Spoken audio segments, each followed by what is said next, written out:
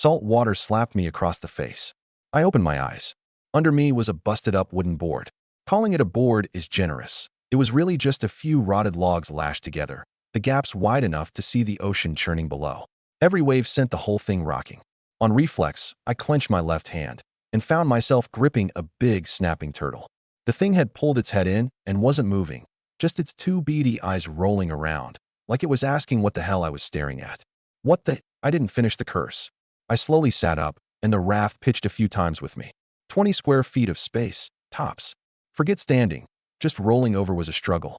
Ocean in every direction, no end in sight. Blue sky, blue water, so blue it made my stomach knot. Then a semi-transparent panel popped into the air out of nowhere. Global Ocean Survival System activated. Current player count, 9,873,421,586. You have been transported to the global survival world. Familiarize yourself with your surroundings, upgrade your vessel, and prepare for the challenges ahead. Warning: death in this world is permanent. Your vessel is your most important asset. Lose it, and you'll be at the mercy of others, or dead. Rookie protection period, 3 days remaining. After that, Phase 2 begins. We wish you a pleasant survival. I stared at it for 5 seconds. Ice guide, and the whole world got dragged along. I took a deep breath and forced myself calm. Then it came back to me. Right before I got yanked here, I'd been fishing down by the river. Whole afternoon of nothing, and all I'd landed was this one giant snapping turtle. Shell the size of a wash basin, legs freakishly thick, jaws wide open and hissing at me. I had one hand clamped on the back of its neck, the other reeling in the line, already debating braised versus stewed in my head. Honestly, what I wanted most was to fry it up with wine and ginger. That flavor. And that's exactly when everything went black. Opened my eyes, and I was here. I looked down at the turtle in my hand, feelings all mixed up. Today, am I still going to get to eat you, or not? Before I could finish the thought, that robotic voice piped up again. Current region, Rookie Village number 9527. Population, 100,000. 100,000 people. 100,000 packed into one rookie village. And there's billions of people worldwide. No telling how many villages they'd carved out. I let out another breath. I'm just an ordinary guy. Nothing special. Orphan, raised in a group home. No parents, no ties. Buried myself in books, got into a mid-tier college, lived tight but steady. So how the hell did I end up stuck in a global transport nightmare? God, you're really messing with me. I laughed, bitter, then pulled up my stats. Player, Lin Bei. Body level, 0.3. Average college student fitness. Out of shape. Please improve your nutrition. Level 0.3. The kind of scrawny wreck that gets winded running a half mile. Great. Real accurate. Backpack had 2 slots. Rookie fishing rod times 1 rookie starter pack times 1. I opened the pack. Received. Fresh water times 1 quart. Compressed biscuits times 7 Oz. That's it. I looked at the turtle, then at the 7 ounces of biscuits. Fine. At least I've got food and water. Not the most pathetic hand at the table. Then I check my vessel. Vessel, level 0 small raft. Area, 20 square feet. Trait, cannot move on its own. Drifts with the current. Defense, extremely low. Upgrade requires wood times 30, plastic times 30, scrap cloth times 20. I glanced at the busted rod in my hand. So I'm supposed to fish garbage out of the sea with this thing to build up a stash? The nearest chunk of driftwood was still 50-odd feet out, and the raft couldn't move. All I could do was stare. My stomach growled. Let's take the edge off. I gnawed a couple bites of biscuit, took a small sip of water. The turtle stayed tucked in by my hand, poking its head out now and then pulling back. I stared at it, a little reluctant. Took me all afternoon to catch it. Was supposed to be tonight's feast. Now I didn't even have fire, and raw turtle was too gross to stomach. Forget it. I'll hang on to it for now. Just as I stowed the rations and reached for the rod, another panel popped up. This one wasn't from the survival system. Dark gold border, old-fashioned patterns. Looked like some ancient contract scroll. I didn't recognize a single symbol on it, yet somehow I could understand exactly what it meant. Host possesses a contractable creature detected. Beast taming system initializing. Beast taming system activated. You may form a contract with a creature to make it your tamed beast. Once contracted, the beast can be leveled up with energy, and the host receives ability feedback from the beast. Current taming points. 1 first, recovers daily. Form a contract with the creature before you. Snapping turtle? I froze. A beast taming system? Looked at the dark gold panel, then at the turtle in my hand. It was glaring back with those two beady eyes, mouth opening and closing. Whatever. Trying it won't kill me. Yes. Next second, a faint golden light rose off the turtle, glowing right through the shell, like it was hiding a tiny sun inside. It started to swell. The shell grew bigger and thicker, ancient patterns crawling across the surface, limbs thickening, claws sharpening, tail bulking up a full size. The wash basin-sized turtle shot up to over 3 feet in seconds. That shell was broad and solid, basically a moving shield. The golden light faded. Contract complete. Tamed beast, giant turtle, level 0. Trait: can carry a rider, can move across the water's surface, shell is hard enough to fend off small sea beasts. Appetite: 110 pounds of meat per day, or 10 energy points. Upgrade requires energy points times 10. Before I could even celebrate. Crack. The raft under me snapped. 20 square feet of rotted board. No way it could hold a creature this size. The wood split down the middle, the gap widening fast, and seawater came rushing up, over my ankles in a heartbeat. Oh no, no, no. I scrambled up onto the turtle's shell. The beast, meanwhile, was steady as anything, floating on the surface without so much as a wobble.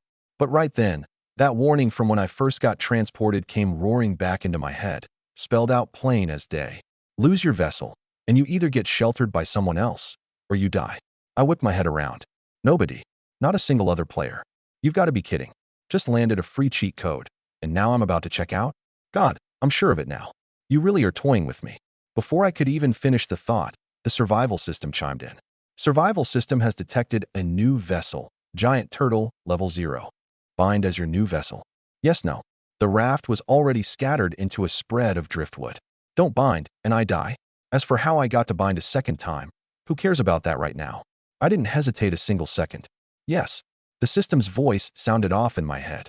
Binding successful. Current vessel, giant turtle, level 0, 30 square feet. Shell provides natural defense, capable of blocking small sea beasts.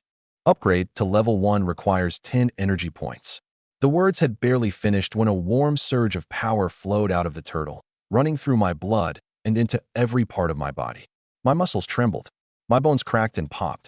That feeling was better than climbing a flight of stairs and not being winded. The system added, contract feedback, host body enhanced. I clenched my fists, noticeably stronger. Used to be I'd struggle just hauling a bucket of water. Now I felt like I could shoulder a sack of rice in one go. So this is the perk of contracting a beast? I sprawled on the turtle's back, gasping, slowly coming down from it. As for why I could recontract after losing my vessel, and why I'd contracted a giant turtle of all things, forget it. Bottom line, I get to live again. Beautiful. 30 square feet of shell, a full half again bigger than that junk raft. And the key thing, it was stable. The back was flat, with natural anti-slip ridges. I tried standing up, and yeah, still wobbly, but at least I wouldn't dump myself into the drink the second I shifted.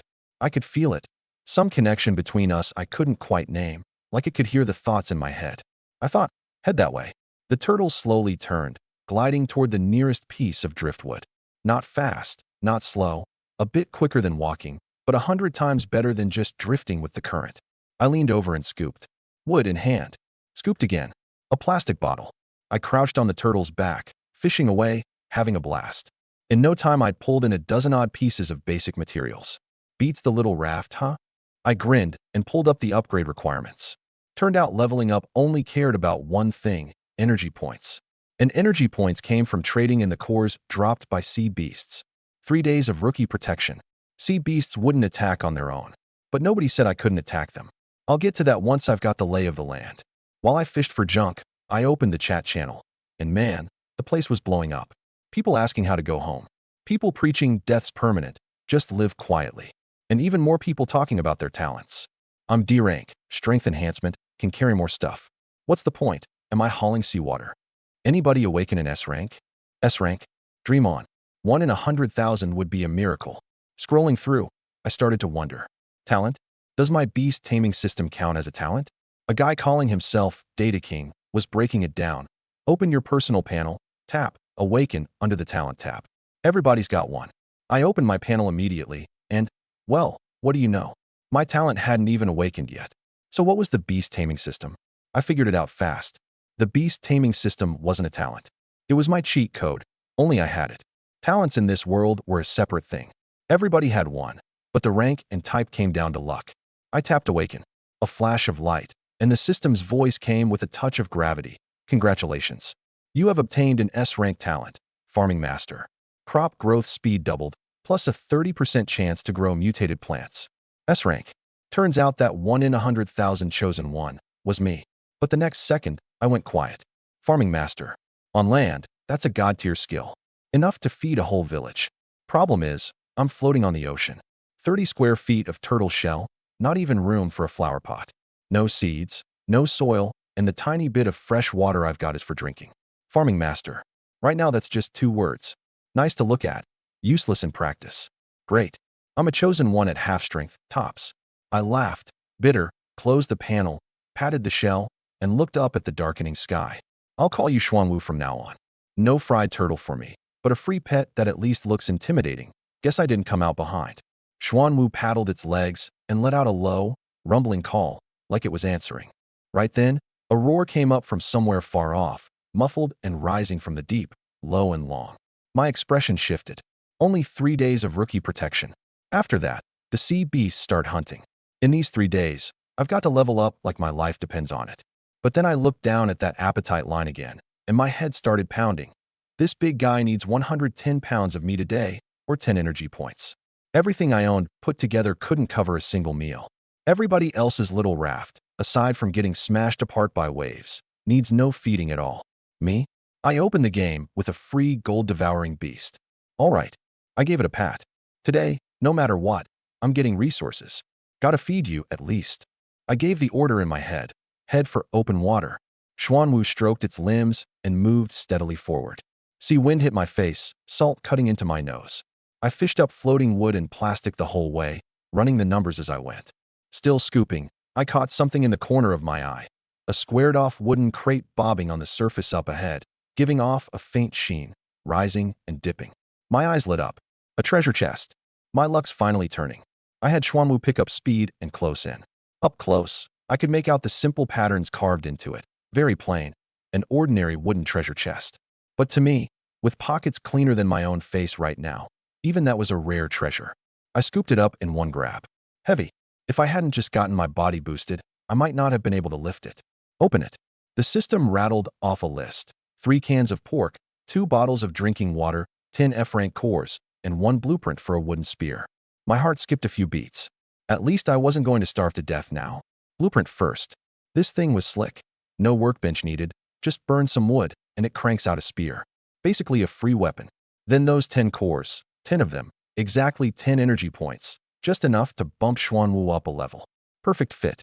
I hugged the chest, legs sprawled, and couldn't stop myself from humming half a line of "Good luck's coming. Wishing you good luck." Then felt like an idiot and shut up quick. But the grin on my face wasn't going anywhere. Blueprint first. A flash of light, and a stack of wood vanished off the turtle's back while a spear dropped into my hand. Head ground sharp, shaft smooth and easy to grip. I gave it a couple swings. Good feel. Now I had a weapon for killing sea beasts. Not having to brawl barehanded. That's a real relief. Then I absorbed all 10 cores at once. Pale blue threads of light sank into the shell. Energy points filled up. I focused my thoughts. Upgrade. Xuanwu's shell started glowing, some indescribable energy pouring into its body out of thin air. The light got brighter and brighter until I had to squint. The shell under my feet began to expand, ring by ring, visibly growing. I backed up again and again, watching it swell from 30 square feet all the way out to 160. The light faded. I looked down at the broad expanse of shell. 160 square feet, bigger than that apartment I used to rent in the big city. As a work-to-the-bone wage slave, in that moment I actually felt a little touched. At least now I could roll over without worrying about falling into the sea. Right after, that warm surge of power poured in again, harder than last time. My muscles bulged once more, bones cracking and popping. That rush of pleasure was at least a 3 flights of stairs level. Amazing. Shame it didn't last long before cutting off. Left me a little unsatisfied. More importantly, I picked up a new ability, water control. I stuck out my right hand and focused. The seawater around me started to churn, condensing in my palm into a thin, fast-spinning blade. For someone with a scientific education, this sight was genuinely spooky. I swung casually, and the water blade shot at the ocean surface. Whip. A trench half a foot deep sliced open across the surface, taking 2 full seconds to close back up. My eyes went wide. This kind of power, enough to kill a small sea beast? Firing that off, I could feel my stamina dip a little. With my current base, I could probably launch a dozen or so in one go, no problem. Before I could test it more, a server-wide announcement suddenly rang out in my head. Not the channel, the whole server, the entire rookie village could hear it. Congratulations to player Lin Bei, first to upgrade a vessel to level 1. Reward, 1 black iron treasure chest. The channel instantly blew up. What? It's only day 1. We just got transported this morning. Who's Lin Bei? Which big shot is this? Black iron chest. So jealous. I haven't even seen a wooden one. I watched the screen flood and my mouth curled up a bit. Come on, we're guys. Who doesn't love showing off a little like that? But I didn't get cocky. If anything, the pressure spiked. Leveling up doubled Xuanwu's appetite, and the next level needed 100 energy points. Talk about pressure. I closed the channel, blocked the pile of friend requests, and opened the black iron chest. This one gave bread, a few bottles of water, a handful of cores, and a blueprint, a crude seawater converter. Turns fresh water out of seawater, about 7 ounces an hour. I couldn't help laughing out loud. Those web novel authors weren't lying to me. A freshwater converter is the lifeline of ocean survival. With this, I basically had a steady water source. Those bottles the system handed out were going to run dry someday. My luck really was something. I decided to get to work right away. First, a level 1 workbench. I took stock of my materials. Wood, plastic, scrap cloth, all enough. Just one thing missing. Glass. The converter needed a piece of glass. I dug through my whole pack. Hadn't picked up any at all. Where was I supposed to get this? I opened the trade interface and searched glass. Only 2 listings, both by orders, nobody selling. Scarce goods, then. I posted a buy order myself, then went ahead and built the workbench first. The materials vanished and a crude workbench appeared on the turtle's back. The system listed what I could make. Wooden spear, harpoon, storage box, fishing rod. I had my eye on the fishing rod, but it needed 3 iron nails. Noted. I'd figure something out later. The workbench wasn't even set up nicely before my private messages started dinging, several in a row. I tapped one open. The offer, I've got glass. 5 bottles of water. 5. The nerve. I fired back, 1 bottle. Take it or leave it. Silence for a few seconds on the other end. That's brutal, man. You know how hard glass is to find. I couldn't be bothered arguing. Just 1 bottle. Take it or leave it. I had food and water. I wasn't in a rush. But the other guy was clearly desperate for water. I flipped through the other requests. The lowest asked for 3 bottles. Looked like water was the hard currency. Half a minute later, the message came. Fine, 1 bottle it is. I smiled. Water for glass. Done deal. Glass in hand. I stepped up to the workbench and selected the converter. A flash of light, and a plastic-shelled box took shape. Water intake, water outlet, a storage tank underneath. Ugly thing, but it worked. I filled a bottle with seawater and poured it in. Soon enough, fresh water was dripping into the tank, 1 drop at a time. Slow, sure, but watching it settled my nerves. But my calculations went beyond just drinking water. My talent was farming master. In anyone else's hands it was a dud, but in mine, it was a divine artifact. With Xuanwu's build, I could absolutely set up a whole farm down the line. At that thought, I couldn't help apologizing to God. Sorry, I misjudged you. You're a good guy. Done daydreaming, I patted Xuanwu. Come on, back to collecting materials. It stroked its limbs and moved slowly forward. While I fished for junk, I chewed on something. My upgrades only cared about cores. All that extra wood, plastic, and scrap cloth was useless to me. Other people upgrading their boats were desperate for that exact stuff. So if I trade my scrap for cores, then use the cores to feed and level up Xuanwu. That's my ticket, right? Perfect. I listed a batch right away. Food for cores, materials for cores. In under a minute, the channel blew up again. Someone's trading food for cores? What the hell are these junk beads even good for? They can't be tied to boat upgrades, can they? Otherwise, who's buying? 1 loaf of bread for 1 core? Lin Bei's such a cheapskate. I watched the comments and my mouth twitched, but I had no intention of replying. What cores were worth to me? I wasn't about to show my hand. Let them guess. As for whether they'd trade, when they got hungry enough, someone would. Scrolling the channel, a message popped out. Selling 5 iron nails, trade for food or water. My eyes lit up. Iron nails, exactly what I was short on. I DM'd right away and locked it in, 1 bottle of water for 5. Back at the workbench, I made a level 1 fishing rod. Way sturdier than the rookie one, wooden shaft, nylon line, the hook a size bigger too. I broke off a bit of bread, hooked it, cast the line out, and sat on the turtle's back to wait. Xuanwu paddled along slowly, dragging the hook skimming across the surface. About 10 minutes in, the float suddenly plunged. Got something. I didn't yank right away, waited for it to bite down solid before putting muscle into it. The line snapped taut with a whip, a massive force surging up from below. Back when I first got transported, a pull like that would have dragged me right into the sea. But things were different now. With a peak human body, I planted both feet on the shell and heaved. Get up here.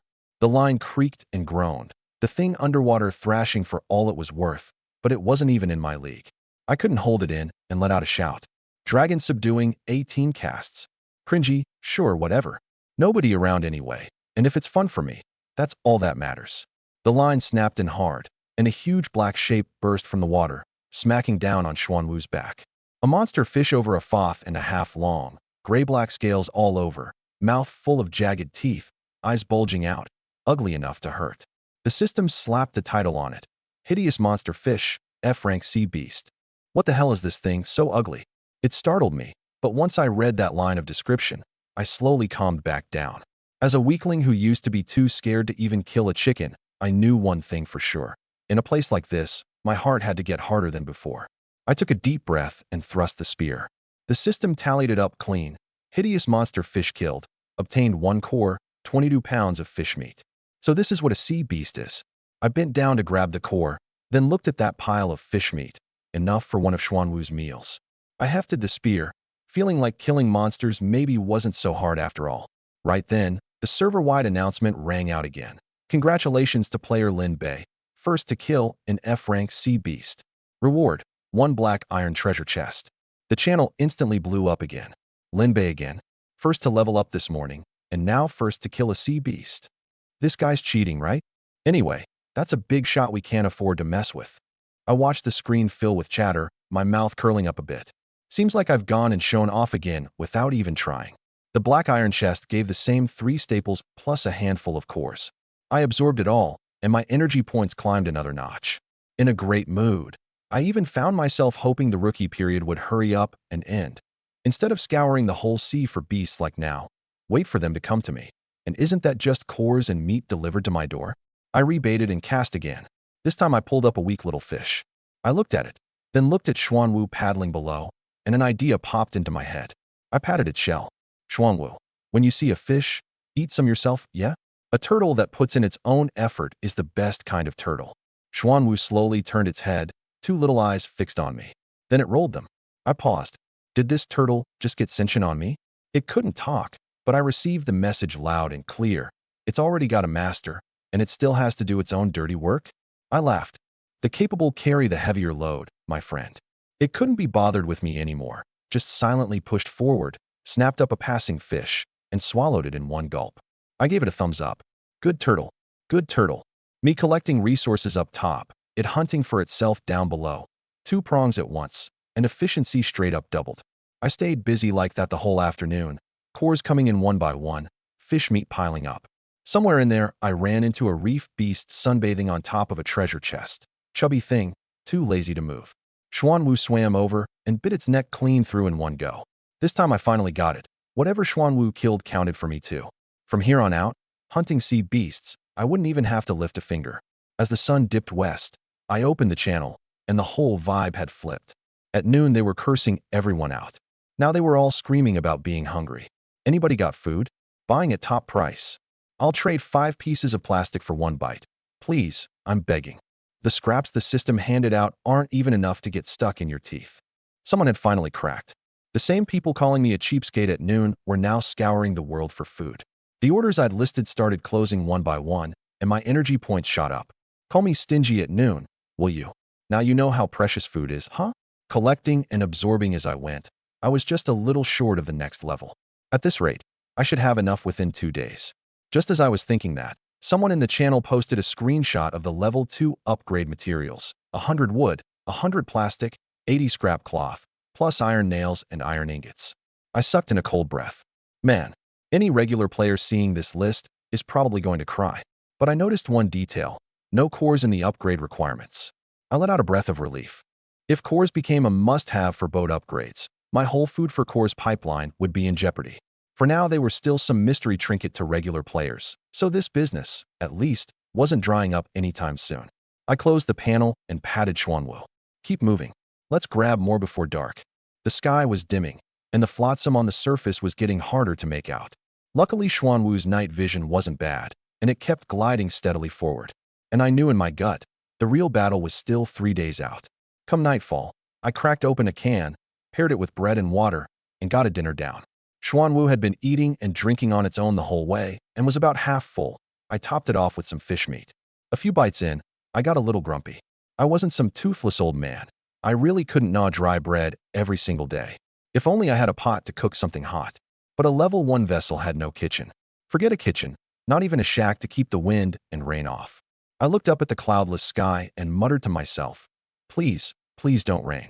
Looked like I had to hustle to level 2, get a house, set up a kitchen. That's what living properly looked like. I wiped my mouth and pulled out the fishing rod. I was used to staying up late, and with my body in good shape now and plenty of energy, I wasn't the least bit sleepy. The moment I cast the line, I sensed something was off. Down below the surface, something was watching me. 1, then 2, faint lights flickered on in the dark. Dense, packed clusters, at least a few dozen. Those were the eyes of sea beasts. I gripped the spear and pulled up the channel on reflex. It had already blown up over there. Holy crap, look under the water. So many glowing eyes. Don't panic, sea beasts don't attack on their own during rookie protection. The system said so. Oh good, oh good. Scared me into a cold sweat. I watched these messages, and my eyes got brighter and brighter. Don't attack on their own? Then doesn't that mean I can kill them off one by one at my leisure? During the day, sea beasts were pitifully scarce, search forever and run into one. Now they'd all come out. This wasn't a swarm of sea beasts. This was a natural mob spawner. I got excited and patted Xuanwu. See those eyes down there? Let's go to work. Xuanwu felt my fighting spirit and let out a low rumble. I stood up on the turtle's head and locked onto the nearest faint glow. Xuanwu drifted closer. It was a hideous monster fish, staring dead at me, but not moving a muscle. Protection period. It didn't dare move. Which, to me, meant it was just a target. I aimed the spear at the fish's head and drove it down hard. Whip. The monster fish thrashed twice, then went still. The system tallied it clean, core in the bag, meat in the pack. The other sea beasts around it just watched, and not a single one moved. Going as planned. What followed was an assembly line. Xuanwu roamed the surface while I skewered fish up top, one after another. When the spear was enough, I used the spear. For the really tough ones I added a water blade. But water blades cost stamina, so I rationed them. Who knows if something might go sideways. That much caution I still had. After killing for about an hour, a black iron chest drifted up ahead. 5 sea beasts ringed around it. Before, I might have hesitated. Now, my confidence had long been carved out through killing. These F-rank things couldn't even bite through Xuanwu's shell. So what was I afraid of? Xuanwu charge. Xuanwu accelerated straight into the pack of beasts. On its back I stabbed left and right, tossing in a water blade now and then, while it bit down with those jaws. In under 10 minutes, all 5 were down. Others were still trembling. Over here, I'd already gone on a rampage. I wiped the blood off the spearhead and opened the chest. This one, a surprise. The system read out a permanent blueprint. Basic flower pot, plus 10 rice seeds, and a batch of basic soil. My eyes lit right up. A permanent blueprint meant I could use this recipe over and over. The pot was small, only palm-sized, but it came with growth acceleration built in. Stack that on top of my doubled farming master talent. Rice that matured in 5 days could actually be harvested in 2 or 3. With this, I could farm on the ocean. However small, it was still a start. I learned the blueprint, put the seeds away, and didn't rush to plant. First, I'd clear out the monsters in front of me. What followed was repetitive work. See a faint glow, drift over, stab down, collect core, collect meat. By the end, I'd gone numb. Just a mechanical thrust over and over. I don't know how long it went on. The faint lights around me thinned out, until there were almost none left. The sea beasts in this stretch of ocean, I'd killed just about all of them. I stopped and looked at my hands. My fingers were shaking. Not from fear, from exhaustion. Too worn out to even lift them. I slumped down on the turtle's back, gasping. Xuanwu, that's it for today. It gave a low rumble and slowly came to a stop. I took stock of the night's haul. Over 50 cores, more than 550 pounds of meat. Enough to feed Xuanwu for quite a few days. I absorbed all the cores. Adding the ones from the day and the chest rewards, my energy points cleared 100 in one shot. Enough. Level 2 needed 100 points, with plenty to spare. I looked at the prompt, exhausted as I was. but couldn't hold back the grin on my face. Still, I didn't rush to upgrade. First, I went to the workbench and made 3 storage boxes. The materials heaped on Xuanwu's back were a mess and long overdue for tidying. Good thing the system's boxes could stack, or there really wouldn't have been room. Wood in one box, plastic and scrap cloth in another, fish and beast meat in a third, fresh water and food and seeds sorted separately. The whole turtle back, 1 workbench, 1 converter, 3 storage boxes, all neat and orderly, no other clutter. I clapped my hands and nodded, satisfied. Now I was ready. I walked to the dead center of the shell and took a deep breath. Xuanwu, upgrade. The instant the command left me, the shell under my feet started shaking violently, a much bigger commotion than last time. The shell expanded like mad, ring by ring, spreading out from beneath my feet. Earthy yellow-brown patterns surfaced across it, interweaving with the original blue water lines. Blue and yellow light flashed in turns, dazzling me for close to a minute. The light faded, and I stood on a brand new turtle back, looking around. Man, about the size of a small one-bed apartment, and no shared common area on the bill. The middle of the shell bulged slightly like a little slope, the edges naturally curling up all around to form a low railing. The system announced its new title, Earth Water Mystic Turtle, Level 2, new ability added. Earth Control, the power to manipulate soil and stone. At that same moment, that familiar surge of power poured in, fiercer than any time before. I could feel my body pushing to break through some limit. My stats broke through for the first time, strength and speed doubling, and then some. I gave a light hop in place and shot over 10 feet into the air, nearly losing my balance on the way down. So strong. As for that earth control, I looked down, all seawater beneath me, not a scrap of soil. Great, another dud. I'd deal with it once I found some dirt. Just as I was thinking that, the server-wide announcement rang out. Congratulations to player Lin Bei, first to upgrade a vessel to level 2. Reward, 1 bronze treasure chest. The channel blew up again. What? Level 2? It's only the first night. What kind of monster is Lin Bei? Big shot, carry me. I ignored it, closed the channel, and opened the bronze chest. This chest was a size bigger than the earlier ones, the reliefs more intricate. It gave a pet egg, a barbecue grill blueprint, a batch of intermediate soil, and a few higher-grade cores. A pet egg? I picked it up, pale cyan shell, fine patterns, about the size of 2 fists. The system said it would hatch a random function pet, 12 hours needed. That word, random, always spooks me. The trauma from my gacha days still lingers. But here I was, so hatch it. The shell lit with a faint glow and started the countdown. It'd be out by morning. Then I looked at the barbecue grill blueprint. Iron ingots in the materials again. I dug through my whole pack, not 1 iron ingot. Cooked food, it seemed, still had to wait. Finally, I absorbed those few cores together, pushing my energy points past 100. Looked like a lot, but the second I matched it against level 2 Xuanwu's doubled appetite, I wilted right away. Thought I'd struck it rich, turned out I was still a pauper. At least after the upgrade, its satiety auto-filled, so no feeding tonight. Tomorrow I'd have to count on it catching more fish for itself, or the 2 of us would go hungry together. I perked up and looked at the level 2 new features. The level 2 workbench could make a wooden bed, wooden table, crude wooden hut, and such. Finally something that resembled proper living. But upgrading the workbench was stuck on iron ingots again. Still, the wooden bed could be made at the level 1 bench. I made one and hauled it to the center, the 3 boxes ringing the sides, then lay down to try it. Way better than sleeping on the shell. The hut was a no-go, no iron ingots. I sighed. Tomorrow, no matter what, I had to get my hands on iron ingots. The channel was still talking about me. The gap's too big, this guy definitely has a high-tier talent. If you want to fight for resources, a guy like this is the competition. Not necessarily. Maybe you can ride his coattails. Ride what coattails? Why would he carry you? Think whatever you want.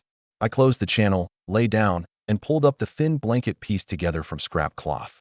Transported, contracted, leveled up, killed sea beasts, leveled up again. Too much had happened in this one day. However strong the body, the mental exhaustion was hard to hold back. I closed my eyes and quickly drifted off. On the surface, Xuanwu drifted slowly, the patterns on its shell glowing faintly in the night. Now and then a few faint lights flickered in the distance, none daring to come close. Rookie protection period, 2 days left. I woke early the next morning. Body too good, energy fully topped off. Couldn't sleep in even if I tried. No clue whether that counts as a defect. I got up and stretched. A busy day ahead. First, search for iron ingots. Still not a single sell order. A level 2 vessel still had no kitchen, and I couldn't make the barbecue grill. This bite of cooked food, when was I ever going to get it? While posting a buy order, I walked to the workbench and started making flower pots. But once I'd made and placed them and pulled out the intermediate soil, I froze. Intermediate soil needed an intermediate flower pot, and I didn't have the blueprint for an intermediate pot at all. The game had just started, short of this and that. I got it. Just keep grinding. But staring at the soil, a new idea popped into my head. Why did it have to be a flower pot? Just spread the dirt right on Xuanwu's back. Would that work? I didn't really care about the pot's little acceleration boost anyway. I had the farming master talent, a double boost. That extra 10 or 20% made no difference. Give it a shot. I grabbed a handful of dirt and set it on the shell. It didn't slide off. Instead, it seemed drawn in, spreading out steady, forming a thin layer of connection with the shell. It worked. I scattered all the intermediate soil, and a patch of yellow-brown farmland spread across the shell. Looking at this field that had appeared out of nowhere, I was bubbling over inside. I pulled out the rice seeds, crouched down, and started planting. The magical part, with the talent in me, I knew every step cold. Dig the hole, drop the seed, cover with soil. The motions were clumsy, but not a single step was wrong. As for those few flower pots, sorry, we're not close anymore. I dismantled them straight off and kept the dirt for later. I clapped my hands, stood up. Next step, watering. Water. My brow furrowed at once. This was the real trouble. To farm at scale, water was a hurdle you couldn't get around, and I'd been so caught up in the excitement this morning I'd forgotten all about it. But the seeds were already in, couldn't just waste them. I dumped in all the water the converter had saved up overnight, plus what I had stored in my pack, all at once. Barely managed to water the whole field. The water that had felt reasonably comfortable suddenly got tight, and I'd have to water it once more every day from here on, until harvest. I looked at the few remaining bottles of water and let out a long sigh. A mighty farming master, and I was going to be undone by a lack of water. Right as I was fretting, the pet egg lit up over there. The shell cracked open, and out wriggled a palm-sized little fish, its whole body clear as crystal, sparkling in the sunlight. It swam 2 laps on the surface and blew a bubble at me. The system's intro, crystal fish, trait, produces 1 quart of fresh water per day. I cupped it, 1 man and 1 fish staring wide-eyed at each other. 1 quart of water? In anyone else's hands, that's just 1 quart. But in mine, it was different. I had the beast taming system. I could contract it. A flash of dark gold light. Contract complete. The water output jumped from 1 quart to 10 quarts on the spot. My eyes went straight. Without another word, I pulled out energy points to upgrade. A layer of deep blue light wrapped over the little fish. Its size grew a notch, and the water output, 100 quarts. 100 quarts a day? Forget farming. That's enough for me to bathe. At the same time, a surge of power flowed through it into my body, tossing in a new ability for free, water shield. With a shift of thought, the water vapor before me condensed into a semi-transparent blue shield. Poke it, and it had give, pretty sturdy. Compared to Xuanwu, leveling this fish was genuinely low maintenance. But I didn't keep upgrading. Had to save some energy. If Xuanwu didn't have enough to eat today, I was counting on this to bail me out. I settled the crystal fish into the converter's storage tank, let it stay put, then opened the channel to hunt for iron ingots. A few pages in, I saw one. Selling iron ingots, trade for food and water, highest bidder wins. The poster's ID was Sea Drifter, and there were already dozens of replies below, some offering 3 cans for 1, fierce bidding. Looked like after a day, plenty of people had built up a stash too. I didn't rush to bid, kept scrolling, and Sea Drifter smugly added another line. You guys know where the iron ingots come from? I found them on an island. The whole island's full of iron ore, dig all you want. I've even got a furnace blueprint. Heaven's serving me a meal on a plate. The channel instantly blew up. An island? Where's there an island? It's all ocean around me. Can't even see a reef. Drop the coordinates, man. I stared at the screen, my eyes getting brighter and brighter. There were actually islands. With an island, there wasn't just iron ore, there was the dirt I needed most. My Dedovan Earth control could finally get some use. I immediately closed the channel and stood up to scan around. Sea and sky one seamless blue, not even the shadow of land. Great, got excited for nothing. But that guy's luck really was something. I patted Xuanwu and casually pointed a direction. Head that way. Didn't know where the island was anyway, so roll the dice. Back at the workbench, I ran through today's plan. 1. Trade for iron ingots first, upgrade the workbench, make the barbecue grill, eat something hot. 2. Find the island, get dirt and stone. 3. Keep stockpiling cores, feed the crystal fish, and gather up that big pile of energy Xuanwu needed for level 3. Just as I was thinking, Sea Drifter added one more line in the channel. Oh, and there are monsters on the island, pretty fierce. I barely got away. If you actually find it, be careful. Monsters too? The corner of my mouth curled up. I took stock of what I had on hand. With the crystal fish, water had become the thing I had the least trouble with. And water was exactly what most people were most desperate for right now. Trading water for iron ingots, I wasn't losing out. While browsing the trade channel, I picked up a permanent wooden bowl blueprint for a bottle of water on a whim. Blueprints like this were cheap now, but who knows if they'd go up later. No harm stockpiling. Back at the workbench, I tried making a batch of bowls, one piece of wood yielding 2. Crude, sure, but fine for drinking. And going forward, selling water, these would be a necessity too. Then I contacted Sea Drifter and opened with an offer. Half a pint of water for 1 iron ingot, deal? Instant reply, deal. Right? All those earlier folks hollering 2 or 3 bottles for water were full of it. I traded them one by one, slowly working up to 10 ingots. He confirmed instantly every time. Looked like he had plenty more where that came from. Just how many iron ingots had this guy hoarded? I had a read on it now. The good stuff on that island was definitely no small haul. My appetite for it was growing. No point digging into it now. I'd had the materials ready for a while, so I upgraded the level 2 workbench. A burst of light. The tabletop expanded a ring. Gears and tools sprouting on the sides. Looked a lot sturdier and more legit. I pulled up the crafting list, and my eyes locked hard onto 4 words. Crude wooden hut. I'd truly had enough of a life exposed to the elements. I opened it up. All basic materials, no special requirements. With Xuanwu around, basic materials were never in short supply. Confirm, craft. The intense light made me squint. Within it, planks assembled on their own, walls stood up, the roof went on, the door panel clicked shut. A dozen odd seconds front to back, and a little wooden hut stood solidly in the center of the turtle's back. Walls, roof, door. Crude, but it kept out the wind and rain. I moved the wooden bed, table, and cabinet inside. Outside, to the left, the workbench and water maker. To the right, the 3 storage boxes.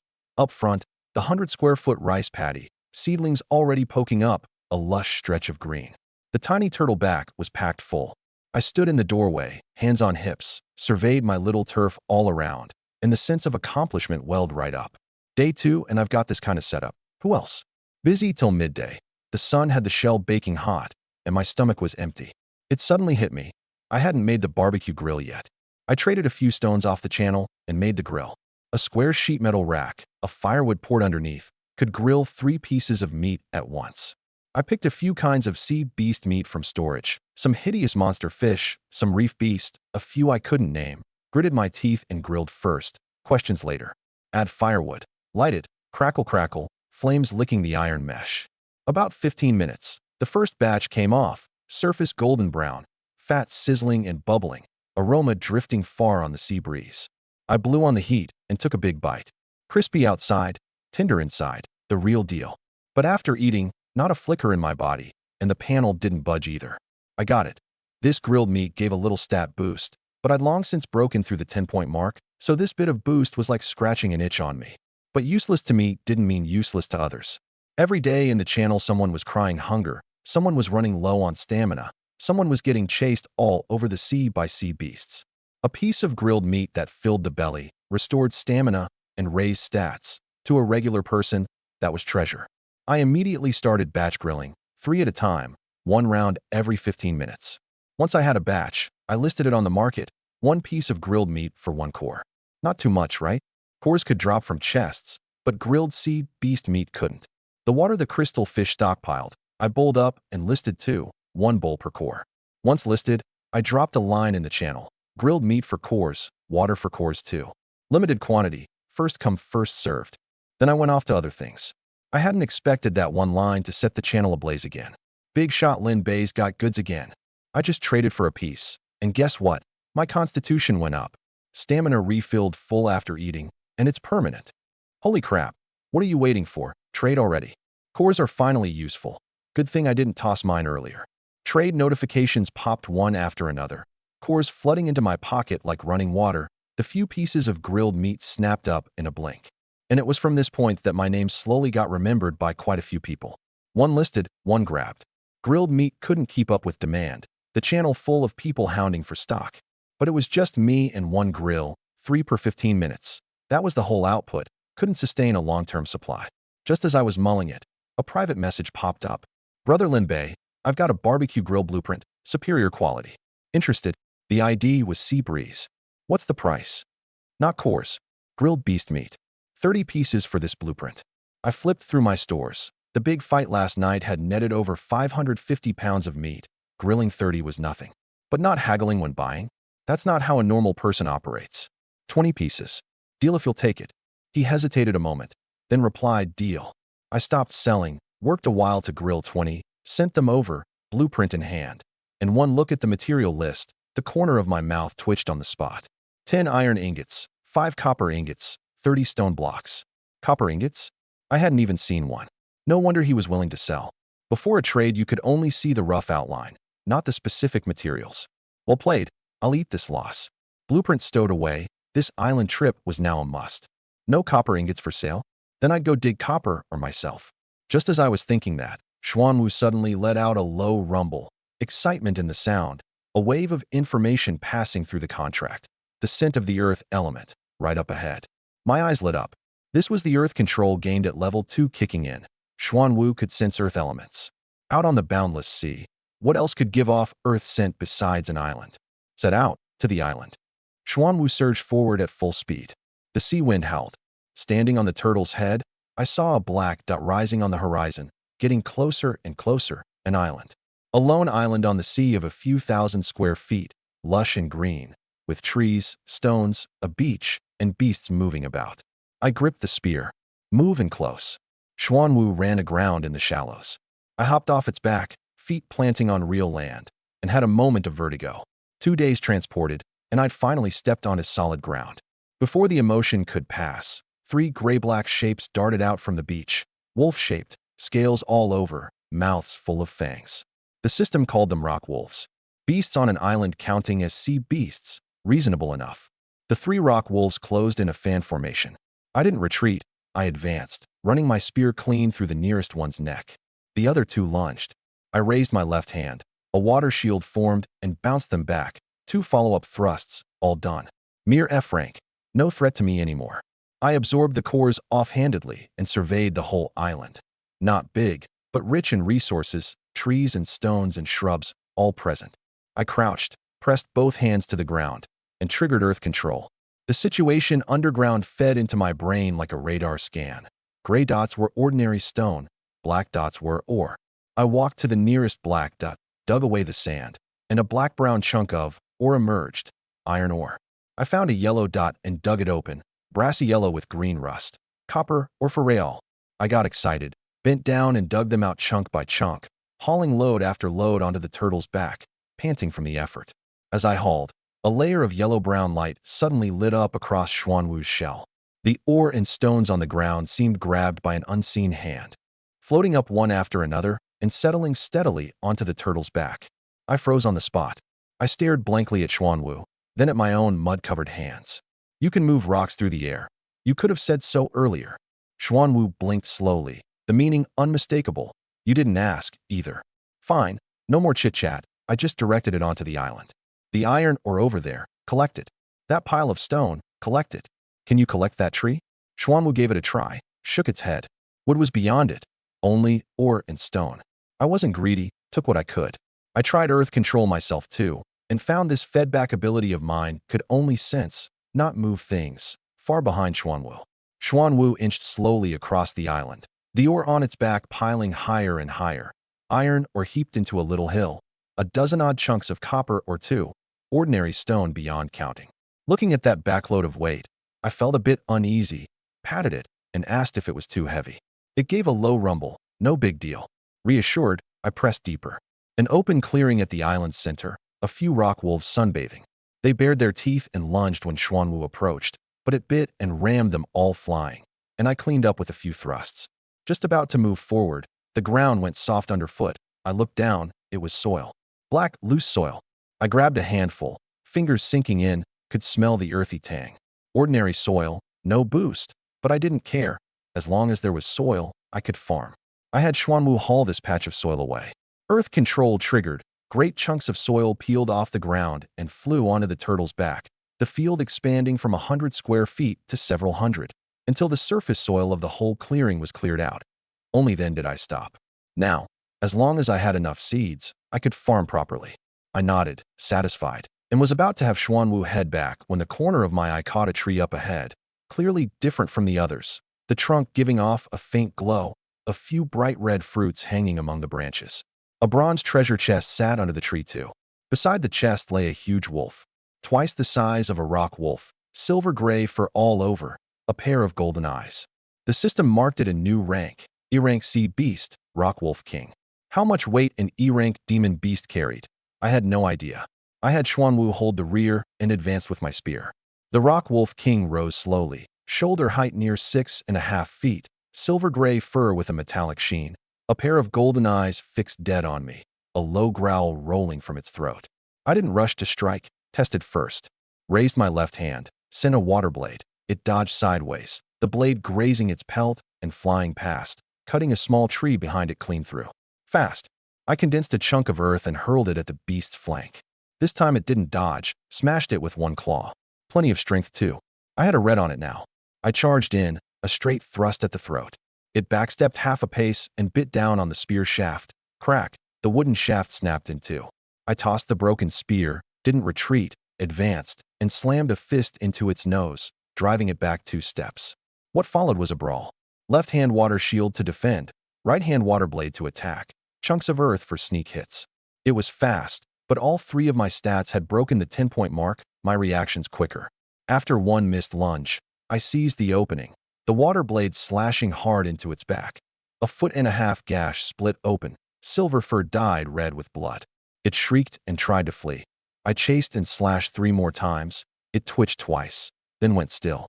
The system tallied it up. Besides cores and beast meat, it dropped an E-rank pelt, material for making defensive gear. The moment I absorbed the cores, the server-wide announcement popped. Congratulations to player Lin Bei. First kill of an E-rank C beast. Reward, 1 silver treasure chest. The channel blew up again. We don't even dare touch F-rank, and the big shot's already killing above his level. A silver chest. I've barely even seen a wooden one. He opened it, definitely opened it. I had no interest in watching. 1 bronze chest, 1 silver chest.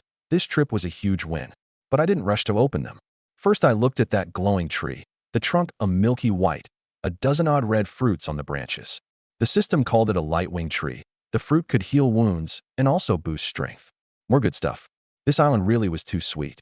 Without another word, I had Xuanwu use earth control to lift the whole tree, roots and soil ball and all, and haul it steadily onto the turtle's back, planting it right beside the wooden hut. Others didn't have the ability to plant it, but I did. A farming master planting a tree, easy as breathing. The soil spread out on its own, roots burrowing into the shell's soil layer. The trunk swayed and then settled firmly. I had Xuanwu keep circling the island, splitting the harvest. It handled ore and stone. I handled wood and plants, stripping everything strippable. Right as I bent to pick up ore, the corner of my eye caught a figure rounding out from the far side of the island. Not a sea beast, a player. Early 20s, a bow in hand, a quiver on his waist. He saw me and the huge Xuanwu behind me, and clearly froze. I froze too. This was the first time since being transported that I'd run into a living person at sea. 2 seconds of eye contact. The next instant, he snapped his bow up and loosed an arrow. I clearly dodged sideways, but the arrow curved in midair, heading straight for my chest. My expression changed. My left-hand water shield formed in an instant, the arrow sinking into the shield, embedding a bit, not punching through. Talent. The channel had mentioned it. A few people's talents were combat type, able to give weapons special effects. This arrow curving was his gift. I didn't hesitate, flung a water blade with my right hand. He hadn't expected me to have powers too, dodged in a panic, but the blade was too fast, slashing his shoulder, blood spraying. He shrieked, turned, and ran. I chased, and the second blade cut his back. The man pitched to the ground and went still. No skill, and you still want to play at robbery. Eat dirt, you. System notice. Player killed, Shinshi. Looking at the corpse on the ground, my brow furrowed slightly. This was the first time I'd killed a person. Even though he'd struck first, it still didn't sit easy inside. I took a deep breath, picked up his backpack and rummaged through. A few cores, some odd materials, and a blueprint. A pauper with the nerve to come out robbing. Just as I was grumbling, I opened that blueprint. A superior furnace blueprint, permanent. My eyes lit up, and I quickly took back that line from a moment ago. Sorry, brother, you're no pauper. You're a fortune-bearing deity. A furnace. With this, iron or could be smelted into iron ingots, copper or into copper ingots, and that barbecue grill blueprint that had stumped me for so long could finally be made. Blueprint stowed, resources loaded onto the turtle's back. I didn't spare the corpse another look. In this world, killing for loot was the norm. You don't kill others, others kill you. That much mental preparation I'd made long ago. I hopped onto the turtle's back and patted the shell. Let's go home. Xuanwu, laden with a full load of resources, turned and left the island. The little island behind us had been stripped to a sorry state. A big patch of soil gone. The ore dug empty. Most of the trees felled too.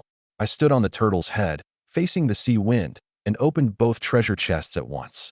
Bronze chest first, tomato, potato, and watermelon seeds, plus a few cores and fire bricks. All standard 5-day maturity goods, and with my talents boost, 2.5 days to harvest. No surprises, no thrills. No matter, there was still the silver chest. The moment I opened it, my eyes lit up, a pile of ready-made copper and iron ingots, a few higher-grade cores, and one more thing, an automatic collector. The system said, mount it on, and it'll automatically suck floating resources near the vessel into a connected storage box. Good stuff. Farming, fishing, grilling. I'd been wishing I could split myself in two, and now my hands were finally freed. I mounted it right on the edge of the turtle's back and hooked up an empty box. The machine lit up, and a plank drifting on the surface got sucked up the moment it entered range, settling neatly into the box. I nodded, satisfied, and absorbed those few cores too. On top of what I'd stockpiled, my energy points crossed 400 and some, not far from Xuanwu's level 3 threshold. I could probably gather enough today, but the energy these cores gave was less than I'd expected. At this rate, upgrades would only get harder from here. Trading for cores looked like a road I couldn't get around. I set the thought aside and went to the workbench to build the furnace. A flash of intense light, and a waist-high thing stood behind the wooden hut, sheet metal shell, firebrick hearth, a chimney on top, could run 5 stations smelting ingots at once. I stuffed in iron, ore, copper, ore, and wood, opened all 5 stations, flames surging in the hearth, heat waves in my face. Next, I built the superior barbecue grill. The new rack was a size bigger than the old one. The iron mesh denser, auto firewood below, could grill 10 at a time, fully automatic. I filled it with meat and fired it up, sizzle and crackle, meat aroma wafting out. The old rack didn't stop either. 2 machines running together, output multiplied several times over. Hands on hips, I looked over it all. Furnace burning, grills grilling, collector scooping, a fully automatic production line. All of it tools for farming cores for me. Just as I was about to catch my breath, a message popped in the channel. I finally hit level 2. Wasn't easy. Below it, the poster listed the level 3 vessel materials, a long string. Copper ingots alone required 15. Someone immediately cried poverty. Copper ingots can only come from mining an island, then smelting in a high-tier furnace. Way too hard. Will I ever hit level 3 in this life? The corner of my mouth curled up. Well, what a coincidence. Superior furnace, smelt copper ingots at will. I was basically a money printer. But then the pressure hit me too. This bunch was no slouch on speed, talent everywhere. To hold the lead, I couldn't ease up. I closed the channel and went to the field, planting all the tomatoes, potatoes, and watermelons. The 400+ square foot field nearly filled. Dig the hole, drop the seed, cover with soil. Talent in me, every step precise. Watered after planting. A day's water for over 400 square feet of crops was a frightening number, the crystal fish and water maker both starting to strain. I glanced at the rice paddy, the ears already turning yellow, ready to harvest tomorrow. The light-winged tree beside it had rooted firmly too, leaves greener, but it was another heavy drinker just the same. I thought it over and opened the beast taming panel to upgrade the crystal fish. Deep blue light wrapped over it. The little fish growing from 2 palms to nearly 3 feet. Daily water output shooting straight to 1,000 liters. A ton of water a day. This time, definitely enough. At the same time, a surge of power poured through the contract, stats climbing another notch, the water shield strengthening along with it. I condensed one and tested it, twice as thick as before, edges glowing pale blue. But now that the fish had grown, that little tank on the water maker couldn't turn around, its tail slapping the walls with bangs. I quickly scooped it out, had to set it up a new home. I looked at the empty patch beside the wooden hut, triggered earth control, Stone and soil flying out of the boxes, a layer of stone and a layer of soil, built into a square pool, packed tight and leak-proof. Filled it with water, and the crystal fish dove right in, happily circling a few times, that joy passing through the contract. Finally a place to romp. I stood at the poolside and swept my eyes across the whole turtle back, wooden hut, workbench, furnace, 2 grills, 3 storage boxes, collector, 400+ square feet of field, a light wing tree, and this fish pool. A 500 square foot space, packed full. The turtle back that once felt spacious suddenly seemed cramped again. I patted Xuanwu's shell. Thanks for the hard work. Hold on a bit longer. Once we hit level 3, it'll open up.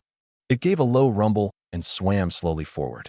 Rookie protection period, 1 day left. Standing at the edge of the turtle's back, I kept feeling something was missing. The sea wind poured in straight, spray slapping up now and then. One trigger of earth control, stone chunks flew from the boxes, stacking a solid 1.5-foot wall all the way around the shell's edge, seamless. Blocks the wind, and keeps sea beasts from climbing up too, best of both. Later I could stack it higher, into a rampart. One day, on this turtle's back, I'd raise a city. The stone that had felt reasonably ample hit bottom again in one go. I clapped my hands and made a note. Stockpile more stone from here on. I added a few pieces of firewood to the furnace and listed the first batch of grilled meat. Today's goal was clear: earn enough cores to upgrade. Water and grilled meat were my biggest income right now. F-rank grilled meat had already sold its name. Plenty of people staking out daily waiting for my listings. As for iron and copper ingots, I held off selling. These were strategic materials. Wait till I'd hit level 3 myself. If my materials let someone else grab the lead on upgrading, I'd cry my eyes out. In the trade channel, a few familiar names were bidding high for copper ingots. Lin Mo, Water Drifter, all first-tier figures, probably long past lacking basic resources, stuck now on upgrade materials. Prices ran from 10 bottles of water each all the way up to 20. I nearly caved. Hold it. Wait a bit more. Almost there. Watching cores pour in one by one, energy points climbing fast, my eyes lit up. By evening, I grilled myself a piece of rock wolf king meat. This E-rank beast meat I kept all for myself. Firm texture, a mouthful of juice with each bite, so much tastier than F-rank. Still no stat boost, but for this flavor alone, worth keeping. Mouth greasy from eating, a wicked thought suddenly struck me. I listed the remaining half piece on the market, priced at 10 cores. Not to sell, purely to tease them. Days too dull, find some fun. Turned out, not a minute after listing sold. I froze. Someone actually bought it? 10 cores for half a piece of meat. Too much money to burn? The buyer's ID was Little Tangerine. Avatar, a little girl in twin ponytails. A name I hadn't heard. Probably another deeply hidden big shot. Who but a big shot would splash out like that? On the other end, what I didn't know was that big shot was clutching a pile of cores, cheeks puffed, chomping down on my grilled meat with little haha breaths, eyes sparkling. Exactly like a hamster who'd stolen food, thinking to herself how nice it'd be to eat this every day, and quietly giving me a follow at the end. None of this I knew. I only knew I wasn't losing out. Cores weren't a lot to me now, but weren't few either. My stats had risen, and my appetite grew too. 3 pieces of E-rank meat to get full, and I had to split 2 of them for Xuanwu and the crystal fish. Those 2 ate E-rank meat, 20 or 30 pounds, and they were full, far more cost-effective than feeding ordinary fish. 2 beasts fed, plenty of material topped up for my money-making machines, and the sky had gone dark. Faint lights lit up under the surface again. Sea beasts had come. I gripped the spear. Xuanwu, to work. That night, I killed harder and longer than the night before. With stats fully raised, one swing of the water blade cleaved an F-rank sea beast in 2 on the spot. No need for the spear at all. Xuanwu barreled through underwater, one ram of the shell killing a whole patch. 1 man and 1 turtle in perfect sync, efficiency doubled. While killing I scooped chests too. Plenty drifted in the water, but a shame, all wooden and black iron. Didn't even touch a bronze. What came out was all bread, cans, plastic, scrap cloth, and such basic goods. Enough to enrich my ingredient stores though. I'm a man with ambition, not just full, but eating well. Tonight, I noticed a change. Chests had clearly increased. This probably wasn't just my situation. If it was true for everyone, then basic resources would only get cheaper from here. Even water and food would be less precious. For me, that was bad news and good news. With more cores in everyone's pockets, the stat-boosting scarce goods I sold would only draw more buyers. With money, who doesn't spend? The cores I earned might even be more. In the small hours, I sat on the turtle's back tallying the haul, flipping open the channel on the side. It was lively in there. I say he's just lucky. Might get passed by someone tomorrow. Rising this fast might be a bug. What are you all so sour about? If you've got the skill, be first to hit level 2 yourself. I looked and gave a little smile, didn't reply, lowered my head to the pile of cores in my hand. Freshly hunted, plus what today's trades earned. Cores clutched in hand were just cores. Absorbed, they became strength. Notices popped one after another. Tonight's dozens of sea beasts plus trade gains had long broken 500 energy points. I opened the panel, 612. Enough, far past the 500 needed to upgrade. I got up and walked to the dead center of the turtle's back, patted the shell. Xuanwu, upgrade. The words barely out. The shell under my feet shook violently. Not the mild expansion of the last 2 times, but an earth-shattering expansion. The shell spread outward like mad, ring after ring, like a small island unfurling on the sea. Blue and yellow light flashed alternately, brighter and brighter, finally fusing into a deep black gold. A full 2+ minutes before the light faded. I stood on the brand new turtle back and looked around. Bigger than a standard basketball court. The shell thick as rock. The perimeter wall automatically raised another ring, a natural barrier. The system announced its new title, Titan Mystic Turtle, Level 3, shell hard as iron, water and earth dual systems greatly enhanced. At that same moment, an unprecedented surge of power poured in, muscle, bone, blood, every inch being reforged. I could feel myself crossing another threshold, stats tripling outright, the system marking a line. Extraordinary intermediate. I clenched a fist, the power inside surging like it had burst. A light hop, and I shot over 20 feet into the air, coming down hard enough to make the shell shudder. Just then, the server-wide announcement popped. Congratulations to player Lin Bei, first to upgrade a vessel to level 3. Reward, 1 silver treasure chest. The channel instantly blew up. It's only day 3, just past midnight, and he's level 3. Big shot, spare a thought for our sleep schedule. Big shot Lin Bei, are you even human? Say no more, I've gone numb. Looking at the screen full of shock and wailing, the corner of my mouth lifted. One word, sweet. Elsewhere on the seas of 9,527, a few first-tier players stared at the announcement, teeth ground to bits. Their skill and talent weren't lacking, materials mostly gathered too, but they were short just those few copper ingots. Without Lin Bei, the first to hit level 3 should have been one of them. But now, they could only watch the silver chest drop into someone else's pocket. None of this I knew, nor cared. I opened the silver chest. Cores, copper ingots, iron ingots, intermediate soil, decent enough, not bad. Absorbed the cores together, energy points topped back up by 300 or so. Next I looked at the level 3 new features. The level 3 workbench could craft superior quality items, stone houses, ordinary clothing. A hurdle for regular folks, but for cheat-enabled me, SOSO. Upgrade. A flash of light. A more complex workbench stood in the wooden hut. Bench ready. Make what's urgently needed first. Ordinary shirt. Scrap cloth times 10, pelt times 1. Clothes, so important. I lowered my head and gave myself a sniff. 3 days transported without a wash. A whole body of briny stink mixed with sea beast blood and sweat. Even I was put off. First I had to set up somewhere to bathe. Earth control triggered, stones flying out of the boxes, stacking up piece by piece. And a stone house quickly rose beside the wooden hut, bigger than the hut and sturdier. Inside it split into 4 rooms, a spacious master bedroom holding a big stone bed, a bathing room with a drainage channel dug into the floor running outside, a crude but complete toilet, and a small kitchen with a stove and chimney already built. The level 3 workbench could actually build fancier wooden huts, but to me those were SOSO, just windproof, nothing more, and I wanted more than that. I also stacked a small stone tank on top of the bathing room, chiseled a hole in its bottom, and plugged in a length of hollow wood as a pipe, water trickling down from the hole. That was the shower head. Added a stopper alongside, plug it when not bathing. Crude, but already good enough to be perfect. I stood in the yard, looking at this home I'd built with my own hands. On 200 square feet of turtle back, a stone house, wooden hut, furnace, grill, workbench, storage boxes, for 100 square feet of field, the lightwing tree, the fish pool. A sparrow may be small, but it has all its organs. Out on this whole ocean, who else was even qualified to bathe? Making clothes took 2 E-rank pelts, a bit extravagant, but I was flush now. If I didn't wear the pelts, was I going to let them mold? Make it. A flash of the workbench, and a drab set of shirt and pants was in hand. coarse to the touch, but sturdy, which was what counted. I carried the clothes into the bathing room, pulled the shower head, warm water pouring down, 3 days of sweat stink and fatigue washed clean. I let out a long breath, my whole body loose. The bath water ran out along the drainage channel. I thought a moment and used earth control to stack a stone pool at the outlet to catch it. This water couldn't be drunk, but it was perfect for the field, no wasting it. Changed into new clothes, I felt much fresher. This life, not bad at all.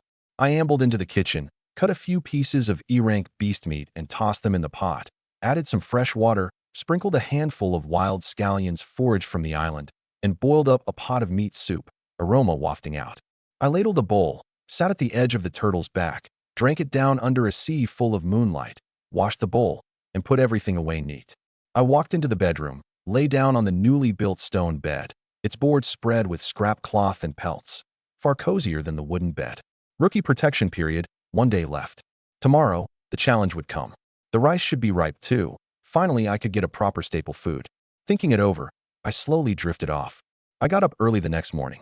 First thing, spread all the rewards intermediate soil. After Xuanwu's upgrade, there was far more space. On 200 square feet of turtle back, the earlier field took up only a quarter. I manipulated the soil to spread out patch by patch, the field expanding from 400 to 800 square feet. Second thing, watering. The reservoir had saved up plenty, the crystal fish producing 1,000 liters a day, water source ample. I stretched out my right hand, triggered water control, and the fresh water in the pool slowly rose, condensing midair into a water ball bigger than a wash basin, crystal clear. A wave of the hand, and the ball scattered into fine mist, falling evenly on every plant, not a drop wasted. Tomatoes, potatoes, watermelons had all sprouted, green and unfurling. Then I looked at the rice planted earliest, golden and heavy, ears bowing the stalks, ready to harvest today. I crouched for a close look and found the rice in a few plots was different from the ones beside it.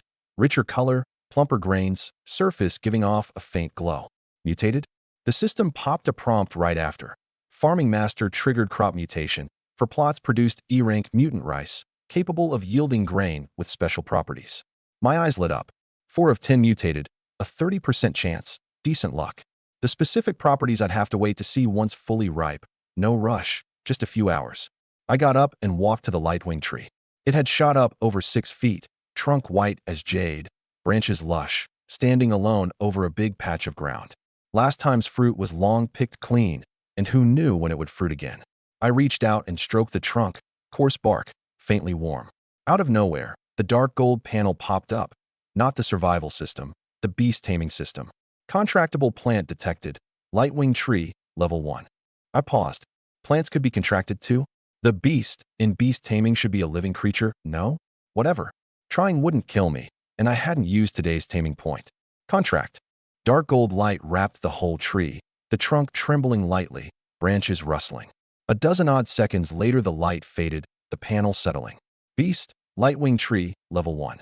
Ability, growth field, within a 10-meter radius, crop growth speed plus 50%. Yield, light fruit, 1 harvest every 3 days. My jaw wouldn't close. Growth field plus 50%, stacked on Farming Masters doubling and intermediate soils 20%, 170 total. Things I planted, 2 days beating others 5. Plus a batch of light fruit every 3 days. Good stuff, truly good stuff. First contract, and a batch of light fruit ripened right away. Branches hung full of golden fruit, bigger and brighter than the earlier light heel fruit, a full 10. I picked one and bit down, crisp and sweet, rich with juice. But after eating, not the slightest sensation in my body. My stats had long passed 30, E-rank fruit was negligible to me. But to others, this was treasure. I planned out the field on the spot. Lightwing tree in the center, 8 plots ringed around it. Every plot within reach of the growth field, all catching the boost. Done, I listed 5 light fruit, 1 E-rank core each, and hollered in the channel. New product, taste test, low price of 5, snooze you lose. The first sale notice popped. Buyer, little tangerine. Her again. Last time the first E-rank grilled meat was also her grab. This person seemed to have some mysterious trust in me. Right after, she flooded the channel. Delicious. My constitution went straight up 0.5, from 3.1 to 3.6. The channel instantly boiled over. Eat 1 and gain 0.5? I killed sea beasts for 2 days and only gained 0.3. Big shot, got any more? I'll buy. Gone at 5? I only just saw it. I had a red on it. 3 point something stats gaining half a point in one go. To a regular person right now. Already a heaven-defying treasure. The remaining 4 were snapped up in a blink. The group still seething, someone shouting double the price. I rode the wave and added a line. I'll list various resources irregularly going forward. Follow me if you're interested. Follow count shot up fast. I closed the channel and clapped my hands. Today was a good day. Crouching at the paddy's edge, I smacked my forehead, so caught up planting, I hadn't prepped the tools. What kind of qualified farmer doesn't even have a set of gear? I opened the system panel to search for tools. Hoe, sickle, big wooden bucket. All there. Right now I was probably the only one who could farm at scale, so no one was fighting over these tools. Prices all low, a few bottles of water, and I had a full set. On a whim, I also grabbed a big bucket blueprint. Perfect place to store the harvested rice. At the end, I spotted someone selling a stone roller, just 5 bottles of water. I hadn't imagined anyone could even offer this. Grabbed it quick. I stared at the trade interface, tapped the desk twice with my fingers. Water wasn't moving.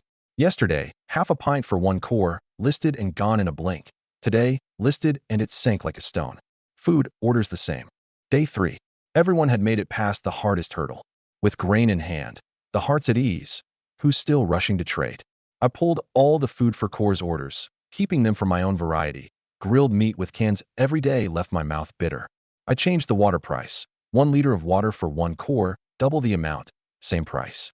I couldn't use up the water anyway, and this district's 100,000 people meant there was a ceiling no matter how much I sold. Cut the price, leave regular folks a way to live. Right after I changed it, the channel blew up.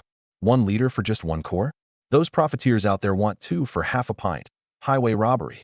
Now that's a decent thing to do. Regular players cheered as one. But a few merchants who'd gotten rich reselling water went green in the face. My 1 cut landed right on their lifeline. Private messages came one fiercer than the last. Lin Bei, change the price back. Or don't blame us for playing rough, we've got numbers. I leaned back in the chair, finished reading, replied 1 word, come. Silence on their end for 3 seconds. Don't let me run into you, or watch me deal with you. The windows went quiet. These people, bullies to the weak and cowards to the strong, talk tough online, got the guts to try it for real. Still, I underestimated their nerve.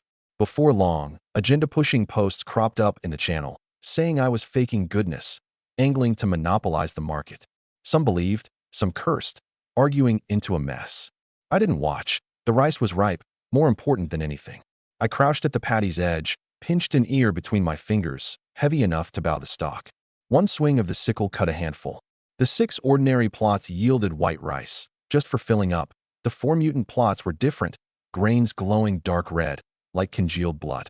E-rank blood rice, slightly boost constitution, mild strength increased. 40 units, heavy in my hands. I poured it into the stone roller and pushed the wheel, crunch crunch, husks splitting and rice out, snowy grains bearing faint blood veins. Grabbed a handful, warm and smooth. This farming business, pretty addictive. Midday my stomach growled. I spent 3 bottles of water on a pot, then browsed the trade channel for seasonings. 2 days of just grilled meat, however tasty, gets old. A man's got to treat himself better. Salt, chili, pepper, garlic all there. Most from the same seller, marked PM to negotiate. I messaged over, instant reply. Big shot Lin Bei? A seasoning set, 50 cores. I stared for 2 seconds, closed the chat. 50 cores? Highway robbery. I had lots of resources, not lots of stupidity. I found a few scattered sellers instead. 1 bottle of water for a small bag of salt. 2 bottles for a jar of chili powder. Threw in a few heads of garlic. Fair prices, took it all. That 50 quoter, seeing no response from me for a while, and wanting to chat again. Only then found he'd long been blocked, teeth itching with rage. He'd recognized my name, meant to skin me hard, and now it was a joke. Back to the kitchen, lit the fire, put in rice and water, white rice cooked, paired with grilled E-rank beast meat, a sprinkle of wild scallions, aroma boring straight into my nose. Finally a proper full meal. To me, a meal without a staple was like not eating at all. I raised the bowl, about to pick up my chopsticks, and suddenly froze, kept feeling I'd forgotten something. Chewing meat, staring out the window, the sun dead overhead, the sea bright blue, everything normal. No, I'd definitely left something out. I smacked my head, copper ingots. Hadn't sold the copper ingots yet. I'd said I'd move them once Xuanwu was upgraded, then forgot from being too sleepy. Not too late to sell now, just right in fact. I listed them. 1 copper ingot, 2 E-rank cores. The message out. Those few first-tier players nearly jumped off their rafts. Big shot, Lin Bei. You're finally selling copper ingots. Steep price, but way cheaper than those profiteers. Gotta grit our teeth and buy. The scattered copper ingots on the market weren't nearly enough to upgrade, and my move solved their urgent need. Orders came one after another. Copper ingots snapped up in a blink. Next, I listed blood rice. 5 portions low-priced, 1 E-rank core each. Gone in an instant. First to grab it. Again, little tangerine. I was starting to wonder if she lived inside the trade interface. Light fruit along with the old light heel fruit I listed too. Things useless to me. Why keep them instead of trading for resources? Those merchants who'd been pushing an agenda watched my sales records tick by one after another, mouths opening then closing. Didn't dare make a peep. Lin Bei's product, quality guaranteed, the reputation stood right there. Who'd still believe their nonsense? Cores poured into my pocket one by one. The energy that had hit bottom filling up again, climbing 100, 200, 300. But this was just one wave. To steadily harvest this bunch cores, I had to keep pulling out good stuff without pause. A glance at the shelves full of thriving plants, and I had my confidence. Tomorrow, have your cores ready. Right, had to keep buying seeds. The fruit from the system's plants couldn't be saved for seed, planted once, and it stopped. Too unfriendly for a farmer, so I could only buy enough on the market to form a cycle. And dozens of new plots sat empty, a busy afternoon ahead. This life? Why did it feel more exhausting than working my old job last life? If only I had a helper. The bigger the field grew, the busier I'd only get. This, I had to figure out.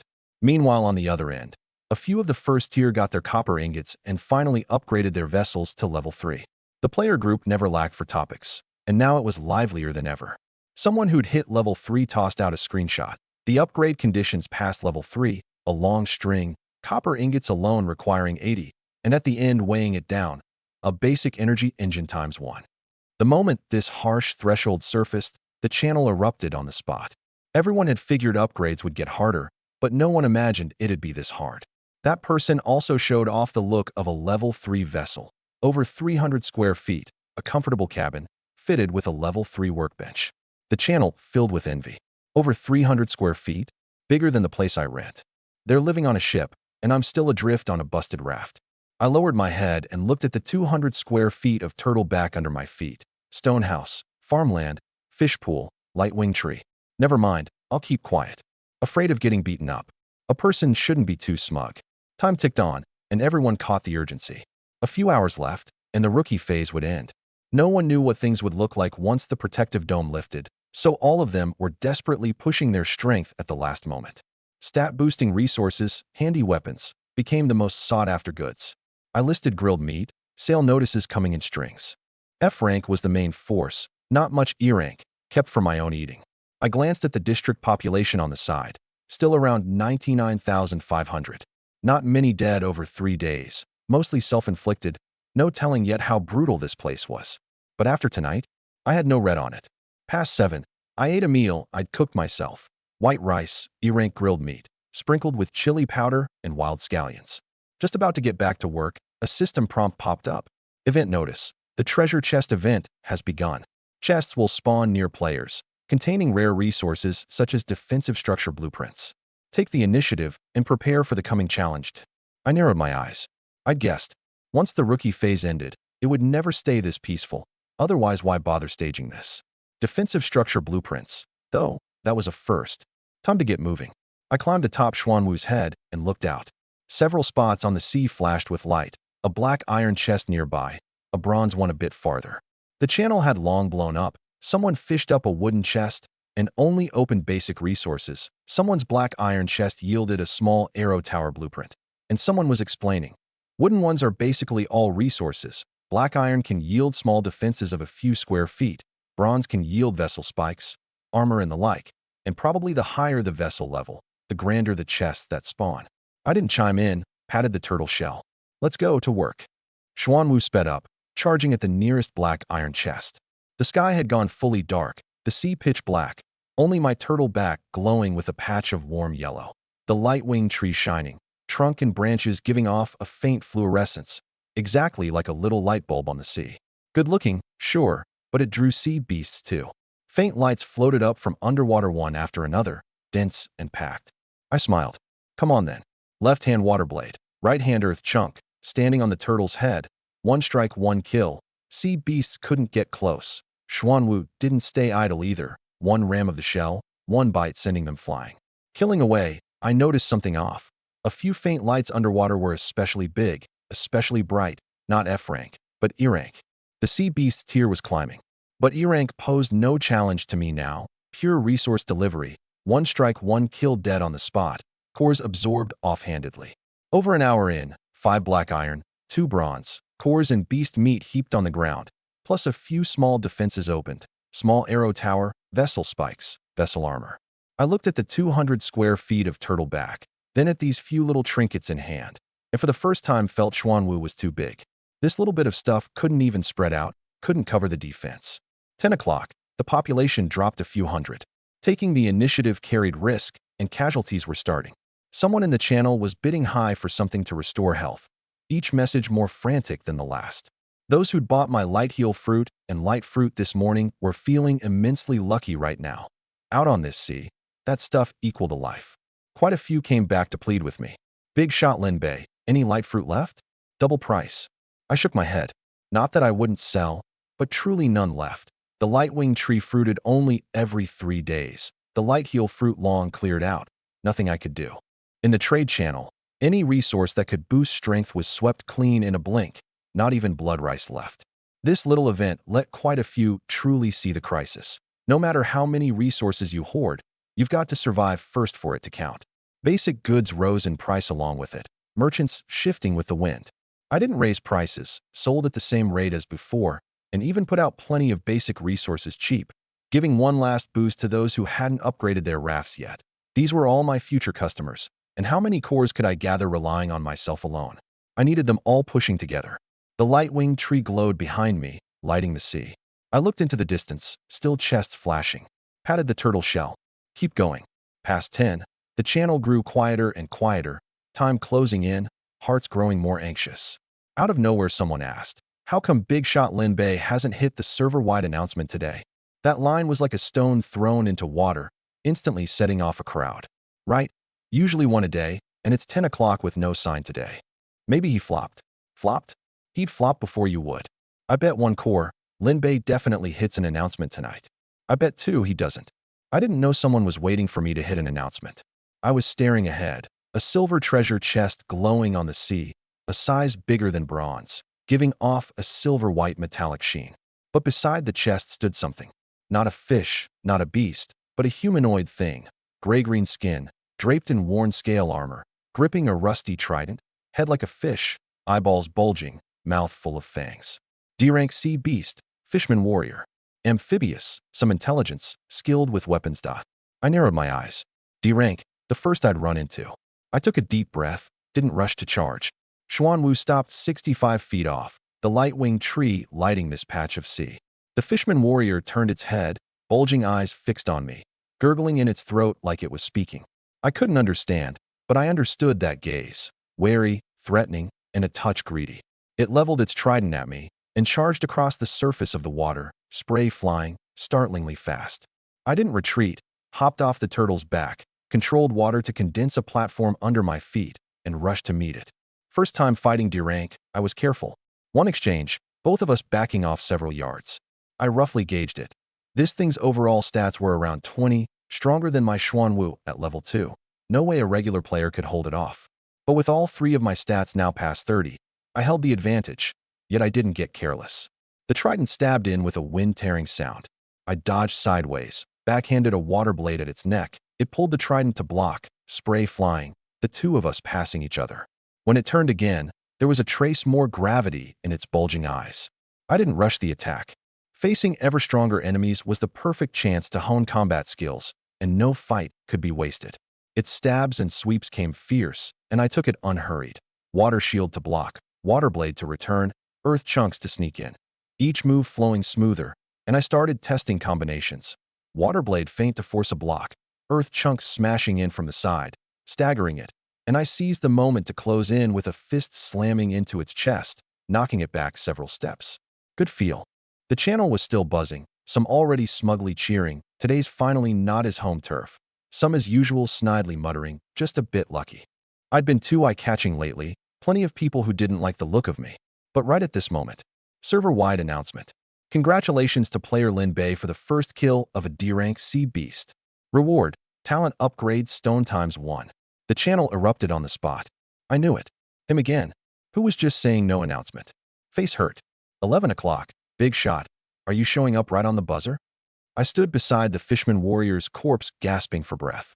This fight ran a dozen-odd minutes. It was wounded all over, chest split open by a water blade in a gash deep enough to see bone. And that last blow, I'd crushed its head with an earth chunk.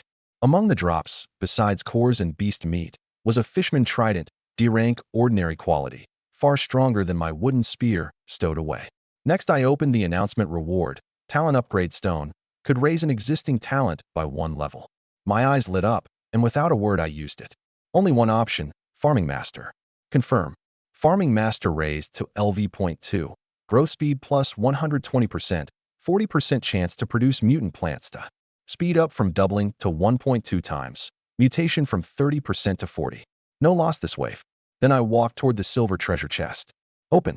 Among a pile of cores and iron plate parts, 2 good things weighed down. An energy attack tower blueprint, and 5 contract scrolls. That attack tower had a range of about 60 feet square, burning F-rank cores to maintain and to fire.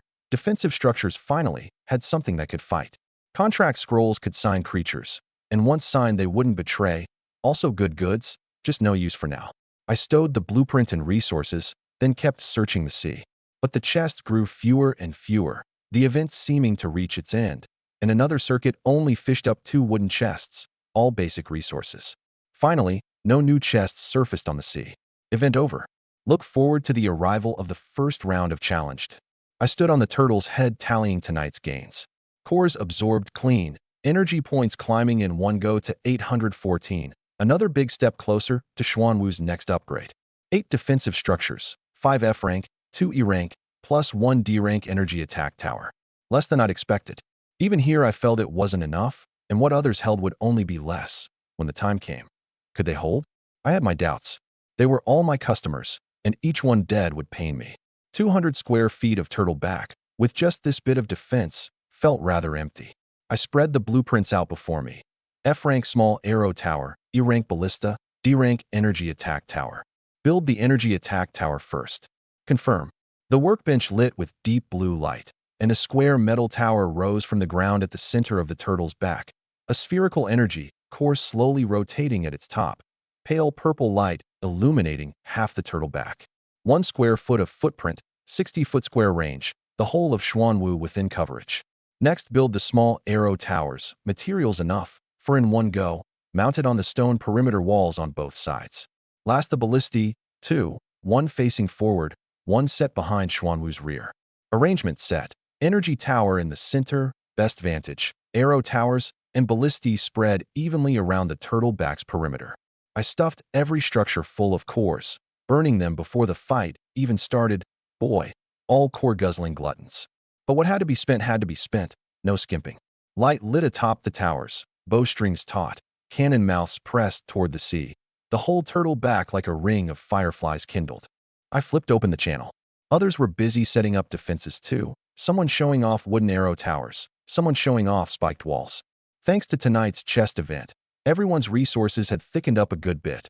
Otherwise, blueprints alone couldn't be built. The use of cores was finally clear now. It was like modern oil and coal, a kind of energy. What other uses it'd have down the line, no one knew. I wasn't anxious, though. Those stat-boosting crops in my hands were always something players couldn't do without. Everyone set up defenses while waiting for midnight. 11:30, 11:50, midnight exactly. That familiar voice fell into everyone's mind. Congratulations to all players on passing the rookie stage. Phase 1. Sea Beast Assault, a long-term challenge. From now on there is no more rookie protection. Your vessel, your life, may be attacked by sea beasts at any time. A new phase opens in 7 days. The vessel leaderboard is now open, settled once every 7 days, with generous rewards for those who ranked. The words barely fell before a leaderboard popped up in front of everyone. First place, Lin Bei, level 3, 1,520 points. Second place, 908. Third place, 901. A gulf. 10th place, Little Tangerine, level 2, 402. The channel livened up on the spot. Big shot Linbei first, as expected. Second is only 900 something. He's at 1500, a total gulf. Little Tangerine 10th? Who's this? Probably another hidden big shot. Forget the rankings. The sea beasts are here. A wave of faint light surged up from under the surface, dense and packed, more than any time before. A scream came from a raft in the distance, a giant fish smashing the planks, dragging person and raft into the water, blood blooming on the sea. Scenes like this played out 1,000 times over in the span of a few dozen minutes. The population dropped fast, thousands dead in one go. New village number 9527, around 91,200 left, crueler than all 3 days of the rookie phase combined. The channel was a chaotic mess of people crying for help, reporting coordinates for rescue, cursing the system for being inhuman. But gradually some caught on. Beat back one wave, and the sea beasts scattered to rest a while. It wasn't endless. Vessels level 2 and up basically held. Some even used defensive structures to counterkill quite a few. Worst off were those who hadn't even reached level 1. Ship shattered, person dead, turned into sea beast rations.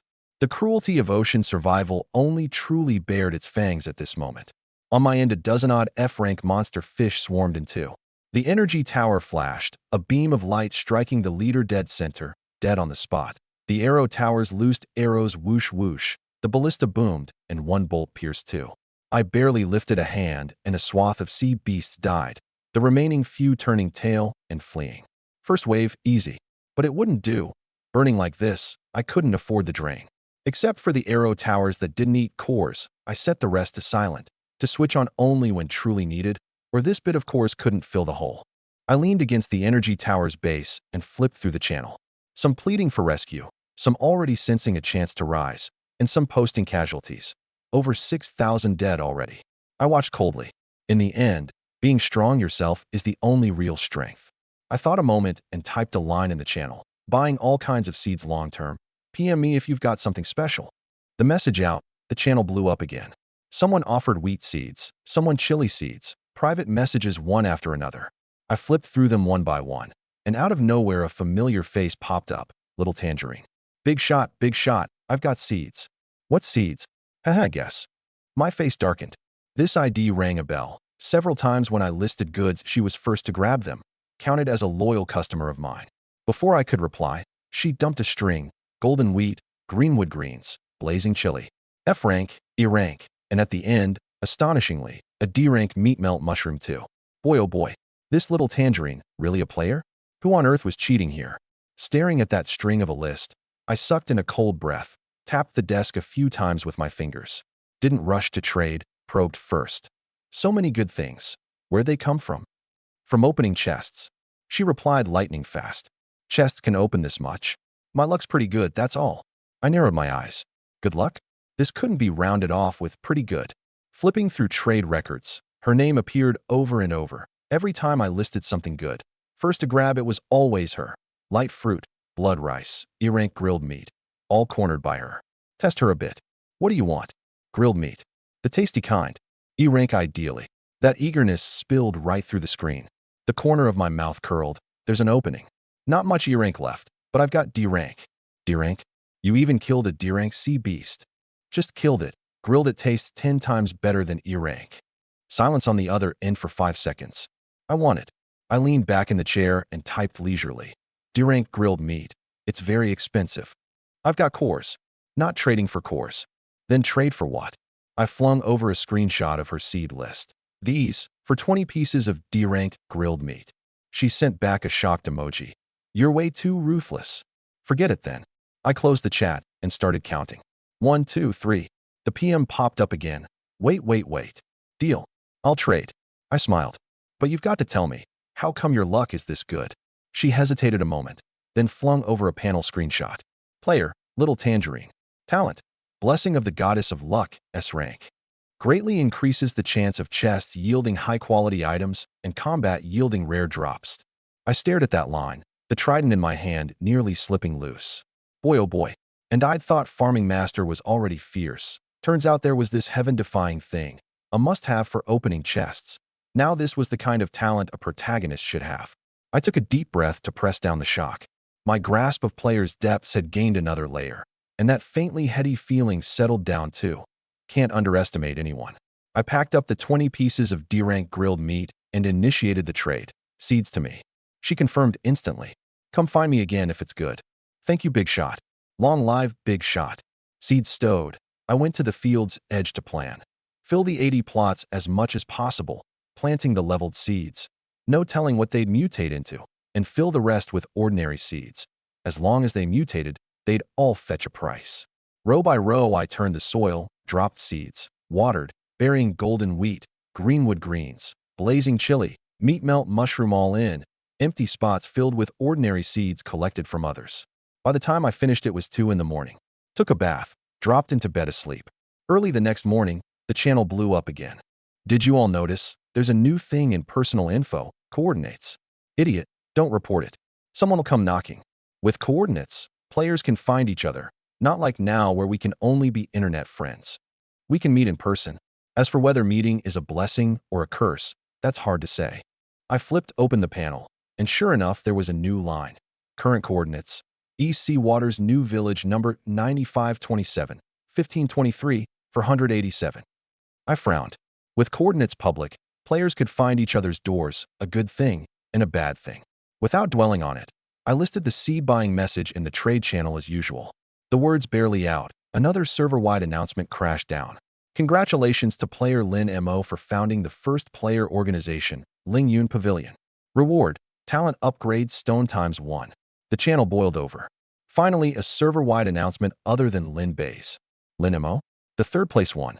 How do you found an organization? What's it take? Lin Mo didn't hide it. Replied that it needed a special item, a guild contract, opened from a silver chest. My brow twitched. A silver chest again.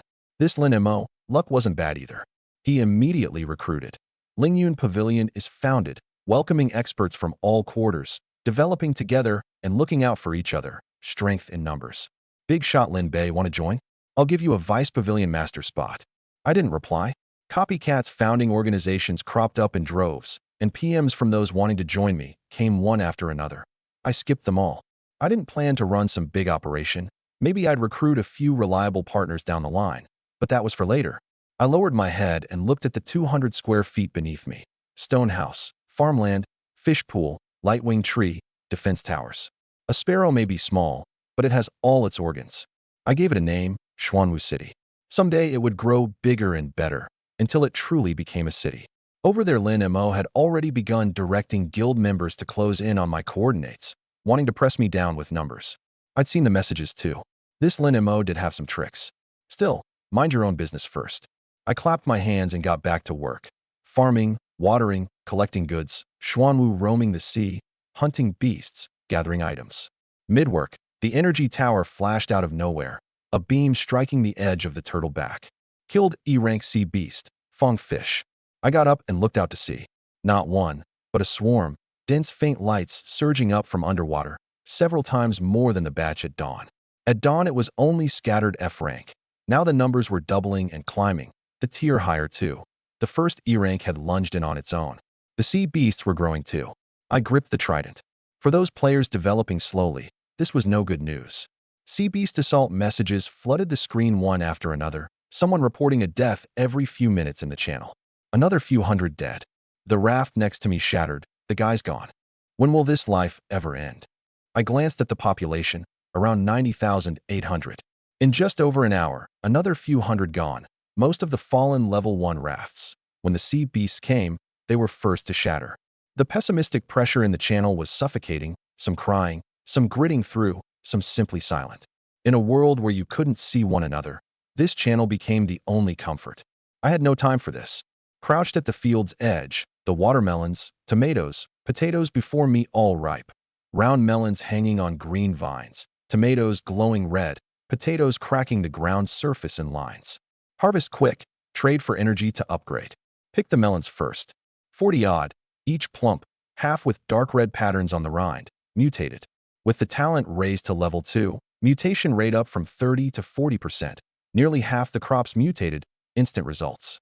Blood vein melon, E-rank, ×20, boosts a small amount of constitution when eaten. Tomatoes and potatoes were the same picture. Bursting tomato, E-rank, ×30, boosts a small amount of strength. Quake potato, E rank, times 20, boosts a small amount of speed. Free moneymakers in hand. This time I skipped the low price taste test. My name was long out there. Lin-based product, quality guaranteed. Phase 1 had just begun, and last night's chests had made quite a few a small fortune, players' resources not thin. I listed straight away, blood vein melon, bursting tomato, quake potato, all at 10 F rank cores each. Sale notices strung together on the spot. Someone griped it was pricey, and someone immediately shot back. Anything that boosts stats is worth it, however pricey. In under 10 minutes, 70 mutant crops cleared out, cores pouring in like flowing water, energy points shooting up fast. But what I had my heart set on was that one plant in the field's corner. That watermelon's vine was a size thicker than the rest, leaves bigger too, a small melon hanging on the vine, its rind patterns golden, glittering under the sun. I walked over and crouched. Gold vein melon, D rank, boosts a moderate amount of constitution when eaten. D rank. My pupils shrank. The first D rank crop. With the talent raised to level 2, not only was the mutation rate higher, even the tier of mutation climbed along with it. I carefully picked it, heavy cradled in my hands. No announcement popped. Was the crop's level not enough? Or does farming just not get announcements? I wasn't clear, but no matter, good goods was enough. Just about to stow it, the channel flooded again. Big shot. Got any of those ordinary watermelons? Mutant one's 10 cores, ordinary one's a bit cheaper's fine. I just want a bite of watermelon, stats don't matter. I paused. They wanted ordinary ones too? Then I understood. The days in this world were too short. Mines hadn't turned the corner yet. Before crossing over, watermelon and tomato were bought whenever you wanted. Here, being able to eat your fill was cause for thanks to heaven.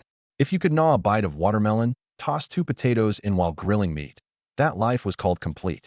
I dug out the stockpiled ordinary melons and fruit, listed them all, 2 cores a portion. Not cheap, but who told them it was rare? Just listed and snapped up again. Farming's prospects were bigger than I'd thought. Just relishing it, little tangerines PM popped in. Big shot, any watermelon left? I've got something good to trade you. What good thing? A special plant, thorn vine. Plant it by the ship to fend off sea beasts. My eyes lit up. A defensive plant? Good goods.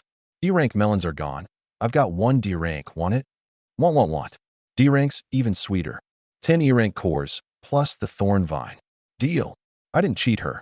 This dopey-looking big spender would probably still agree even if I raised the price a notch. But a steady, long-term customer, you can't fleece. Trade complete, 1 more seed in hand. Thorn vine seed. E-rank grows into a thorn barrier along the vessel's edge. Sea beasts that touch it are wounded and slowed. I dug a pit at the turtleback's edge and buried it, watered and covered it with soil. A tender sprout broke through the mud, climbing up along the stone wall, fast enough to see with the naked eye. Right then, the dark gold panel popped up. Contractable plant detected. Thorn vine, E-rank. Consume 1 taming point to contract. The corner of my mouth curled. Sure enough, ever since contracting the light-winged tree, I kept wanting to try again. On Xuanwu's back, contracting plants might just be more worthwhile than contracting beasts. Contract. Beast. Thorn vine, level 1. Upgrade requires energy points times 60. 60 points, nothing much. I glanced at the balance. Over 1,800, upgraded straight away. Green light burst. The vines growing wild, spreading outward from the stone wall's edge, wrapping around half the perimeter wall, the bare stone crawling with green vines, thorns sprouting thick, and swelling out fist-sized flower buds one after another. Thorn vine, level 2 barrier range expanded, flower buds can fire seed attacks. At the same moment, a force poured into my body along the contract. Contract feedback, gained wood attribute control, can manipulate plants. Manipulate plants? Something stirred in me. I reached toward a tomato seedling in the field and lightly lifted my hand, and the seedling straightened up and unfurled its leaves at once. Then I made a plucking gesture, and a red tomato detached from its stem on its own, flying into my palm. Boy, oh boy. From now on, harvesting saved even the tools. I bit into the tomato, juice bursting, and with a stir of thought at a flower bud, a bud abruptly gaped open, spewing a green seed, shooting over 30-odd feet to smack the sea surface and kick up spray. No small force. This fierce at level 2, imagine higher. Upgrade. Green light burst again, the vines shooting out like mad, wrapping the whole of Xuanwu's outer edge circle by circle. From outside, all you saw was dense green vines and thorns. The stone wall vanished, flower buds 1 every foot and a half, lined up neatly. Spore Thorn Vine. Level 3 barrier covers the vessel's entire outer edge. Seed force greatly increased. Can repel E-rank sea beasts. Contract feedback. Speed slightly increased. Would attribute control enhanced. My body felt a good deal lighter. I went to the wall and touched the vines. The thorns pricked the hand but didn't hurt me. A tamed plant doesn't wound its master. Now I no longer had to worry about sea beast sneak attacks. The whole of Xuanwu wrapped airtight. An E-rank ramming and wouldn't die, but would shed a layer of hide. Balance 1,580. Today or tomorrow, I could upgrade Xuanwu. Midday, I sat under the light-winged tree, sun spilling down through the branches, yet something felt off, hotter than the past few days. Not an illusion. I wiped sweat and flipped the panel, 34 degrees. The past few days were all 28, 29, and today it jumped up abruptly. The weather was changing. I didn't dwell on it, took out the gold vein melon, sliced it and bit down, crisp and sweet, juice bursting in my mouth. The best melon I'd eaten this life. 8. Gold vein melon. D-rank constitution, plus 0.1 dot. Don't scoff at how little. My constitution was just over 32, and past 30, even a small gain is hard. Plus 0.1 was already rare, and for a regular player downright terrifying. Joy shared beats joy alone. I listed the remaining half, 3 E-rank cores, instantly sniped. The buyer a stranger ID. Little Tangerine actually didn't grab it. She flooded the channel with shocked cries. My God, this melon's too intense. My constitution's 7.1, 8 half, and shot straight to 8.3, up 1.2. The channel blew up. Half a melon up 1.2? I gnawed through a heap of resources for just 0.5. Any left? I'll pay 10 E-rank cores. I rarely replied, but I did. Gone, scarce goods, supply cut. Actually, I'd kept one. That was for myself, not selling. The channel wailed as one, and I closed it and ignored them. Just about to get back to work, a PM from a stranger ID jumped in. Lin Bei, watch out for Sea Drifter. My brow furrowed. What do you mean? No reply from the other end, the avatar going gray, offline. I searched Sea Drifter in the channel. I remembered this guy, second on the leaderboard, the fellow who'd first found the island and held the furnace blueprint. Recently, he'd built up his own faction, called the Sea Tide Gang, the recruitment post written bare. Sea Tide Gang recruiting, live the high life with me. Players holding good stuff are our targets. Might makes right. Further down, someone had leaked a screenshot of a PM he'd sent his subordinates. Keep close watch on Lin Bei's movements. He probably hasn't built a faction yet. Now is when he's fattest. The moment we get his coordinates, move in directly. I suspect he's got some heaven-defying talent. Swallow him, and we're made. I gave a cold laugh. Wanna fight me? Come try. I saved the screenshot, didn't make noise, got back to work stockpiling cores, prepping to upgrade Xuanwu. Closer and closer to 2,000 points. 2 in the afternoon, I stood atop Xuanwu's head and spotted a black dot on the sea far off. Not a ship, not a chest, but an island, bigger than the earlier one. My eyes lit up, I patted the turtle shell. Head over. Xuanwu sped up, swimming toward the island. 2 or 3 times bigger than the earlier one, but flat, without much rise and fall. A dozen odd sea beasts lay lazily on the beach. F-rank rock wolves, E-rank fong fish, and 2 D-rank reef behemoths. For a regular player, even landing would be hard. I was different. Xuanwu, wait here, absorb more sand and soil. I patted the shell and hopped down, controlling water to freeze the sea beneath my feet into ice, riding it straight at the beach. The sea beasts rose one after another.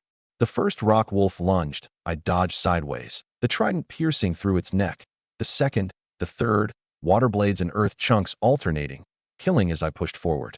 The 2 reef behemoths' thick armor was studded with knobs. I advanced instead of retreating, one trident stab blinding an eye, one blade cleaving the other's neck. A few minutes later, corpses lay sprawled every which way on the beach. Shaking the blood off the trident, I started hauling materials. Iron, ore, copper, ore, stone, timber, everything I could take. Hauling and mulling. Xuanwu was too big. Landing was inconvenient. I'd have to instruct it to swallow more soil and expand the field a bit further. As I bent to pick up a chunk of iron ore, Xuanwu's call suddenly struck into my mind. Not a sound, but a thought. Someone's coming. My expression changed, and I turned and ran back. 3 level 2 sailing ships were stopped on the sea, 3 people standing at the bows, the leader a man in his 30s holding up a telescope. Look at that thing, so big, like a little island, with walls and trees on top, probably some hidden fortune. Let's go take a look. The 3 ships slowly closed in on Xuanwu. Several people jumped onto the turtle back, climbing up the stone wall, and froze in unison as they crested it. Inside the walls were houses, fields, trees, towers, plainly a base. What is this? Whatever, seize it first. They jumped inside the walls. The thorn vine moved. Green vines shot out like snakes, wrapping the three by the ankles, thorns stabbing into flesh, screams in a chorus. I ran back from the sea, leapt onto the turtle back, and stood at the wall's crest looking down at them. Who told you to come up? The leader looked up and saw clearly it was me, his legs shaking. You're a player? Gazing over from afar, they'd taken it for a little island. Vessels topped out at level 3 now. Whose could be this big? This is my vessel. This is a goddamn vessel. I didn't answer. The thorn vine flung the three outside the wall, slamming them to the ground. The man gritted his teeth and raised a hand, loosing a crossbow bolt. I tilted my head to dodge and backhanded a water blade across his shoulder, blood spraying. Move. The three raised weapons in unison, arrows and spears coming all at once, fast and vicious. These fellows' strength ranked among the front of players right now. But against me, still not enough to watch. Left hand water shield, right hand water blade. The thorn vine's buds gaping open at the same time, green seeds spraying out like bullets, smacking into them and punching bloody holes straight through. A dozen odd seconds, all three dead, easier than killing sea beasts. Spare them? I wasn't that kind. From how practiced they looked, they'd done this plenty. The survival world has no law, all relying on one's own moral restraint. As it happened, I hadn't much morality either. I turned over their corpses, searched out a few blueprints, a heap of cores and materials, and a strange stone. Teleport stone. Can record coordinates, teleports after use. Good stuff, take it. Just about to get off the ship, a faint sound came from a corner. I brushed aside a rag. Inside cowered three people, 2 women and a man, sallow and gaunt in ragged clothes, and beside them lay an unconscious girl. All 4 had rope burn marks on their wrists. Who are you? One girl looked up, eyes full of terror. We were captured by them. Our ship was destroyed, so we were taken as forced labor, hauling things, washing clothes, cooking, never fed enough and beaten too. I fell silent a few seconds. Once a ship's destroyed, there's no upgrading. In this world, no ship equals waiting to die. The 4 huddled in a ball, like frightened little beasts. These past 2 days my chores had piled higher and higher. Farming, watering, collecting materials, cooking, feeding the tamed beasts. One person truly couldn't keep up. From now on you'll stay on my ship, handle the chores. The 4 froze, and tears welled in that girl's eyes. You're willing to take us in? Ugly words first. Work honestly, no funny business. The 4 nodded desperately. I carried the unconscious girl onto Xuanwu and set her in the wooden hut, shared out some food and water, and the few of them wolfed it down nearly to choking, even the unconscious one coming to. I took out the 5 contract scrolls from the silver chest, hadn't expected them to come in handy so soon. Sign. They pressed confirm without even reading the contents, the scrolls turning into 4 beams of light that melted into their bodies. I immediately felt a thorough control. All right, from now on you're my people. Back at the storage box tallying up, the search cores were plenty, over 100 F rank, a dozen odd E rank, 2 D rank, all absorbed. Energy points surged up from 1500. Energy points plus 156, plus 89, plus 230 current, 2062. Enough. Past 2000. I walked to the center of the shell and patted it. Xuanwu, prepare to upgrade. But before upgrading, there were a few things to get ready. I reckoned that with this upgrade, Xuanwu's size was likely to change dramatically again. Some plans, it was time to act on those too. Xuanwu, are you ready? It let out a high, drawn-out cry, the sound waves rippling out a ring across the sea, startling the 4 in the wooden hut into a flinch, poking their heads out to look, then ducking back. This vessel, how is it like a piece of land? They were all people who'd had ships, but the one before them was utterly unlike the vessels in their memory. Contract signed though it was, the fear of the unknown couldn't be held down. I went in and instructed, there'll be quite a commotion shortly. Don't panic, sit in the hut and don't come out. Back to the center of the shell. Xuanwu, upgrade. The shell beneath my feet shuddered violently, fiercer than any time before, expanding outward like mad, spreading circle by circle, 300 square feet, 500, 700, 900, blue, yellow, and green light bursting from the shell's seams, the whole sea surface trembling. The 4 in the hut clutched one another tight, faces pale, no telling whether they were comforting their companions or themselves. Nearly 10 minutes, the light faded. I stood on the wholly renewed back of Xuanwu and looked around. 999 square feet, a near-oval platform, flat and open. The shell surface covered in a thick rock layer. The former perimeter wall crumbled to bits after the upgrade, the thorn vine expanding along with it, but far from enough, wrapping only a small patch. The four couldn't help but walk out, stunned dumb. This big? A single player's vessel can be this big? I smiled. My name's Lin Bei. Lin Bei? The first place Lin Bei, the big shot. Only now did they learn whom they'd pledged loyalty to. For now you'll live here with me. Live your days in peace, and I won't treat you unfairly. I turned and walked out. The few of them, hearts in a flurry, gradually settled, especially those girls. Having been through yesterday's ordeal, they suddenly felt a life like this was pretty good, no more living in dread. Being captured these past 2 days had truly frightened them. Tamed beast, Xuanqiong giant turtle, level 4. Traits: can carry people, can move on the water surface, shell defense greatly increased, earth attribute greatly enhanced. Appetite: daily energy meat, or energy points times 500. Upgrade requires energy points times 10,000. The corner of my mouth twitched. 10,000 points. No hope of that in the short term. I'd have to trade more and stockpile more cores. A level 4 workbench can craft fine-grade items. Upgrade requires iron ingots times 100, copper ingots times 100, iron plates times 30, refined parts times 20, E-rank cores times 10. The requirements really were steep. New feature: basic sea chart. Can view the surrounding waters terrain, island distribution, and sea beast activity zones. Note it for now. Don't use it yet. Still had things on hand. Right then a server-wide announcement crashed down. Congratulations to player Lin Bei, the first to raise a vessel to level 4. Reward: silver chest times 5. The channel blew up again. Level 4? Didn't they say earlier he was washed up? Who said he's washed up? The man's quietly getting rich. Level 4. We haven't even touched the edge of level 3. Big shot Lin Bei, forever a god. Those top-tier players who'd founded organizations and pooled resources were actually not far from going level 3 to 4 either. The only thing left stalling them was that one most deadly item, the basic energy engine. They'd figured they'd finally be back at the same starting line as Lin Bei, and who'd have known he'd pulled ahead by a step again. Some were already calculating whether to go ask Lin Bei how to get that engine. I couldn't be bothered with any of that. I hadn't even gotten to opening the chests, hurrying outside. Time to remodel Xuanwu City. You all stay put. I've still got things to do. Instructions given, I went to Xuanwu's tail. Xuanwu, pile all the soil, stone, and every resource up onto your back. It gave a low cry, earth control kicking in. The island's sand, soil, and rock were seized as if by an invisible giant hand, flying toward the turtle back in swaths, even the trees rising up wrapped in soil. The originally massive island shrank visibly to the naked eye. The turtle back rose inch by inch. Pile a small hill at the tail, 30-odd feet tall, 3 tiers. It'll be my residence from now on. 900-odd square feet was big if you called it big, small if you called it small. A 3-tier small hill covering over 200 square feet, soil and stone flying in from the island, heaping, compacting, shaping, gradually taking form. I pointed to the center again. Set aside 300 square feet of farmland in the middle, move all the old crops over, distributed with the light-winged tree at the heart. The crystal fish pool goes onto the first-tier platform. Xuanwu did each in turn. After reaching level 4, its earth control was much finer, able to handle shaping work like this.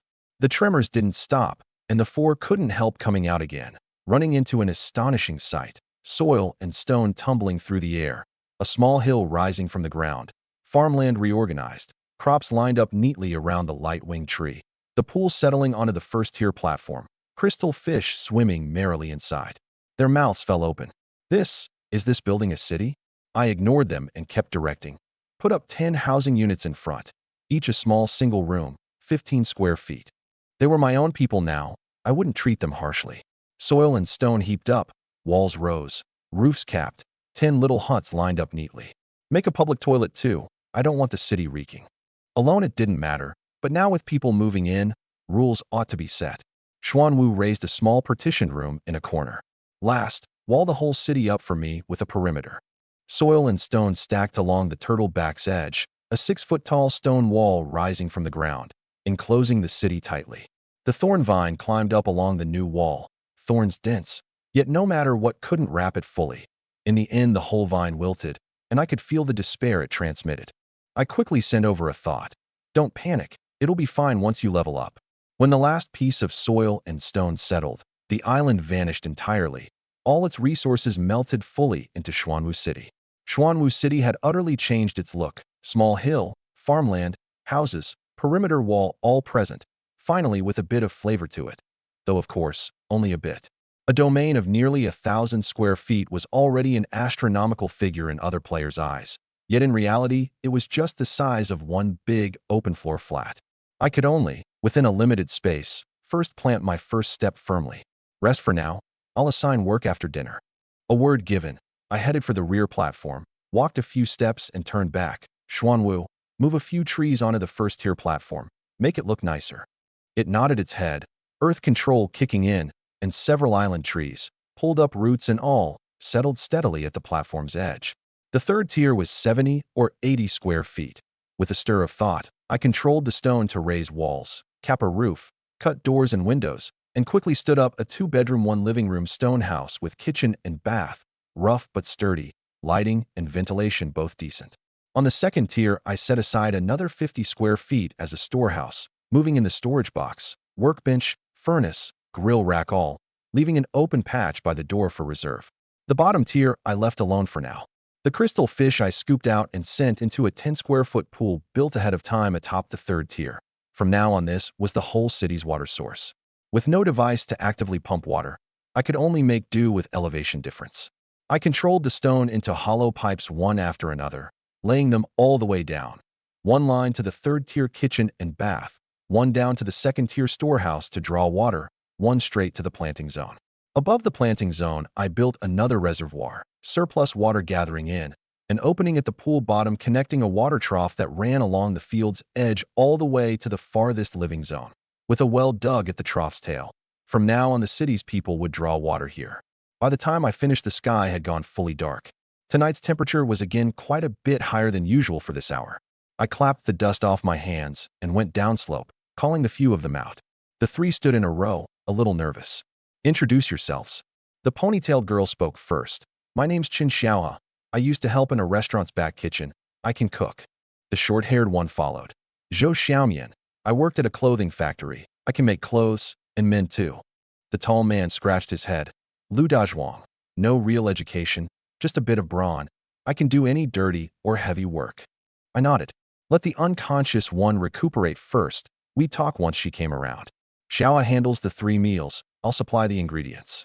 Xiaomian does chores first, watering, collecting materials, tidying the storehouse, and try making clothes later once we've got enough material. Dazhuang the same, strong so haul more. Nobody eats for free in Xuanwu City. Work well, and I won't treat you unfairly. Then I set the rules. The living zone is their area of activity. Housing, well, public toilet all here. Go to the planting zone only when there's work. That hub hill in the back, no one's allowed up without my call. 3 meals at set times. I'll put ingredients in the kitchen ahead. No wasting water. Bathing's fine. But used water must be collected into the trough to water the fields. Work from 6 to 6. Free the rest of the time. At the mention of bathing, all 3 of their eyes lit up. This luxury, they hadn't dared dream of it for days. Xiao had ducked straight into the kitchen, and before long the aroma drifted out. Grilled meat, wild vegetable soup, plus leftover blood rice. The 3 wolfed it down, nearly swallowing the bowls too. Xiao has said between bites, rest easy, big shot. I'll surely cook well from now on. Xiaomian's eyes reddened. I haven't had a full meal in days. Dazhuang shoveled rice head down and mumbled, big shot. This life of mine is yours from now on. Tastes good. The cooking job's yours then. I'll eat here too. Before it was the good ingredients. Now good ingredients paired with good skill, the taste climbed another level. Remember the rules. Work starts sharp at 6 tomorrow morning. Leaving those words, I headed for the hub zone. Moonlight bathed Xuanwu City, the light-winged tree giving off warm yellow light. The whole city quiet and peaceful. Behind me at the well, the 3 watched my receding back. We've met our benefactor. Work hard. Don't make trouble for the big shot. Anyone dares touch the big shot, I'm first up. Deep in the night, Xuanwu cruised slowly on the sea, the thorn vine atop the wall swaying lightly in the wind, crystal fish blowing bubbles in the pool. I lay on the 3rd-tier stone bed gazing at a sky full of stars. Xuanwu City finally had a bit of a city's look. Right, During the day, I'd had Dazhuang try binding those vessels the attackers left behind, but no go, couldn't bind them. This was utterly unlike what I'd gone through back then. Was it Xuanwu that was special, or me? Couldn't figure it out. If it won't, it won't. Next, time to open the chests. 5 silver chests. Heh, I couldn't help rubbing my hands. Bathed, changed, washed my hands. I sat at the 3rd-tier stone table, 5 silver chests lined up in a row. The first, basic energy engine blueprint ×1, plus a heap of iron and copper parts. The second, basic energy engine blueprint ×1, D-rank cores ×10, iron plates, timber. The third, basic energy engine blueprint ×1, E-rank cores ×50, premium soil, a random seed pack. My hand paused. 3 energy engine blueprints. I took a deep breath and kept opening. The fourth was pure materials. The fifth opened D-rank cores, refined parts, and a fine-grade spear blueprint. I put the things in order, eyes nailed to those 3 blueprints. Basic energy engine blueprint. Crafting requires a level 3 workbench, iron ingots ×100, copper ingots ×50, D-rank cores ×5. The materials weren't hard. What was hard was the blueprint itself. Good. I had to figure out how to squeeze the profit to the max. This thing was probably exactly what those few top-tier players were most short of right now. Heh. In that case, I wouldn't hold back. I opened the leaderboard. First me, second Sea Drifter, third Lin Mo, then Changfeng, Baiming Yuyu. That Sea Drifter guy was plotting against me. Skip. To the remaining few, I flung a PM each. Basic energy engine blueprint. Come with an offer if you want it. In under 10 seconds, my PMs blew up. Lin Mo first. Big shot. You really have the blueprint? How much? I'll pay a high price. I was in no rush to name a price. You name it, I'll see. He fell silent a few seconds, then flung over a long list. The other few offers came in one after another too. Changfeng, Baiming Yuyu, each with their own holdings. I leaned back in my chair and didn't reply to a single one. Let the bullets fly a while. Sure enough, the more I stayed quiet, the more they panicked. Lin Mo raised his offer, Changfeng raised his, and Baiming Yuyu even threw in a guild contract. Watching the offers climb all the way up, the corner of my mouth never came down. Right then someone leaked in the channel. Big Shot Lin Bei is selling energy engine blueprints. The top few on the leaderboard are all grabbing for them. Lin Mo's nearly emptied out the guild storehouse. Others fight for second. He sits firm at first. This leaderboard's a true gulf. A PM jumped again, not one of those on the board, but little Tangerine. Big Shot, any blueprints left? Yes. I don't have many cores, but I've got something good. She flung over a screenshot. Mind Pet Egg, D-rank hatches into a mind-type pet, can communicate mentally with the owner and share vision. My eyes lit up. A mind pet that shares vision. Good stuff. Anything else? She pursed her lips and added 2 more. A fine-grade furnace blueprint. A fine-grade kitchen blueprint. I took a deep breath. This little Tangerine. Just how much of a fortune was she hiding? 1 blueprint for these 3 things. Deal. Those few top-tier players' offers were still climbing. In the end, I split the 2 blueprints between Lin Mo and Changfeng, 1 each. Baiming Yuyu was half a beat slow and didn't grab one, fretting and begging for priority next time. All right, priority to you next time. All of them were money gods, couldn't afford to offend. Tallying the haul. D-rank cores 75, E-rank 380, seeds 50 portions, heaps of iron and copper parts and iron plates, 3 fine-grade blueprints, plus little Tangerine's pet egg and 2 blueprints. Absorbed all the cores. Energy points plus 750, D-rank, plus 380, E-rank, current, 5,321. The energy I just emptied filled right back up. To make money, in the end I still had to rely on these top-tier players and guilds. Just about to hatch the egg, a PM jumped. Sea Drifter. Lin Bei, sell me 1 blueprint, name your price. I looked at it for 3 seconds. Not selling. You sure? Sure. He fell silent a moment. Then came another line. You'll regret it. Regret? Who'll be regretting is still up in the air. I'd never been a magnanimous sort. Dare to covet what's mine, and you'd better be ready to pay the price. If only I could get an item to reach his coordinates directly. I would just open a few more chests. As the thought turned, I suddenly remembered. The C chart. That basic C chart awarded for the level 4 upgrade. I still hadn't used it. A stir of thought, and the C chart fell into my hands. The basic C chart could spread out a radius of 3 miles. Islands, chests, even players marked on it. Compared to before, blindly bumping around relying on nothing but a pair of eyes, this was better by no small margin. The moment I spread it out, a semi-transparent virtual map floated before my eyes. A stretch of blue sea, two dots, one black and one yellow, both chests. Handy, truly handy. I put the chart away and first crafted the new blueprints one by one. The fine-grade spear, silver-gray shaft, sharp head, light pole, a good notch or more above the fishman trident. The refined kitchen, raised a separate room beside the third-tier stone house, stone stove, chimney, storage cabinets, all complete. The refined furnace, move the old one aside and swap this in, more furnace chambers, stronger fire, and two extra craftable things. Iron plates and refined parts, almost certainly needed for the level 4 vessel upgrade. Last was that mine pet egg. I chose to hatch it. Hatching countdown, 11 hours 59 minutes and 59 seconds. It had come out tomorrow morning. By the time I finished it was night. I stood on the city wall gazing at the pitch-black sea. More light dots on the sea chart than last night, and stronger too. A casual sweep turning up several E-rank sea beasts. I hopped down the wall to hunt, fine spear in hand, 1 E-rank per thrust, and D-rank couldn't last more than a few moves either. Sea beasts from other directions were blocked by the defense towers, and Thorn Vine couldn't get in. Cores went into the account one by one, and I stopped at midnight. Before sleep, a few more things. The city wall was too big, the level 3 Thorn Vine wrapping only a third. Upgrade. Green light burst, vines growing wild, thorns denser, buds more, and in under a minute the whole wall was covered green. Thorn Vine. Level 4 barrier covers the whole city. Seeds can repel D-rank sea beasts. Contract feedback. Constitution, speed, strength slightly increased. Flipping the panel, Constitution 101.3, speed 100.1, strength 101.1. Next, the crystal fish. At level 2 daily output was 1,000 liters. Now with more people and more fields, it wasn't enough. 2 levels up in a row to level 4, the fish body grew to 6 feet, the pool nearly unable to hold it. Crystal fish, level 4 daily output 20,000 liters of fresh water. Contract feedback. Gained water creation. Create 50 liters of fresh water daily. Water blade destructive power increased. I reached out and condensed. A ball of cool, clear water forming in my palm. 50 liters a day, though no match for the fish, was enough for personal use. From now on I wouldn't die of thirst going out without water. Last, the lightwing tree. At level 1 the domain was only a 30-foot radius, not enough to cover a near 1,000-square-foot city.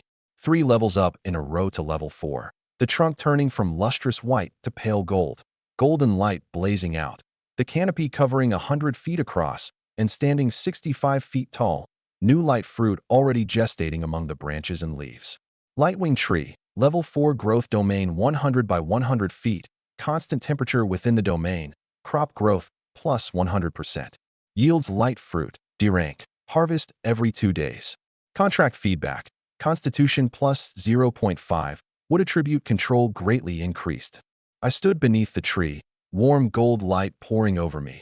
100 feet nearly covering the whole city. Neither cold nor hot within the domain. Crops growing wild at double speed. Energy points minus 3,009 from 5,321, leaving 1,421. Spent hard, but no matter, I had money. All 3 tame beasts hit level 4 together. The commotion was too big. A head poked out from the living zone. Xiaoha stood by the well gazing over from afar, the city's light illuminating her face. Big shot, everything okay? It's fine, upgrading a few things, go back to sleep. She shrank back, hushed discussion coming from the hut. A big shot for sure. Stop watching, we've got an early morning. The voices gradually faded. I went up to the 3rd tier and lay down. Light coming through the window warm and cozy. Tomorrow that batch of crops could be harvested. No telling how fierce an E-rank base would be after mutating. Eyes closed. A smile at the corner of my mouth. My breathing quickly evened out. Early the next morning I woke, sitting at the 3rd tier stone table toying with something. The guild contract, traded from Baiming Yoyu. Should I pull together a guild myself? On thought, put it away first, no rush. To the lightwing tree first. The gold canopy bathed in morning light. 30 fruit hanging on the branches. Light fruit, D-rank moderately boosts constitution, also heals wounds. No small value, stowed it, and headed for the residential area. 6:30, aroma already drifting from the living zone kitchen. Xiaoha boiling meat congee and griddling meat cakes, Xiaomian setting out bowls and chopsticks, Dazhuang waiting to carry dishes. And one more person. That girl who'd fainted right after signing the contract had finally come around too. Sitting at the table, face still pale, but spirits much better. Seeing me come in, they all rose. Big shot. Sit, eat first. The newly woken girl spoke first. Big shot. My name's Su Xiaowan. Thank you for saving me. She'd fainted right after signing. This was the first time I'd actually spoken with her. Talk after eating. The food came to the table. Meat congee, grilled meat cakes. I fished 4 light fruit from my chest, 1 each. Dessert after the meal. The few of them stared blankly at the golden fruit. Xiaohe bit into one, her eyes abruptly going wide. 8 light fruit. Constitution plus 1.8. The 4 were stunned at once. Su Xiaowan's hand trembled, nearly failing to catch it. My constitution shot from 1.2 to 2.9. Xiaomian went up 1.5, Dazhuang up 1.2 to 4.1. For people with thin foundations, this fruit's effect was outstanding. Xiaohe looked down at the fruit core, eyes reddening. I haven't had a stat gain in days. Work well, there'll be no shortage of good things for you. If there really were a loyalty system, right now the +1 above their heads was probably scrolling nonstop. Assigning work after the meal. I set a crate of seeds, tools, and materials in the center of the living zone and asked first, can your stats still rise more? All 4 said yes. Good then. From now on, eat stat food at meals as much as you can. Only with stats up can you do things for me well.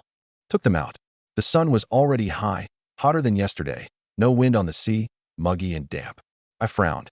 The next phase's challenge wouldn't have to do with temperature, would it? A glance at the light-winged tree. The gold canopy spreading a sheet of warm yellow light film over most of the city. Constant temperature within the film, so no need to worry too much. At the planting zone, 300 square feet of fields laid out neatly with the light-winged tree at the heart. Golden wheat, greenwood greens, blazing chili a lush green. The meat melt mushroom needing another day. Xiaohe, from now on cook in that refined kitchen up on the high ground. It can produce higher grade food. Aside from what we eat ourselves, box the rest to sell. Her eyes lit up and she nodded away. This girl had aspirations when it came to food. Xiaowan patrol the fields and weed. Dazhuang, there's an auto collector on the side. Take the materials inside up to the high ground and box them every so often. Dazhuang thumped his chest. Leave it to me. I went to the field's edge, a wave of wood control, seeds landing precisely in pits. A scatter of water control, water mist spreading evenly. Sowing and watering in one smooth motion. The 4 watched wide-eyed. Too strong. Xiaohe said softly, then added a line, a hint of hard-to-detect pride hidden in her tone. Yesterday, that was a big commotion. Today's nothing. I heard it, the corner of my mouth lifting slightly. She'd already developed a bit of identification with Xuanwu City. With the division of labor, my shoulders were much lighter, minding only sales, guarding the city, and handling emergencies. Still, I had to add people. A one-person life was one I couldn't go back to. Speaking of adding people, Little Tangerine was a good seedling, just didn't know her character. But by my read, she was simple-minded, ought to be a reliable teammate. Just as I was thinking it, light rose from the fields, the crops ripe. Wheat ears golden and drooping, greens verdant enough to drip, chilies red as fire. Ordinary quality had mediocre effects, but the mutated were different. Golden wheat, greenwood greens, blazing chili each yielded 3 to 5 portions of D rank. And one green's plant wasn't verdant, but a jade-like deep green, its leaves giving off a fluorescence. Emerald greens, C rank greatly boosts speed. C rank. After the talent rose to level 2, even the mutation tier rose along with the tide. I carefully picked it and stowed it separately. Lunch would be it. Carrying the ingredients up to the high ground, Xiaohe was already busy in the refined kitchen, stove, knives, seasonings, all complete. I set several things on the cutting board. Make these for lunch, bread from the wheat, spicy stir-fried greens, chili fried meat. Her eyes shone. Big shot, these ingredients are such high grade. Can I do them justice? Leave it to me. Kneading dough, cutting vegetables, tending fire, her movements deft. Good ingredients are an immense joy to a cook. I'd figured how strong could one kitchen helper be, and hadn't expected I'd struck gold. Xiaohe, what was your talent before? Her hands not stopping, she answered offhand. A rank, kitchen king. I started. A rank, kitchen king. No wonder it tasted this good. A pity, losing her player status. The talent was gone too.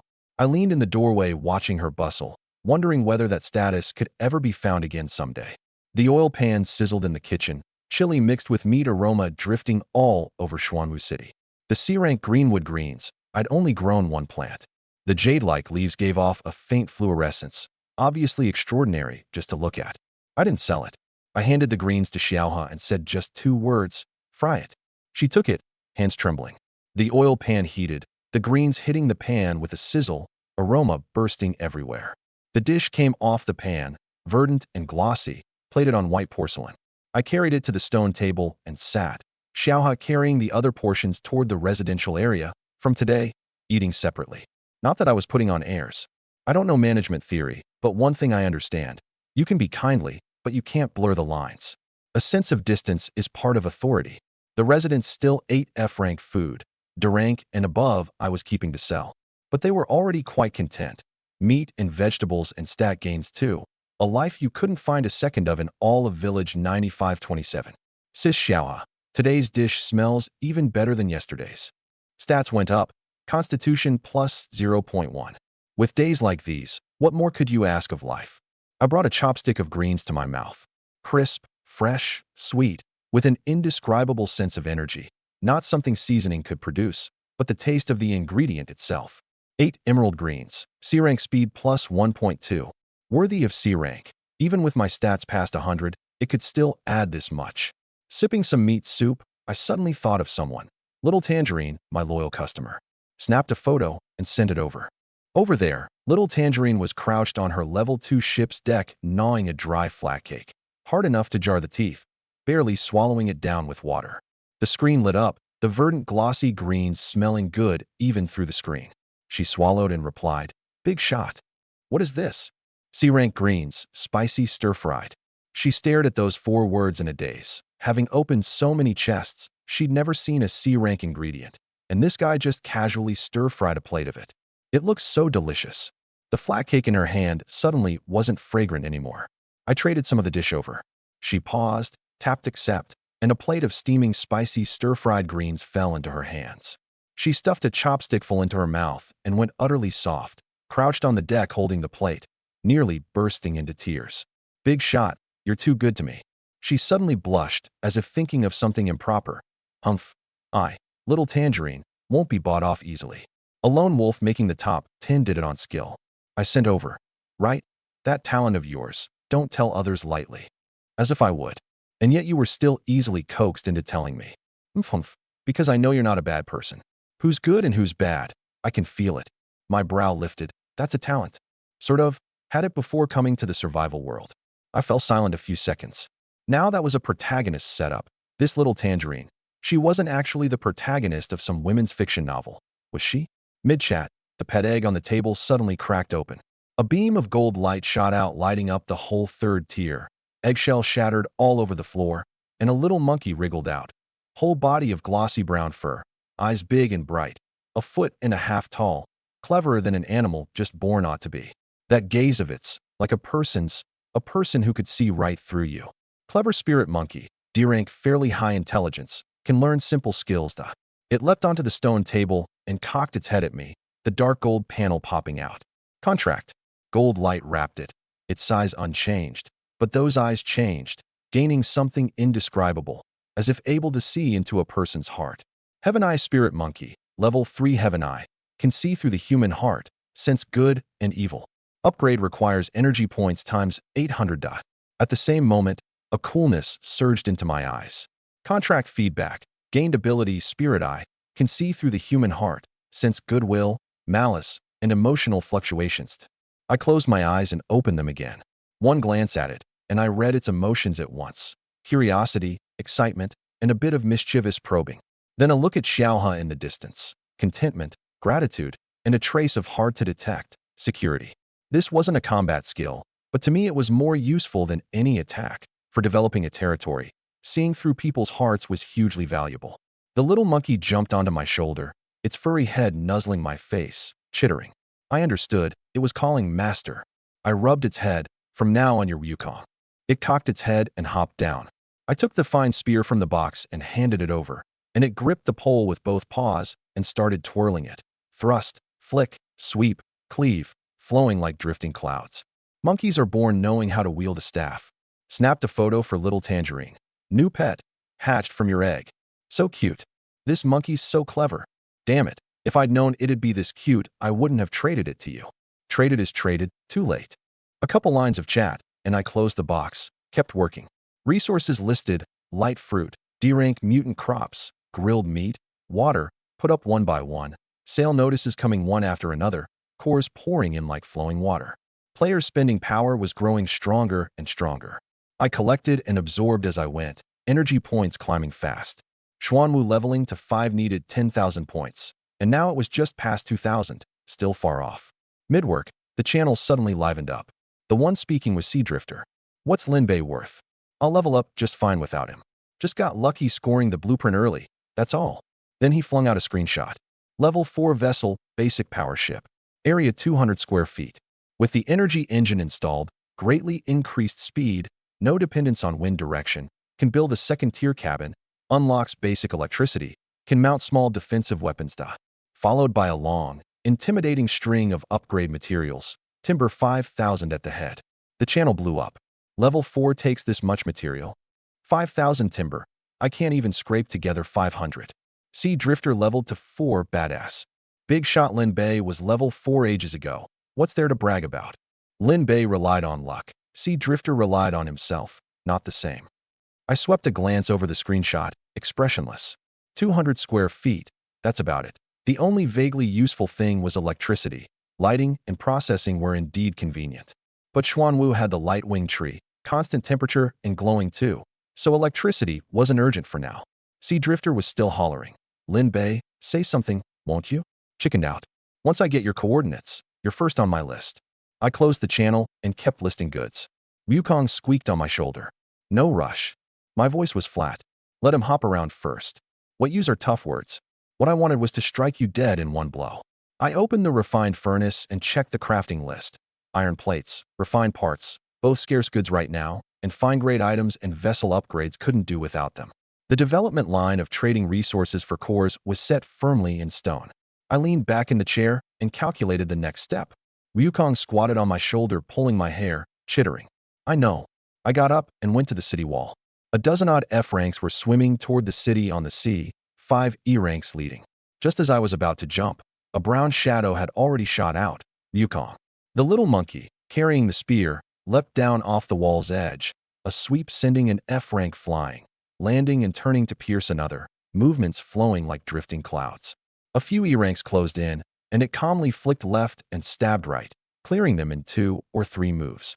I stood on the wall watching it cut in and out of the beast pack. Well now, I didn't even have to lift a hand to guard the city anymore. In under 5 minutes, all dozen-odd were dead, the system prompt already sounding in my ear. What it killed, the reward still went to me all the same. Wukong jumped onto the wall, shouldered the spear, and bared its teeth at me. Good job. I rubbed its head, and it swished its tail smugly. Back at the table, I kept listing goods. In the channel, everyone was talking about the weather. Getting hotter and hotter. It's nearly 40 degrees here, no shade on the raft. The water that was barely enough isn't enough again, gotta buy some. I thought about it, and pushed the water price down further. 3 portions of water, 1,500 milliliters, for 1 F-rank core. Couldn't help it. Having lots of water meant I could be willful. The level 4 crystal fish's daily output of 20,000 liters couldn't be used up at all. What I wanted was to swap for cores fast, not hoard and jack up prices. The moment I changed the price, the trade channel heated up. Big Shot dropped prices again. Go buy. 3 portions for just 1 core, too cheap. Those profiteers want a core for 500 milliliters. Look at this guy.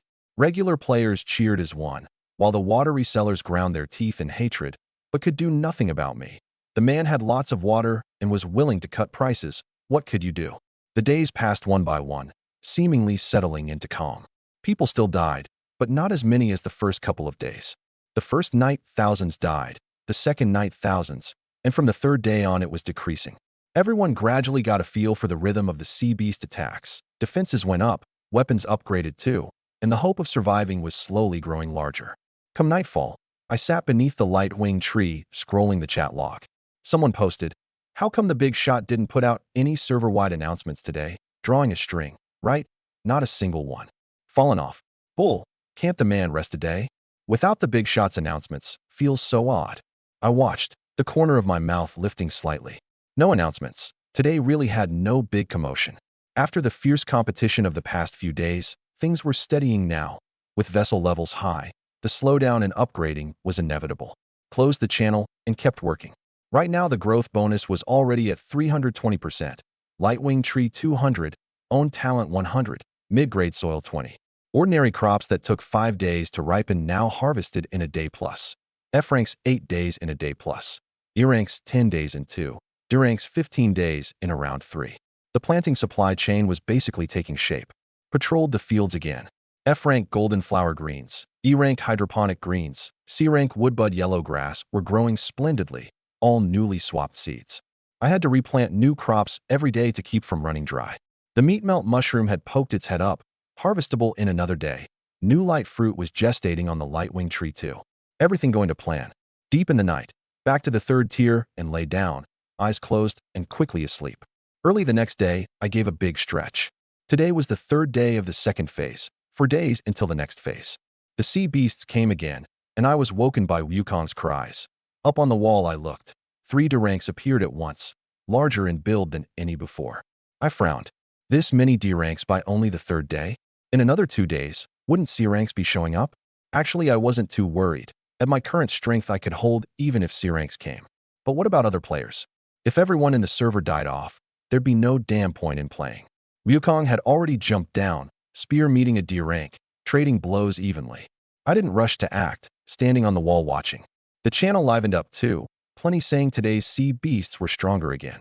2 E-ranks came at me here, nearly couldn't hold. The raft next to me got smashed to bits by a D-rank straight off. Life's getting harder and harder. I fell silent a few seconds, jumped down the wall, and a water blade slashed at the D-rank locked with Wukong, killing it on the spot. Wukong, finish it fast. It sped up its offense, clearing the remaining 2 in 2 or 3 moves. I stowed the cores and jumped onto the wall, gazing at the beast corpses not far off, mulling silently. The survival difficulty rose again. This world's will, just what did it mean? Survival of the fittest, weeding out the slow levelers? Or forcing players to band together so they could live? Thought after thought churned in my heart. I sent little Tangerine a PM. How are things on your end? What's still missing for level 4? She replied fast, with a sighing emoji. The materials are about gathered, just missing the crafting materials for the basic energy engine.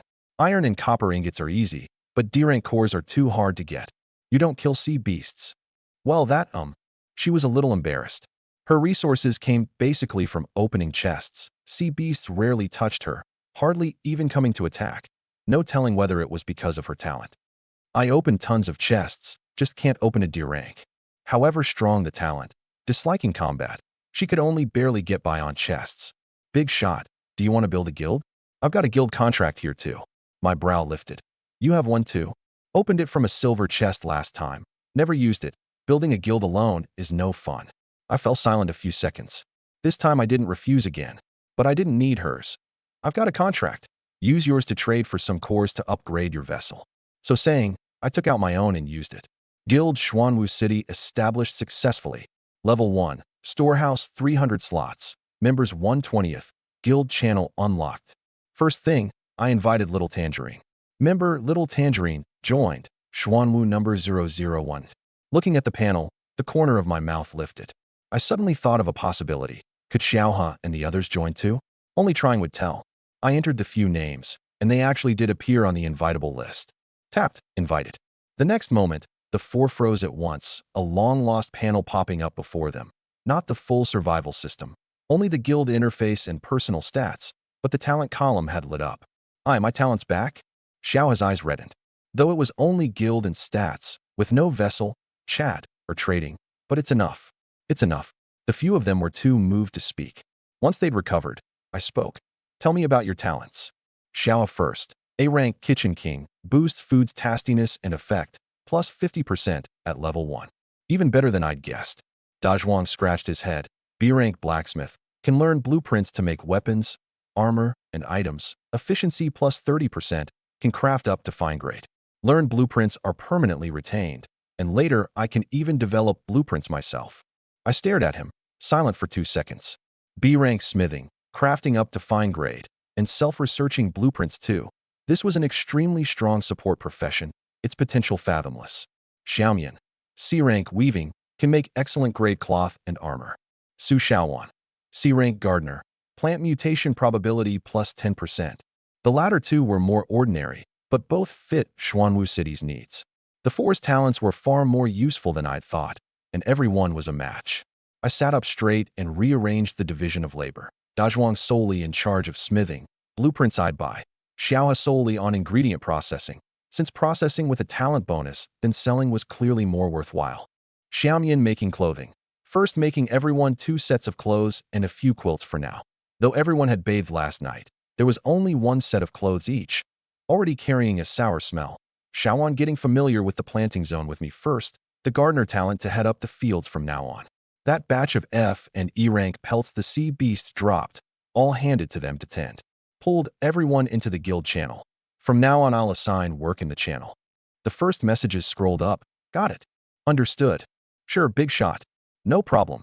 Little Tangerine popped up too. Hi everyone. I'm Little Tangerine. Please look out for me. After some chatting, everyone learned she was a top 10 player looked after by the big shot. And she learned Xiaohe and the others were people the protagonist had rescued, now living in Xuanwu City. Her fondness for me climbed another notch, and she secretly thought, Big Shot Linbei really is a good person. Could I go live on his vessel too? And if by then I really wanted to do something naughty, would I say yes, or would I say yes? Thinking it, her face reddened again. I didn't know she was letting her mind run wild, and didn't actively invite her. When the time came, it would come naturally. It was her, blessed by the goddess of luck, talent, that made me a bit envious. If only she could open chests for me every day. Never mind, not thinking about it for now. I opened the trade channel to shop for blueprints. Scrolled through a round and picked several. E-rank crystal iron armor, adds defense. E-rank water walking boots. Walk on water, adds speed. Both good things, and reselling them once made would be another sum. Right now I'd hoarded quite a lot of basic resources, but players were getting stronger and stronger, and these were no longer hard to get, so they didn't sell well. Processed them a bit before putting them out. That was worthwhile. Last I fixed on a blueprint for a fine-grade smithing bench, which could add 30% smithing speed, just right for Dazhuang's talent. The seller was called Zhang Fei, price to be discussed. I PM'd over to ask. I don't want cores or resources, I only want wound-healing medicine. I frowned. This stuff was too scarce, and those who had it held on to it for dear life. You're hurt. It's my little sister. Bitten by a sea beast. The wound won't heal. Feverish and unconscious for 2 days. Tried every method. No good. He paused. Big shot. I know you're the #1 Linbei. I beg you. As long as you can save my sister, I'll do anything. I fell silent a few seconds. Truly a lucky person. Among so many, he'd actually been placed together with his own sister. 2 light fruit. Use them first. Terms to be discussed separately. He confirmed the trade request instantly. The 2 fruit in hand, he fed them to her with trembling hands. A moment later, a girl in her early 20s opened her eyes. Brother? Zhang Fei's tears crashed down on the spot, holding his sister and crying like a child. It was a good while before he remembered something, opened a trade, and without even naming a price, sent the blueprint straight over. I declined. I wouldn't take that advantage. I initiated another trade and heaped a batch of supplies into the box. Iron, copper, timber, food, water, some for upgrading the vessel, some for daily life, plus those 2 fruit, roughly matching the blueprint's value. If you won't take it, then I won't either. Zhang Fei looked at the pile of things and his eyes reddened again. Big shot. From now on, whenever you can use me, just say the word. I nodded and added him as a friend. People with heart and loyalty, who know gratitude, I like, but I'd have to watch a while longer still. Closed the box and swept a glance over the leaderboard. I still hung at the top. Lin Mo, Changfeng, Biming Yuyu, Sea Drifter following. The top 8 all upgraded to level 4 vessels. Handed all the blueprints to Dazhuang. Learn them. Smithing's yours from now on. He took them with trembling hands, eyes shining. For a blacksmith, this was too tempting. Rest easy, big shot. I'll surely do well. Took him to the high ground's first tier, raised a spacious smithing room with earth control, moved the furnace over, and made a fine-grade smithing bench too. This is your workstation. Tell me when you're short on material. Then up to the second tier, storehouse and kitchen both there, and set aside another room as a weaving room for Xiaomian. She looked at the tools, eyes ablaze. I'll surely make the best clothes. The third tier was my home, no one else assigned. I stood at the high ground's edge overlooking the whole city. The gold canopy covering most of the city, crops neat in the fields, a few people busy in the residential zone. Not many people, but everyone radiating vigor. City Lord, food's ready. Xiaohe called up from below, head raised. I paused. What did you call me? City Lord. You're the master of Xuanwu City. We call you City Lord. That's all right, isn't it? The corner of my mouth lifted. It's fine. Down to the kitchen. The food all set. E-rank beast meat stewed with potatoes, F-rank stir-fried greens, blood rice, a bowl of wild vegetable soup. I tasted a bite first. Superb, more fragrant than before. This must be the effect of the A-rank kitchen king. My stats still weren't boosted, but this taste alone was an enjoyment. Casually posted in the channel, food's ready. Got it. Right there. Coming, coming. Thank you, City Lord. Little Tangerine popped up, feeling wretched at the message. You all eat, and me? Recalling those delicacies from before, she nearly drooled, yet was too embarrassed to speak up. Xiaomian sent a photo of the food. It's so fragrant today, sis Xiao's skill keeps getting better. Little Tangerine's stomach growled with a rumble. Just as I was wavering, a trade request popped up, sent by me, a steaming hot meal. Guild benefit, every meal from now on. Really, really, it's all cooked anyway. One more portion's no trouble. She tapped accept, stuffed a chopstickful into her mouth, still hot. Long live the City Lord, and then buried her head in eating hard. Little Tangerine, the City Lord's really good to you. Naturally, the big shot's a good person. Shouldn't you thank the City Lord then? Thank you, City Lord. I looked at the channel and smiled a little. To my own people, I've always been generous. Picked up my bowl and kept eating. Wukong squatted at the table's corner, cupping a chunk of meat and gnawing it with grease all over its mouth. The first batch of clothes came out fast. With the talent bonus, efficiency was high. Xiaomian carried 3 neatly folded sets to me. F-rank clothing, base stats plus 0.3. I picked one up and felt the fabric, soft and breathable, far more comfortable than this rough set on me. About how long to make one set? 2 sets an hour, faster with better tools. I nodded. That efficiency was enough. Just as I set the clothes down, Dazhuang came running too. City Lord, I made gear. A gray-black metal armor over his body, leather boots on his feet, looking a size bullier. Crystal iron armor, excellent constitution plus 1.3 water walking boots, excellent speed plus 1.2. E-rank blueprints corresponded to excellent quality. Reaching this on a first try was already good. I put on a set too. Stats did go up, but with my constitution over 100, the 1.3 was almost imperceptible. But for ordinary players, this effect was outstanding. They had only a few stat points to begin with. Well done, Dazhuang chuckled. I'll make several more sets and outfit everyone. I listed the clothing and gear for trade. Ordinary clothing 10 F-rank cores, crystal iron armor 30, water walking boots 25. The moment I listed them, the channel blew up. Big shot Lin Bei can even craft gear now. Crystal iron armor adds 1.3 constitution. I'm only 4.2. Wearing it I go up a third. Cut the chatter and buy quick. Both pieces of gear sold out almost instantly. Watching the cores come in, I was in a good mood. Leaning back in the chair mulling another matter. The points system ought to be put on the agenda. Right now, with few people, distribution was no problem. Once there were more, keeping the drive up would take a visible, attainable system. A common pot wouldn't do, or in the end, everyone would slack off and big trouble would break out. I rubbed my temples. Do it once there were a few more people. Right now, what was more urgently lacking was a steward with management experience. Just as I was thinking it, a server-wide announcement popped up. Congratulations to player Sea Drifter, the first to enter a danger zone. Reward, silver chest times 1. An old acquaintance. The channel heated up instantly. What's a danger zone? Besides Lin Bei and Lin Mo, finally a third person on the announcements. This guy's reputation isn't great, but his strength really isn't weak. Sea Drifter popped up too, smug. Lin Bei, see that? Thought only you could make the announcements? Once I get good stuff in the danger zone, I'll kill you. I ignored him, only murmuring inwardly. This man already has a way to get himself killed. Over on his end, Sea Drifter's 5 ships charged into the danger zone in a line. On the sea, chests floated one after another. Wooden, black iron, bronze, and even a silver-glinting silver chest. Everyone was ecstatic. Get in there and scoop them all up. Then a spread of ghostly light surged up from beneath the sea, dense and packed, all D-ranks. A dozen-odd D-rank sea beasts rammed the fleet. Ambush. Screams rose one after another. A single claw shredding a level 2 vessel. In a blink, of 5 ships 3 remained. A dozen-odd of his men lost. And it was only because he fled fast and withdrew from the danger zone that he wasn't wiped out entirely. Sea Drifter's heart bled with the loss, yet he dared not make a sound. So making the announcements wasn't all good things. He gritted his teeth staring at the channel. This loss couldn't be eaten alone. So he posted a message. Anyone who wants to go, suit yourself. Head toward the sun and you'll reach the danger zone. He even attached a photo taken just as he'd entered, the silver chest glinting on the sea. Lots of good stuff in the new zone. See for yourself. Don't blame me for not telling you. Someone questioned it. You be this kind-hearted? Believe it or not. He closed the channel with a cold sneer.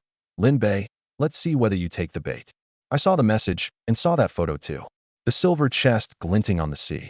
I knew he was up to no good. Such a good thing announced aloud had to be a trap. But my appetite was big enough to swallow it. I got up and patted the dust off my clothes. Turn. I ordered Xuanwu. Target the danger zone, toward the sun. Wukong jumped down off the wall and landed on my shoulder.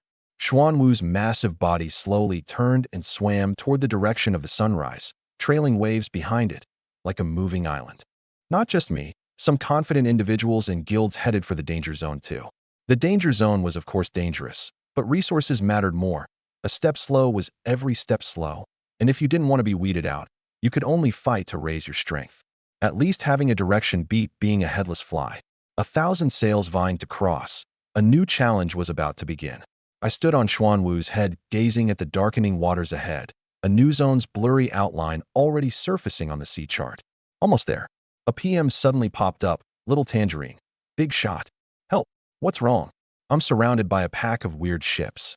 Not ordinary players. They attack anyone they see. The ship can barely hold on. Her tone had never been this panicked. Coordinates. She sent one. One look. Extremely far. It'd take a very long time to rush over. Big shot. I might be done for. Everything's yours. The next moment a trade request popped up. She'd put her whole fortune in. Plenty of good goods. I declined. Cut the chatter. Hold on. I got up and took a gray stone from the box. A teleport stone, which could record coordinates and teleport on use. Only it could get me there instantly. Very precious. But for little Tangerine, worth it.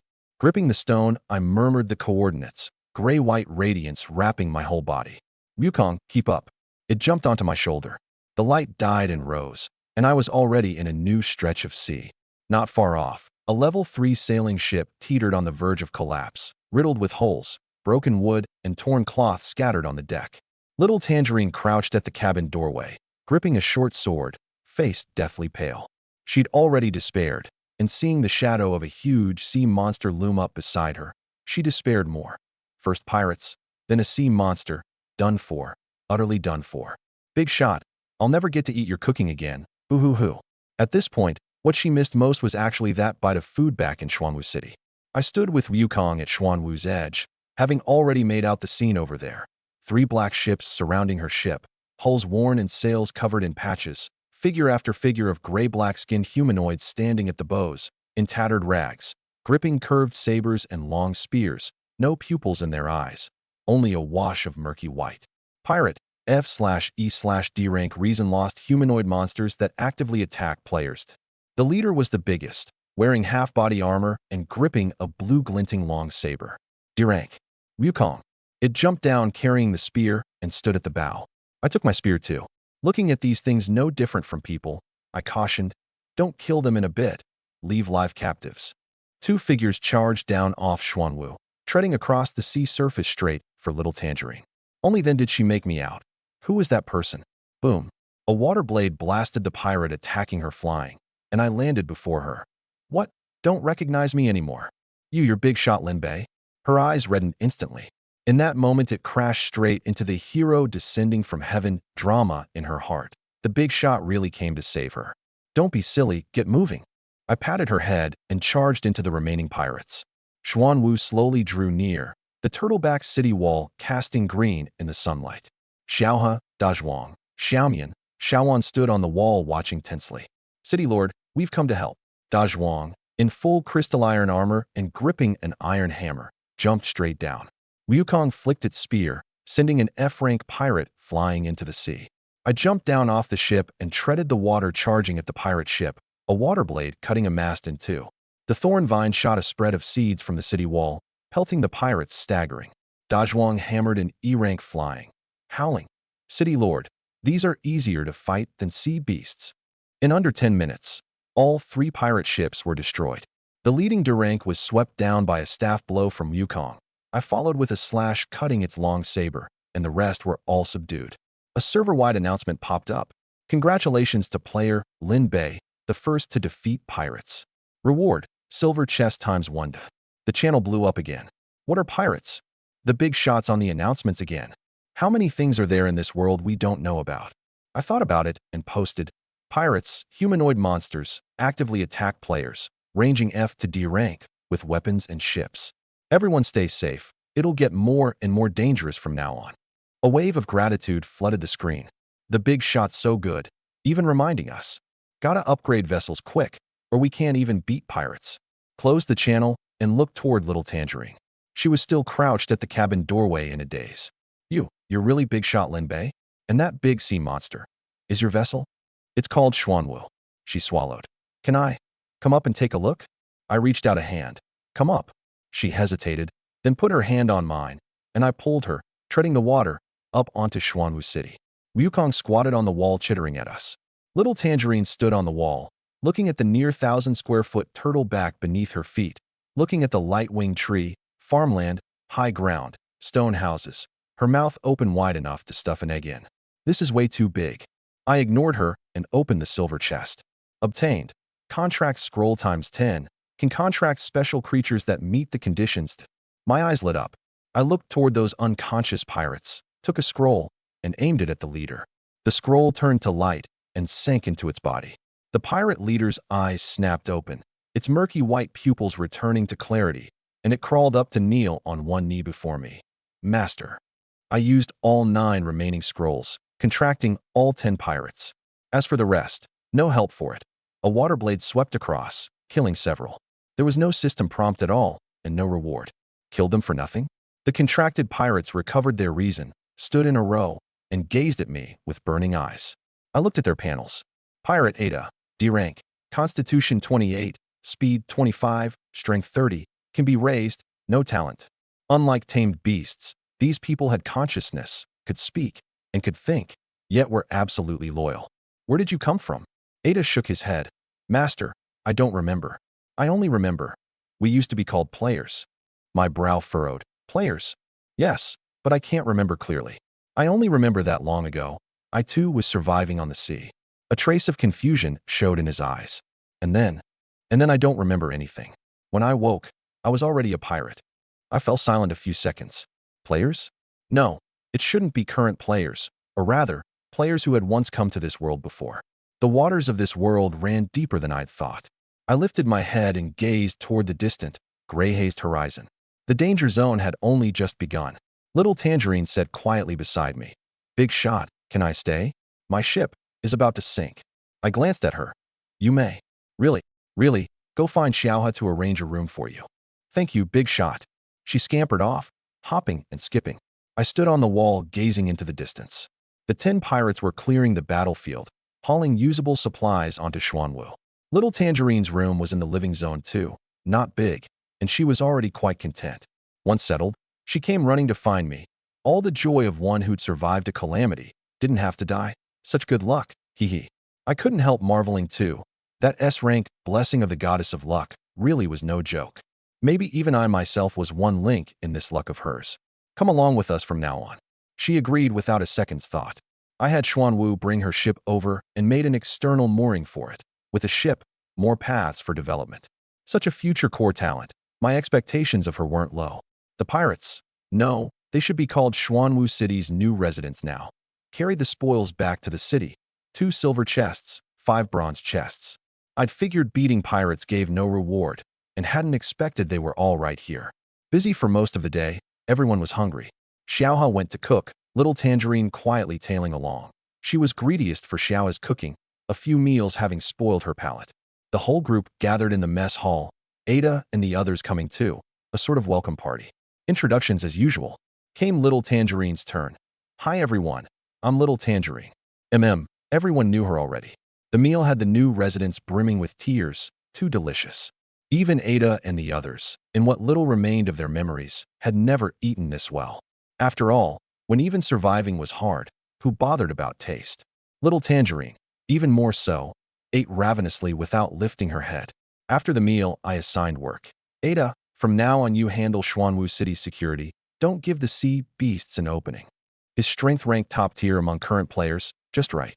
Air and Asin assist Dazhuang. ACI and Au follow Xiaohe and take her arrangements. Dazhuang, Xiaohe, and the other early comers each got people assigned to them, counting as a promotion to small team leader.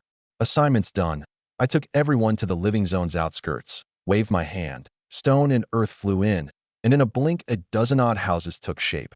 Same as before, not big but cozy. One set each. Once there are more people, we'll expand the living zone again. Once more, everyone marveled at the city lord's power. I didn't assign little Tangerine work. I took her back to the high ground, explaining the layout along the way. This is the living zone, the planting zone in the middle, and finally the high ground. That room on top is my house. Little Tangerine's face flushed red in a flash. Taking me to your room? That's not right. In broad daylight. The more she thought, the redder she got. I thought her fright hadn't passed and quickly asked, "You okay?" I'm fine, I'm fine." Seeing she really was fine, I relaxed. Such a fine talent couldn't afford to go wrong. At the storehouse, I took out several chests. What I coveted most was this talent of hers, and now I could finally test it. Let's test your ability. 2 silver, 5 bronze. She rubbed her hands, picked up a bronze one, and opened it. Refined parts times 10, iron plates times 8, E-rank cores times 5. I was dumbfounded. This was the output a bronze chest should give. Recalling my own take opening bronze chests back then, I just felt thoroughly screwed. Sour as I was, I didn't show it and nodded. Keep going. The second, premium soil times 10, random seed pack times 3, D-rank cores times 2. The third, fine-grade long saber blueprint times 1, iron ingots times 30, copper ingots times 20. The fourth, E-rank cores times 8, refined parts times 12, timber times 200. Finally, not some heaven-defying output, and I felt like I was back in form. The fifth, D-rank cores times 3, iron plates times 10, glass times 20, basic energy engine blueprint times 1. Crack. Something of mine seemed to shatter. One look, it was my heart. Goddess of luck, you sure play favorites. 5 bronze chests opened. I was quite satisfied, and she was quite happy too. Big shot. The quality of these chests of yours is pretty good. Not as good as that time I opened before, but not bad either. Stop. Please just stop. The shock's a bit much for me. Luckily, this luck now belonged to Xuanwu City. The silver ones, keep going. She took a deep breath and opened the first silver. Mid-grade energy engine blueprint times 1, excellent furnace blueprint times 1, D-rank cores times 15, iron plates times 50. The last one, a flash of gold light, asterisk asterisk lucky charm, excellent, times 1, wearing it slightly raises chest opening quality probability, asterisk asterisk. She froze. Big shot this. Keep it. She hung the charm around her neck, chuckling away. I stowed the blueprints and materials, mind made up. From now on, all chest opening goes to you. These cursed hands of mine simply weren't worthy. She nodded hard. No problem. Wukong squatted on the windowsill, looking at the charm then at her, squeaking twice, and she made a face at it. With her talent, she was the best fit for storekeeping and managing everything that runs on probability. I couldn't trust anyone else. Just as I meant to take her out, she called to me. City Lord, I've still got quite a lot of resources here. They're all yours. The next moment, she kept pulling things out from her person, heaping them before me. She was still pulling things out. Watching the supplies pile higher and higher on the ground, I couldn't help it. This much? Where are you pulling it from? She chuckled and showed off an item. Spatial backpack. Excellent 50 square meters. I fell silent. Looked at my own novice backpack. 1 square meter. I'd never even heard of this thing. Set in stone. This girl was absolutely kin to the goddess of luck. She kept pulling. Guild contract times 1. Dozens of portions of seeds of every grade. Iron ingots 200, copper ingots 100, refined parts 50, iron plates 30, and cores 2.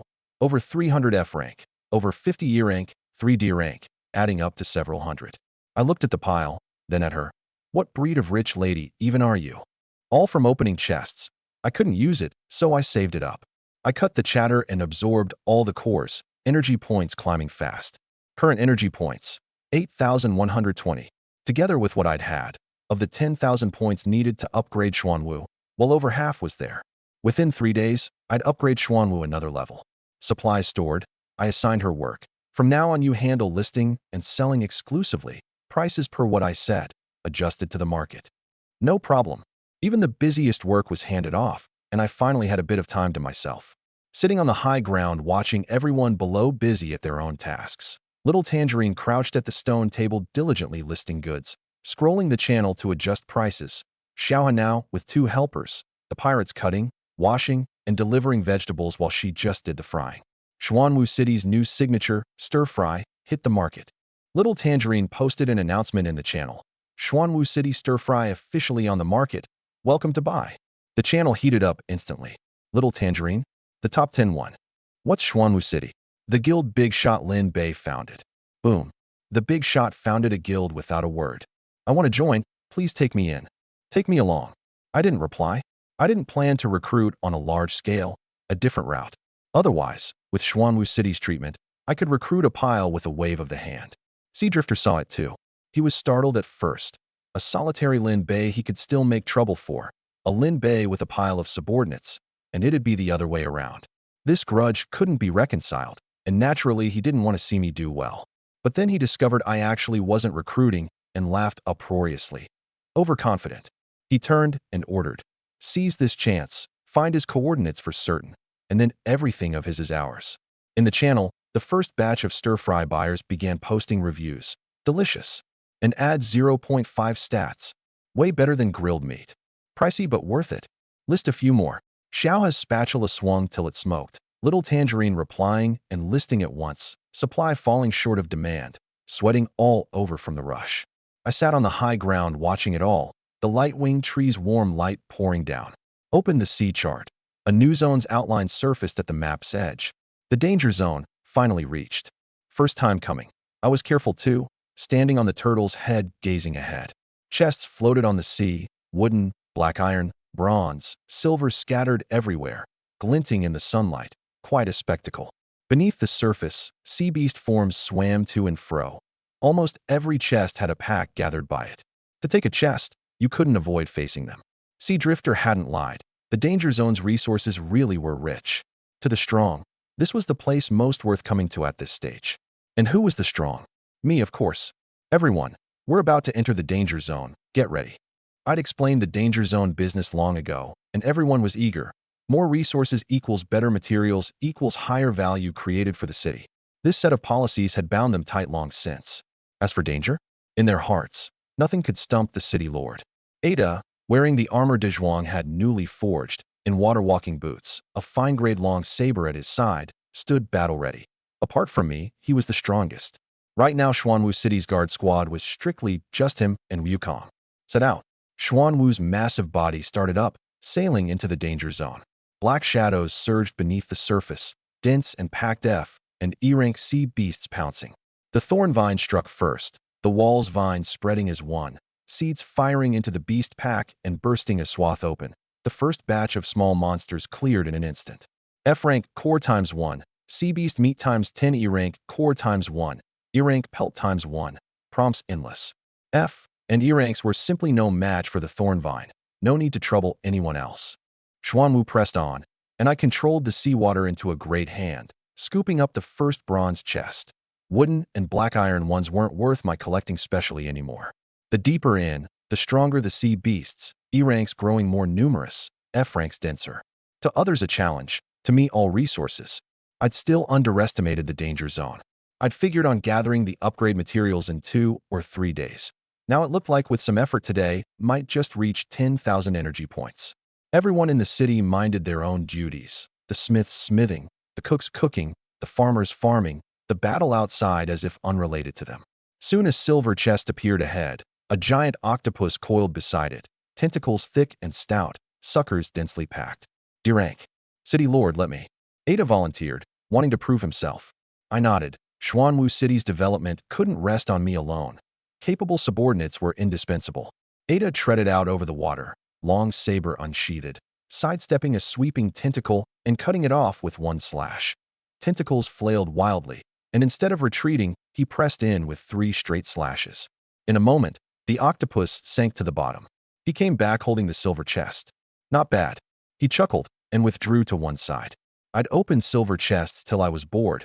Now I wanted to know what was in a gold chest. Keep going. Xuanwu sped toward the depths. Elsewhere, Sea Drifter's subordinate came running holding a blue glinting talisman. Boss, found it. Locator talisman, C rank item. Can directly locate a player and teleport over. Sea Drifter snatched it, eyes lighting up. The talisman had cost a big sum, but was worth it. To rule village 9527, I was a hurdle he couldn't get around. If he didn't strike before I came into my power, he feared there'd be no chance later. The pace of progress I'd shown this while frightened him, especially since the longer he stayed in this world, the more he understood how hard those achievements of mine were. Lin Bei, this time you can't escape. He sneered coldly. The fleet soon assembled, the earlier losses already made up, even more massive. Plundering players could always draw some madmen unwilling to be bound by morality. Once law had held them down, now that it was gone, their true natures were fully exposed. Wipe out Lin Bei, seize the resources. The subordinates roared in unison, no fear in their eyes, only fervor.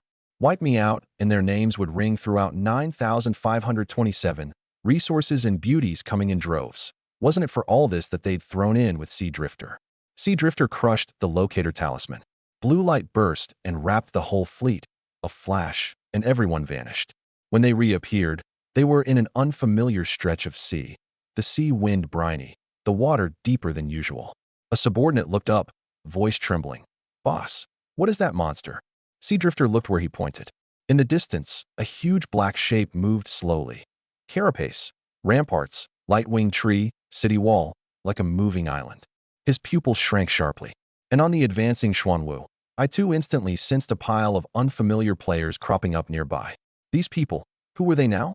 The two sides' lines of sight met in the air, sparks flickering. Sea Drifter's people stared in terror at that moving island. On top of that giant beast, there are people.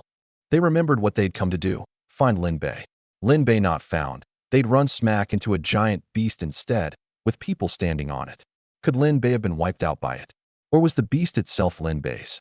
Someone swallowed, terror spreading through the fleet. I'd recognized Sea Drifter too, all because he'd flashily posted a selfie in the channel back then. The corner of my mouth lifted, an old acquaintance, finally meeting. Draw near. Xuanwu slowly turned, and the waves from its movement alone rocked the ships over their staggering.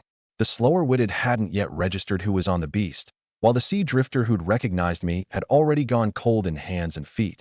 Just what kind of monster had he provoked? Xuanwu stopped before the fleet. He forced calm. "Hello, we're players who wandered into this stretch of sea by mistake. Are you players too?" I wore a look of amusement. "Putting on an act with me? You weren't like this in the channel." "Oh, don't recognize me anymore, Guild Leader Sea Drifter? Weren't you coming to find me? I'd actually like you to bring back that arrogant look from before." His pupils shrank sharply. He'd recognized me. In that case, no more act. Strike. A dozen-odd ships raised weapons and attacked Xuanwu at once. But those attacks landing on the armor didn't leave so much as a mark. I didn't even raise a hand. Wukong jumped down carrying its spear and charged into the fleet, the thorn vine seeds firing like bullets, punching holes one after another in people and hulls. Ada drew his saber and treaded out over the water. Him alone, and Sea Drifter himself was no match, let alone the rest. The me who'd been taken for prey bared fangs in that moment. In a moment, most of them lost the power to resist, cries for mercy rising one after another. I didn't soften. Keep going. This was the sea survival world, no moral binds. From the moment they set their sights on me, the ending was decided. Cheat equipped and still bullied by others, then the cheat would have been for nothing. Lin Bei, may you die a horrible death. Sea Drifter watched in despair as his hand was pinned dead by a spear thrust from Wukong, and then he lost all breath completely. Even at death, he had to be nasty in the channel one last time. Lin Bei bullies the weak. Everyone, don't be fooled by him. There was no ripple in my heart, merely settling a small nuisance. Before long, Sea Drifter's guild was wiped out entirely. Only wrecked ships left drifting on the sea. Soon someone in the channel noticed his name was gone from the leaderboard. He was just at 5th. Refresh and check, really gone. Combined with that last line of his, everyone deduced Sea Drifter was gone, and the one who struck should be Lin Bei. I posted a photo, wreckage strewn across the sea, the most heavily damaged being precisely a level 4 vessel. Everyone, Sea Drifter attacked me and was wiped out by me. The channel fell dead silent. It was a moment before they registered it. The Sea Drifter who'd been so cocky this whole while had actually been wiped out by Lin Bei. At this point, the player who'd sold him the locator talisman stepped forward. Just over 20 minutes ago, I sold him an item. Attached a screenshot. He must have used this to go make trouble for big shot Lin Bei. Everyone sighed. paying money to go get himself killed, the first of his kind. Seeing the item info, I secretly lamented too. A good thing, used up by him. The matter was clear. Sea Drifter overrated himself, really went offline to find Lin Bei, and outmatched was wiped out. Just how strong was this big shot? The players who'd been worried for me gradually set their hearts at ease. I said, big shot Lin Bei isn't that kind of person. This was reputation. His conduct this while had long angered plenty of people, and now that he was gone, some even applauded. Over on my end, I was busy hauling the resources from Sea Drifter's ships over. Ada led the pirates into the water to scoop. Wukong helped haul on deck. Dazhuang led people on the high ground counting and stocking. Over 300 cores, F, and E ranks both. 200 iron ingots, 150 copper ingots, 5 blueprints, and plenty of materials too. Dazhuang reported in a bright voice. This haul was enough to keep them busy a good while. I watched the wreckage slowly sink. We set out once the cleanup's done. The danger zone isn't fully walked yet. Half an hour later, all the supplies were aboard. I glanced at the energy points. With the new cores, over 9,000, just a few hundred short of an upgrade. Delivering ahead across 1,000 miles. Thanks, old pal Sea Drifter. Press on. Xuanwu turned toward the depths. Sunlight scattered over the rippling water. A speck of gold light flickering in and out of view in the distance. I narrowed my eyes. A gold chest. Looking closely, it really was a gold chest, and on a sea island besides. Chest plus island, double blessings. Good thing my eyesight had risen after enhancement, or I really might have missed it. The island's outline flickered in and out along the horizon, that speck of gold light right on its beach. Full speed ahead, Xuanwu rolled over the wreckage of Sea Drifter's fleet and charged straight for it. In the lull of the journey, I took stock of the spoils. Not much. 2 blueprints had some value. E rank, excellent long-handled broadsword. D rank, fine-grade breaker longstaff. Weapons of this grade had a market among players right now. I'd have Dazhuang forge them back home. Stowing the blueprints, I sighed. Dazhuang alone crafting weapons was too slow. I'd have to cultivate a few more smiths. Even making low-grade weapons could earn quite a bit. Those pirates could assist, but not one could truly forge independently.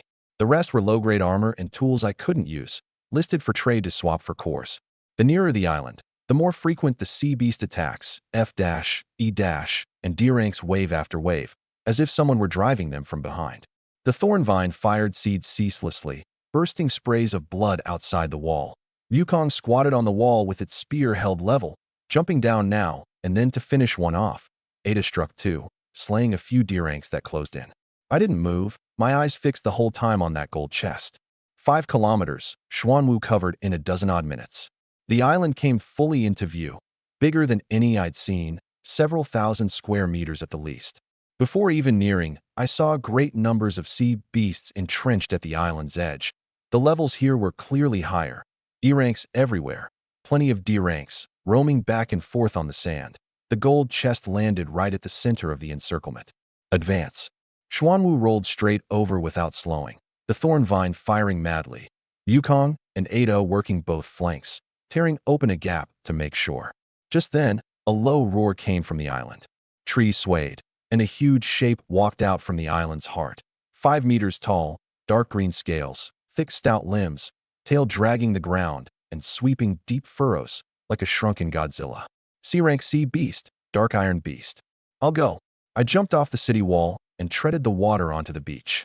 It lowered its head, yellow-brown eyes fixed on me, a rumble in its throat. I didn't rush to strike, a fine chance to hone combat skills. Water blade in the left hand, earth clod in the right, would element out at once, sea grass surging up underfoot to bind its hind legs. It roared in fury, snapped the sea grass, and pounced. I sidestepped, the water blade cutting its neck, but leaving only a shallow white mark. Scales too thick, force not enough. Its combined stats were around 80. I put away the water blade and switched to the fine-grade spear, while earth clods kept pelting from the side to disturb its sight. It turned irritably and pounced at a clod. I seized the chance to close in and drove the spear into the gap of a hind leg joint. It thrashed in pain and swung its tail. I leapt to dodge, landed on its back, and stabbed hard at the back of its skull. It struggled violently. I gripped the shaft steadily and added 2 more thrusts. A few minutes later, it fell. Slew a C-rank sea beast obtained. C-rank water attribute core times 1. C-rank beast meat times 20. C-rank pelt times 5. Cores had attributes now? I picked up that pale blue core. Holding it, I could feel a coolness. Was it a trait of C rank and above, or did this one just happen to be water attribute? Without a control group, hard to say. The familiar announcement popped up again. Congratulations to player Lin Bei, the first to slay a C rank sea beast. Reward: exclusive blueprint set times 1. I opened it. An exclusive blueprint, customizable, a blueprint for any one item of your choice from F to D rank. Another new thing. I frowned and stowed it first. There was still a gold chest to open. Onto the island, up to the chest. Not big, gold all over, carved full of intricate patterns. Little Tangerine, you come. She jumped off the city wall and ran over, eyes shining fixed on the chest. Big shot, what do you want? She suddenly stopped and asked. I can have whatever I want. I smiled. Give it a try. I thought about it. Bring a spatial backpack, same as yours, plus some cores and high-value items. No problem. She took a deep breath, rubbed her hands, crouched, and opened the chest. Gold light shot to the sky, brighter than any chest I'd opened. The light dispersed, and she pulled things out one by one. Spatial backpack, rare/C rank, times 1, space 200 cubic meters, dark brown leather, a size bigger than hers, giving off a faint glow. C rank cores times 20, red, blue, green, yellow, every color, heaped together like a little pile of gems. Mid-grade energy engine blueprint times 1. C rank rare power boots blueprint times 1. I stared at her wide-eyed. She giggled, wearing a hurry up and praise me look. I tried it before too. Think of what you want before opening, and the success rate's decent. I was utterly speechless. So you're the only true-born daughter of this world, huh? Luckily, this talent belonged to one of my own. Both being S rank, I couldn't help feeling my farming master was a bit weak. I took the 2 blueprints and looked. The mid-grade energy engine needed iron ingots 500, copper ingots 300, refined parts 100, iron plates 50, D rank cores 30, craftable at a level 4 workbench. Little Tangerine had opened one from a silver chest before. Now there were 2, still not many. To pry things out of top-tier guilds' hands, this kind of upgrade essential was the most useful. The C rank power boots needed a level 5 workbench to make. No use for now. A good thing, pending enhancement. Ever since Little Tangerine came, my appetite had grown bigger and bigger. 20 C rank cores all absorbed, each about 100 energy points, 20 for 2,000, plus what I'd had, breaking 10,000. Current energy points, 12,100. I glanced at the panel, the corner of my mouth lifting. Over in the channel, they were still discussing this announcement, but the buzz had actually faded. Players had grown used to Lin Bei's on the announcements again. Badass was consensus, so what was there to make a fuss over? A day without seeing big shot Lin Bei on the announcements, and I feel off all over. This time a C rank first kill, badass. I closed the channel, put on the newly obtained spatial backpack, storage instantly up 200 cubic meters, stowed everything on my person into it, and traveled light. No rush to upgrade. Let's finish exploring the island first. With Wukong and Ada, I walked toward the island's depths. Before long, a stretch of grassland appeared, a few white woolly sheep grazing. E-rank special sea beast, shaggy sheep. They glanced at me and, surprisingly, weren't fierce like other sea beasts, just lowered their heads and kept grazing. My eyes lit up. Could these sheep be raised? Wool for clothes and pants, mutton for hot pot and skewers. I was nearly drooling, couldn't waste them. Wukong. It jumped down, didn't strike, only released its aura to suppress them, and the flock instantly went docile and lay on the ground. I waved a hand, controlled Earth to fence a pen, and pinned the sheep in. Further on was a coconut grove. D-rank coconut trees times 2. Bring them back, bring them all back. One burst of wood element, uprooted whole and stowed into the backpack. I searched as I walked. Iron, ore, copper, ore, rare metal, or all carried off, the thief leaving nothing behind. The stronger earth element let me easily detect, or veins. Suddenly, I sensed a batch of different, or silvery white, giving off a faint glow, hidden deep in the soil layer. A thought stirred and I dug it out. Mithril, or high-level resource, requires a rare-grade furnace to refine it. Something usable only at a higher tier. Dug it all, mithril, or times 32. The whole island searched through, most of the good things went into my pocket. With me, even a clod of earth was a resource. Back at the beach, I had everyone stay on the island and withdrew Xuanwu to deep water. Its carapace cast green-black in the sunlight. I stood on the turtle's head and took a deep breath. Xuanwu, upgrade. Costs 10,000 energy points. The carapace shook violently, harder than any time before, expanding madly outward. 1,000 square meters, 2,000, 3,000, 4,000, 5,000.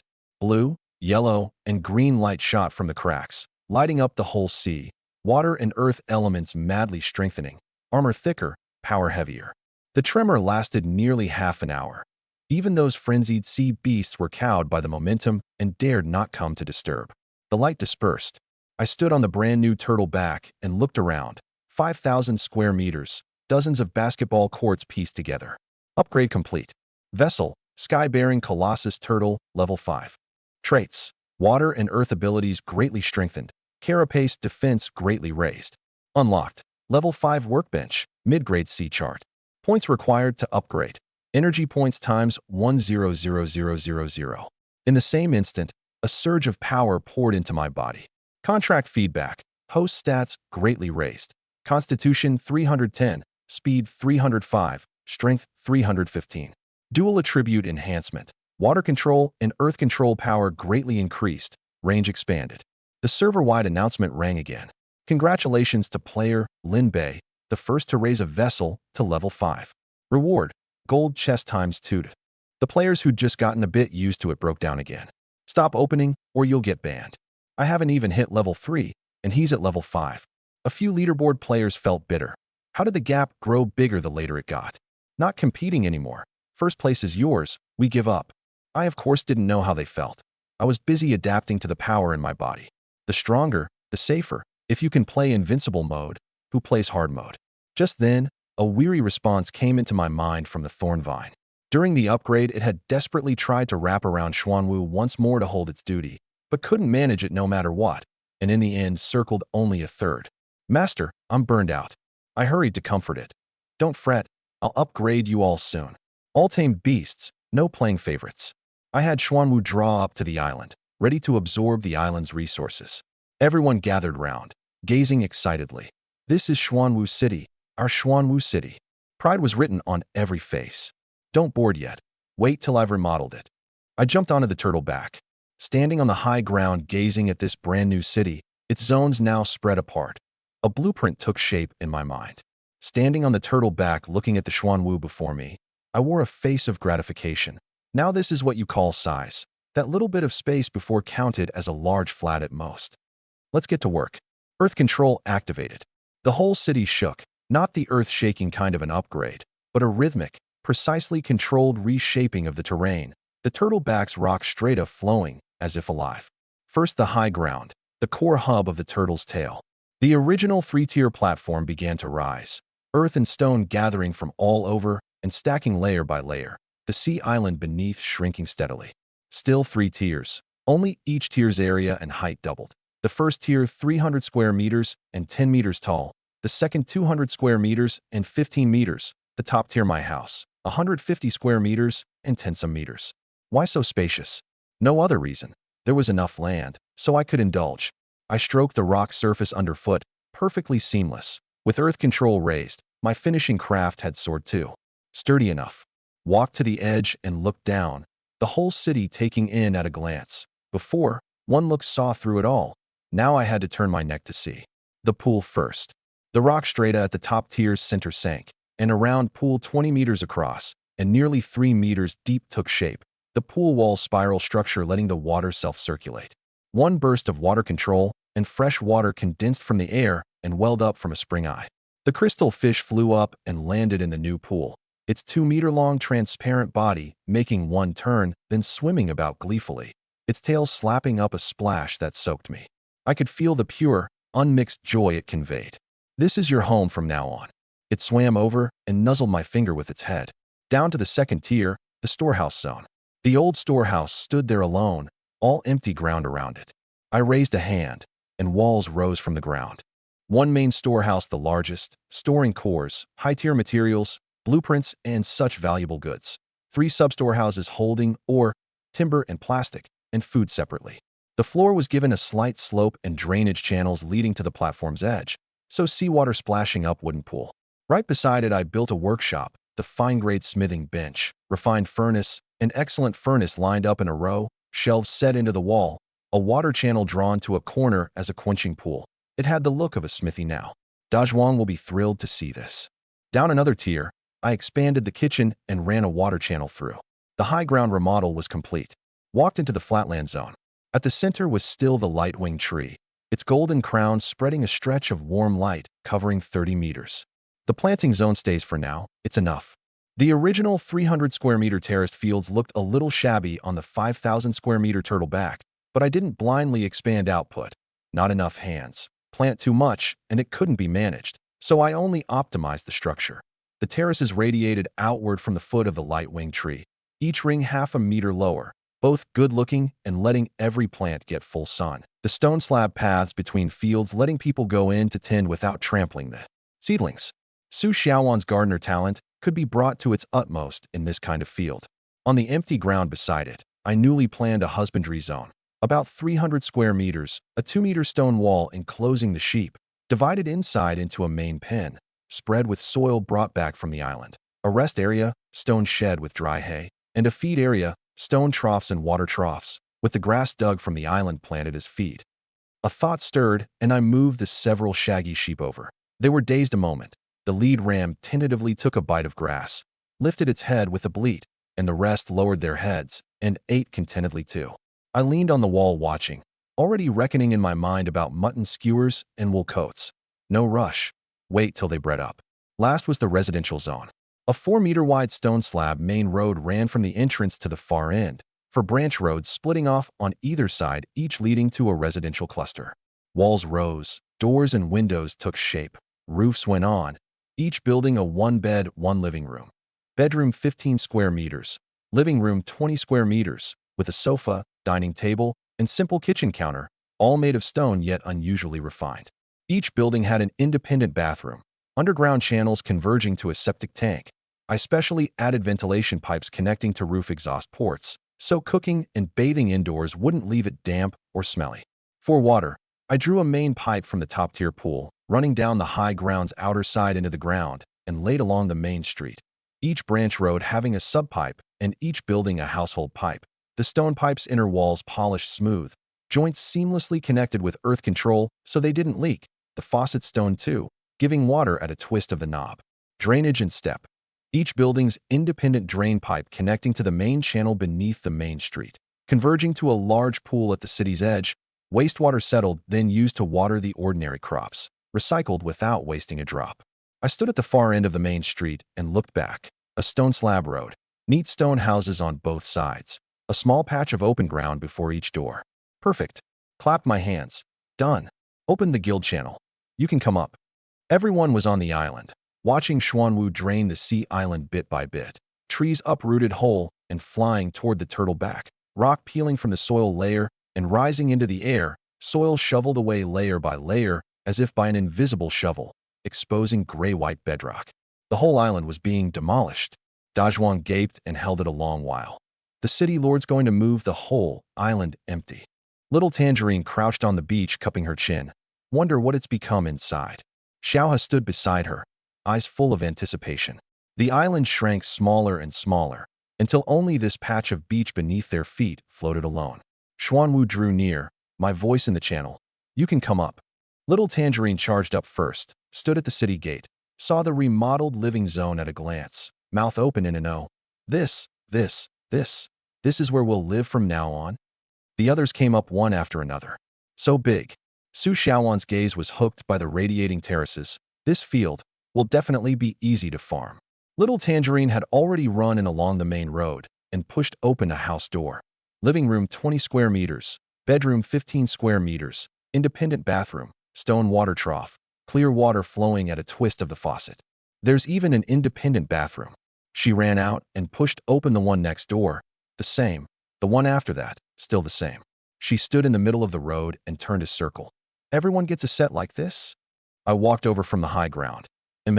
Everyone has one. She flung herself over and hugged me, then let go quick as a flash. Ear tips flushed red, turned and ducked back into her own room to go study the faucet. Xiaohe found the house on the planting zone side, stroking the stone countertop, spacious enough, twisting the faucet to watch the flow. Cooking will be convenient from now on. Dazhuang didn't enter a house, heading straight for the second-tier workshop on the high ground. The fine-grade smithing bench, refined furnace, and excellent furnace lined up in a row, shelves, and quenching pool all there. He stood at the door, eyes reddening. City Lord, I've never used such fine things in my life. Ada and the others' houses were at the ends of the branch roads, near the city wall. Ada walked into the living room that was empty yet had everything, looked around, then went out and gazed toward the city wall covered by the thorn vine into a green screen. This is home now, he said in a low voice. Behind him, Air nodded hard. I left the residential zone for the husbandry zone. 2-meter enclosing wall, the sheep already settled, the lead ram warily sizing up its surroundings. I vaulted the wall and landed before it. It backed up and lowered its head in a defensive stance. I didn't move and opened the taming panel. Contractable creature detected, shaggy sheep, E-rank. Spend 1 taming point to contract. Contractable after all. Contract. Dark gold light sank into the ram. It shuddered, its eyes gaining a trace of affection. Tamed beast, shaggy sheep chief, level 1. Traits. Commands the flock, super strong breeding, offspring breeding speed plus 100%. Output. Each you it commands produces F rank will times 2 daily. The chief ram itself has no output. Food intake. The chief ram 30 caddies of fodder daily. The flock forages on its own. Points to upgrade. Energy points times 50/contract feedback. Constitution plus 0.1. This flock is yours to manage from now on. Eat. It took a bite of grass. Back to the pen. It walked a few steps and looked back at me. The corner of my mouth lifted. Being a bit dim was good, or later I wouldn't have the heart to eat its children's meat. Another line of income, delightful. Wool for Su Xiaowan to make clothes, mutton for Xiaohe to cook, and once bred up, saleable too. Then to the planting zone. Su Xiaowan was already crouched at the field's edge, carefully loosening soil. I walked to those 3 small plots of meat melt mushroom. 2 had already sprouted, deep brown caps with orange-red veining, like magma channels. Meat melt mushroom, D-rank mature, harvestable, decent quality. Then I looked at the plant in the 3rd plot.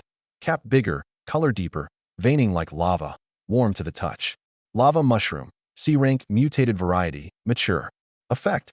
Eating it moderately raises constitution and strength. The 2nd C-rank crop in hand. A 40% mutation rate, 1 C-rank from 3 plants, decent luck. Picked all 3 and stowed them into the backpack, for Xiaohe in a bit.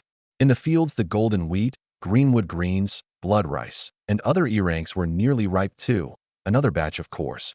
Xiaohe. She ran over. I gave her both the greenwood greens and the meat melt mushrooms. Tonight's a victory feast. Use these. Her eyes lit up. These are D-rank mushrooms? We'll eat them all tonight. I gave a big wave of my hand, and even took out the C-rank lava mushroom. Good things for one's own people first. Leave it to me. A cook can hardly refuse good ingredients. Tonight, she'd surely bring out her finest craft. Nightfall came. The small mess hall stone tables were laden with dishes. Stir-fried E-rank beast meat, stir-fried greenwood greens, meat melt mushroom and beast meat soup, blood rice as the staple in plenty, plus wild vegetable soup and cured sea beast meat slices. Little Tangerine hugged her bowl, eyes darting over every dish not knowing which to eat first. This is way too lavish. Dazhuang swallowed his drool. Sister Xiaohe's craft keeps getting better. It's that the city lord gave good ingredients, Xiaohe said modestly. I sat down at the head seat. Stop looking, eat. Everyone raised chopsticks together. Little Tangerine picked up a piece of meat melt mushroom. Eating meat melt mushroom. Constitution plus 0.8, strength plus 0.5, eyes going round. Holy crap, adds this much. Dazhuang picked up a slice too. My constitution went up 0.8. Delicious and with effects. Everyone had no mind to talk. Heads down attacking hard. 1 fewer bite being a loss. Little Tangerine secretly snapped a few photos of the dishes and posted them to the channel. Xuanwu City's victory feast tonight. Stir-fried E-rank beast meat. Stir-fried D-rank greenwood greens. D-rank meat melt mushroom and beast meat soup. Blood rice. And our sister Xiaohe's chef king craft. Share the joy, double the joy. In under 10 seconds, the channel blew up. What godly setup is this whole table? D-rank greens and D-rank mushrooms. What kind of household is this? I'm still gnawing on compressed biscuits. Is Big Shot Lin Bei still taking people? I can sweep floors. I can warm the bed. Enough, you upstairs. Little Tangerine looked at a screen full of envy and jealousy, chuckling and picking up another piece of meat. I glanced at her. Posting photos again? She was righteous about it. Joy has to be shared, or it halves. I said nothing, lowered my head, and drank a mouthful of soup. The taste really was good. Day broke. I sat up and rubbed my face. There was a lot to do today. A twist of cold water to wash up and clear my head, and I noticed the bathroom still lacked towels, a cup, a toothbrush, and such. Had to add them later. Pulling my thoughts back, I took the exclusive blueprint set from the backpack. Hadn't gotten around to it since obtaining it. Today was the day to use it. Chose to use. Please select blueprint type, equipment/tool. Tools were sufficient, so I chose equipment. It popped up categories again. Full body armor, helmet, war boots, and such. I chose full body armor. A flash of light, and 3 blueprints fell into hand.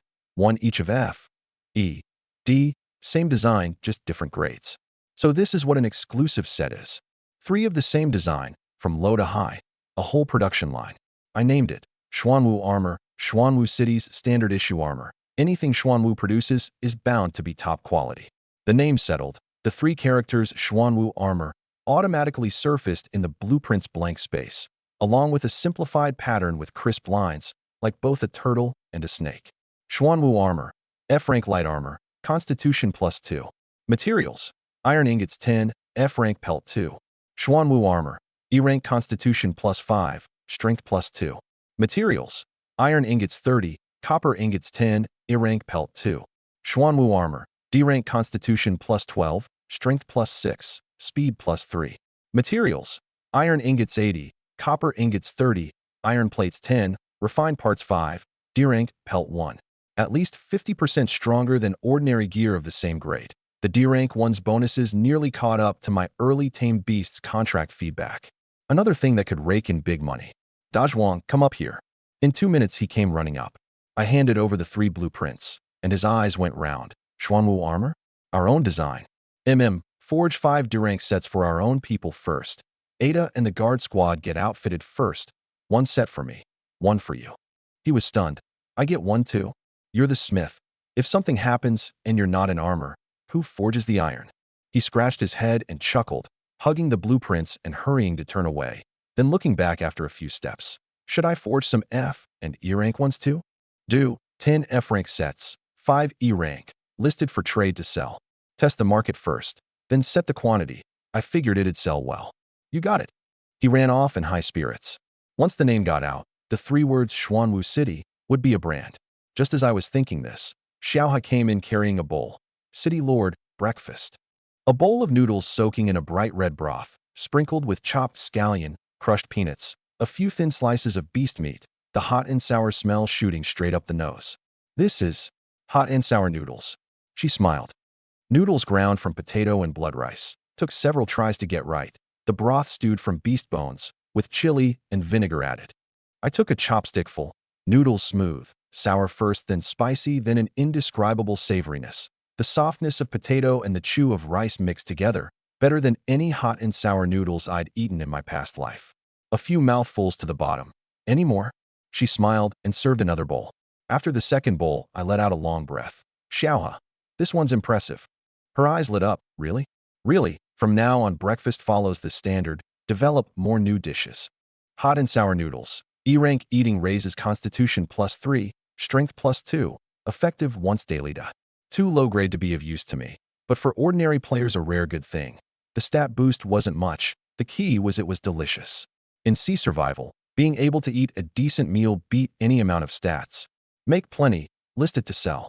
Batch-made hot and sour noodles earned better than stir-fry. Before long in the channel, Little Tangerine. Holy crap, this hot and sour noodles is so good. Dazhuang. I ate 2 bowls, nearly swallowed my tongue. Ada rarely posted 1. Delicious. Everyone had eaten this for breakfast. Xiaoha's craft unanimously praised. Little Tangerine had already listed the hot and sour noodles on the trade channel. 1 portion for 10 F-rank cores. Not cheap. Snapped up clean in under 10 seconds. The channel erupted. I grabbed one. And you know what? I cried. 5 days transmigrated. First proper meal. Those noodles, that broth, those meat slices, boo-hoo. Big shot Lin Bei, I want more. Please list a few more. Little Tangerine replied. More later, limited quantity, first come first served. Another round of wailing.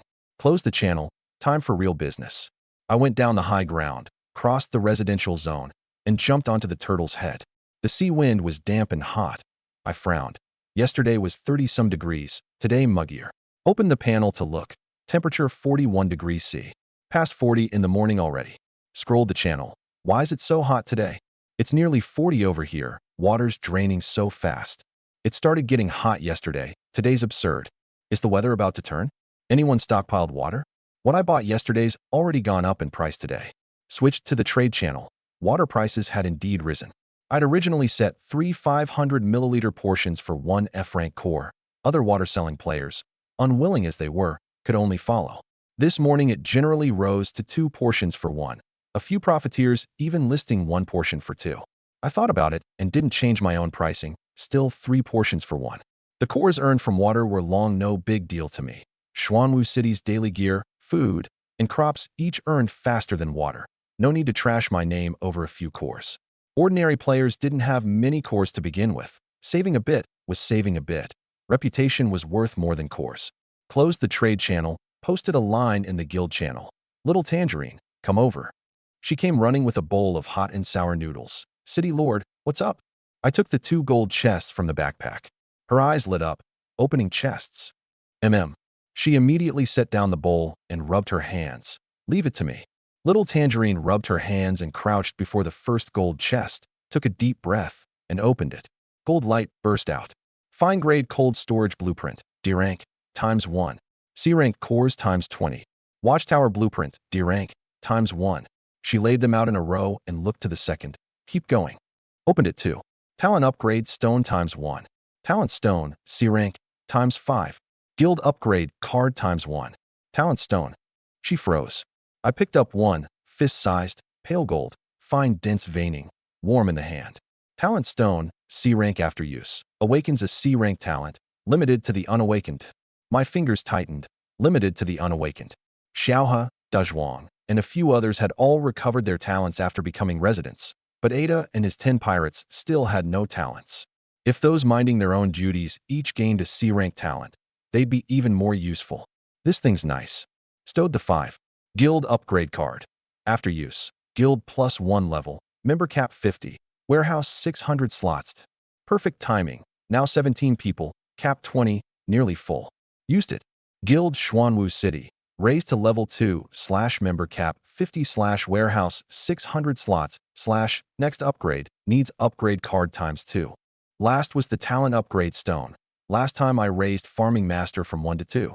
This time no hesitation. Used it. Farming Master raised to LV.3. Crop growth +200%, 50% chance to yield mutated plants. Mutation rate up from 40 to 50%, acceleration faster too. Not a bad deal. Then I looked at the 2 blueprints. Fine-grade cold storage blueprint. D rank interior constant 0 to 5 degrees Celsius, stores perishable ingredients. Materials, stone blocks 100, iron plates 30, refined parts 20, C rank ice attribute, cores 3. Consumes 1 C rank core every 10 days thereafter. The days were getting hotter and hotter. Being able to drink something cold was the life to beat, and using it to sell was an even bigger killer. Ice attribute cores I happened to have. The reward cores each time were random. Watchtower blueprint. D rank C chart coverage +50%. Materials. Stone blocks 80, iron ingots 50, iron plates 15, refined parts 10. Materials enough.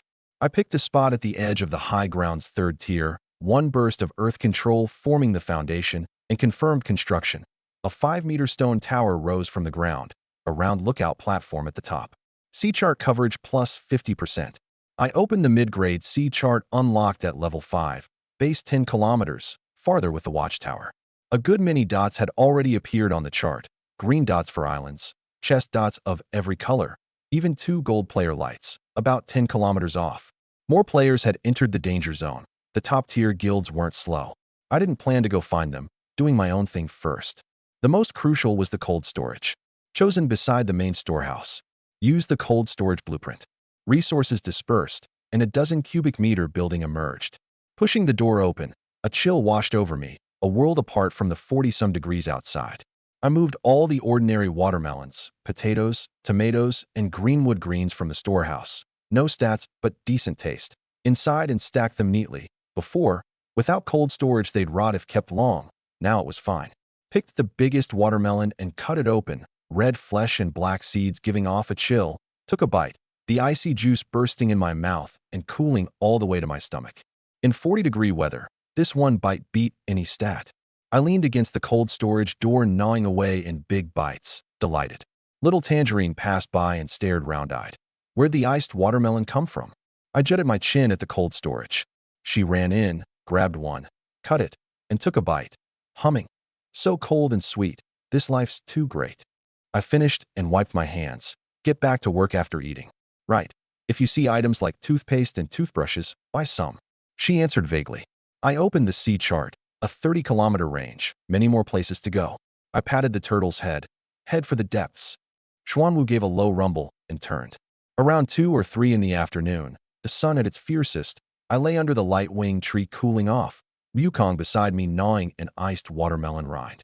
Xuanwu suddenly rumbled low, not the leisurely kind, short and clipped with vigilance. I got up at once and jumped onto the watchtower to look at the sea chart. Several gold lights had appeared nearby. Players, a big crowd packed together, surrounded by dense red dots, sea beasts. Zoomed in. 20-some players surrounded by 30 or 40 sea beasts, a few red dots especially large, at least D rank. Ada, take people up the city wall. I jumped off the tower and walked toward the turtle's head. Zhang Fei figured today was where he'd meet his end. He stood at the bow, iron sword gripped till his knuckles went white. Behind him 3 ships crowded 20-some players, barely a few weapons among them. His younger sister Zhang Lily stood behind him, face pale, a short knife in hand. Brother, how much longer can we hold? He didn't speak. They'd been operating at the edge of the novice village, slowly gathering a small band to huddle together on the strength of his combat power. But this morning a bunch came attacking in 3 level 3 ships, killing anyone they saw and robbing anything they saw. Zhang Fei led people in flight, using a random teleport item opened from a chest, and ended up teleported to the danger zone. The moment they came out, sea beasts were on all sides, 30 or 40, plus 2 D-rank deep-sea lurkers, and in short order 5 were already wounded. Sorry, I brought you all to this hellhole. He gritted his teeth. Behind him a middle-aged man shook his head. If not for you taking us in, we'd have died long ago. Meeting our end here today is borrowed time anyway. The others said nothing, but all gripped their weapons tight. The sea beasts began climbing the ships. An F-rank freakfish leapt onto the deck and was cleaved back into the sea by a slash of Zhang Fei's sword, but more and more crowded in. A D-rank lurker moved, a tendril coiling a player at the ship's edge and dragging him straight into the water, the scream sounding just once before it was gone. Zhang Fei's eyes went red, and he charged over with a slash, leaving only a white mark. The lurker turned, 2 rows of glowing eyes fixed on him. He gripped his sword and stood at the deck's edge. His life's greatest regret was never being able to give his sister a good life, before transmigrating and after too. Just barely gathered a bit of hope, only to be hunted down again, come to this pass. He looked back at Zhang Lily. Her lips trembled, but her eyes weren't afraid. Brother, it's okay. He turned and glared at the lurker. Come on. Threads of silver sword chi surfaced from the blade's edge. Just then, a low, long roar in the distance made all the sea beasts freeze at once. That D-rank lurker turned, no longer fixed on Zhang Fei, but gazing toward where the sound came from. A huge shape emerged on the horizon, its outline growing clearer and clearer, an oval giant beast floating on the sea, the carapace on its back like a moving island, swimming this way. Everyone went still, the players dumbstruck, the sea beasts dumbstruck too. Zhang Fei stared wide-eyed. What the hell is that thing? One of his men swallowed. Dragon. Dragon King, another said tremblingly. Dragon King my ass. Does your Dragon King look like that? This is clearly a monster. Before the words were out, the giant beast was near enough to make out the person standing on the city wall, a young man in gray light armor, a monkey squatting on his shoulder, looking at him brimming with a smile. The young man glanced down at the sea beasts in the water and waved a hand. The thorn vine instantly entered attack mode, seeds firing like bullets at the beast pack. Wukong leapt down from the wall and bounded onto the scene in a few jumps, one foot stamping on the D-rank lurker's head and its spear thrusting down. The lurker that had left Zhang Fei helpless was pinned right through. Ada and the others treaded out over the water and cut into the beast pack. In under 5 minutes, all 30 or 40 sea beasts were wiped out, corpses floating across the sea. The giant beast drew near and stopped beside the ships. The young man on the wall looked down. Zhang Fei. He looked up blankly. You are. His head fuzzy. How did this guy know my name? I'm Lin Bei. Zhang Fei's mind went blank with a buzz. The Lin Bei who was first on the leaderboard. who'd saved Xiaoyu's life. He opened his mouth, and after holding it a long while squeezed out 2 words, "Holy crap." He rubbed his eyes hard again. "Big shot Lin Bei?" "That's right, it really was him." "What a coincidence," I said. He was so worked up his words didn't come out straight. "Coincidence? What a coincidence. Big shot, how are you here?" I glanced at little Tangerine sprawled on the wall, gazing over curiously, and a thought rose in my mind. Really a coincidence? Zhang Fei had just teleported in, and I happened to save him right then. That luck was a bit too good. The thought flashed by, and I didn't dwell on it. "Zhang Fei, are you all willing to join Xuanwu City?" He froze, not expecting it so direct. I'd had contact with him, knew he was a man of feeling and loyalty, though the follow-up vetting couldn't be skipped. He nodded hard. "Willing. Of course willing," and turned to shout at the people on the battered ships. "Brothers, big shot Lin Bei's willing to take us in." The players who'd been dazed all snapped too. "Willing. I'm willing too. Thank you, big shot." No one hesitated. Following Zhang Fei, they'd huddled together and been hunted, nearly died in the beast's maws. And now the #1 big shot himself had spoken up. You'd be a fool not to agree. I had them board in batches, wounded first, Ada leading people to receive them. Once all were up, I stood by the main road and swept a seemingly casual glance around. Wukong squatted on my shoulder, eyes fixed on the crowd. I said in a low voice, "Wukong, see if anyone's off." It chittered, pale gold light kindling in its eyes, sky eye, seeing through the human heart. It looked over the 20-some new faces one by one, grateful, relieved, nervous, afraid, all the emotions of survivors of a disaster. When it got to the last one, a lanky fellow, Wukong stopped.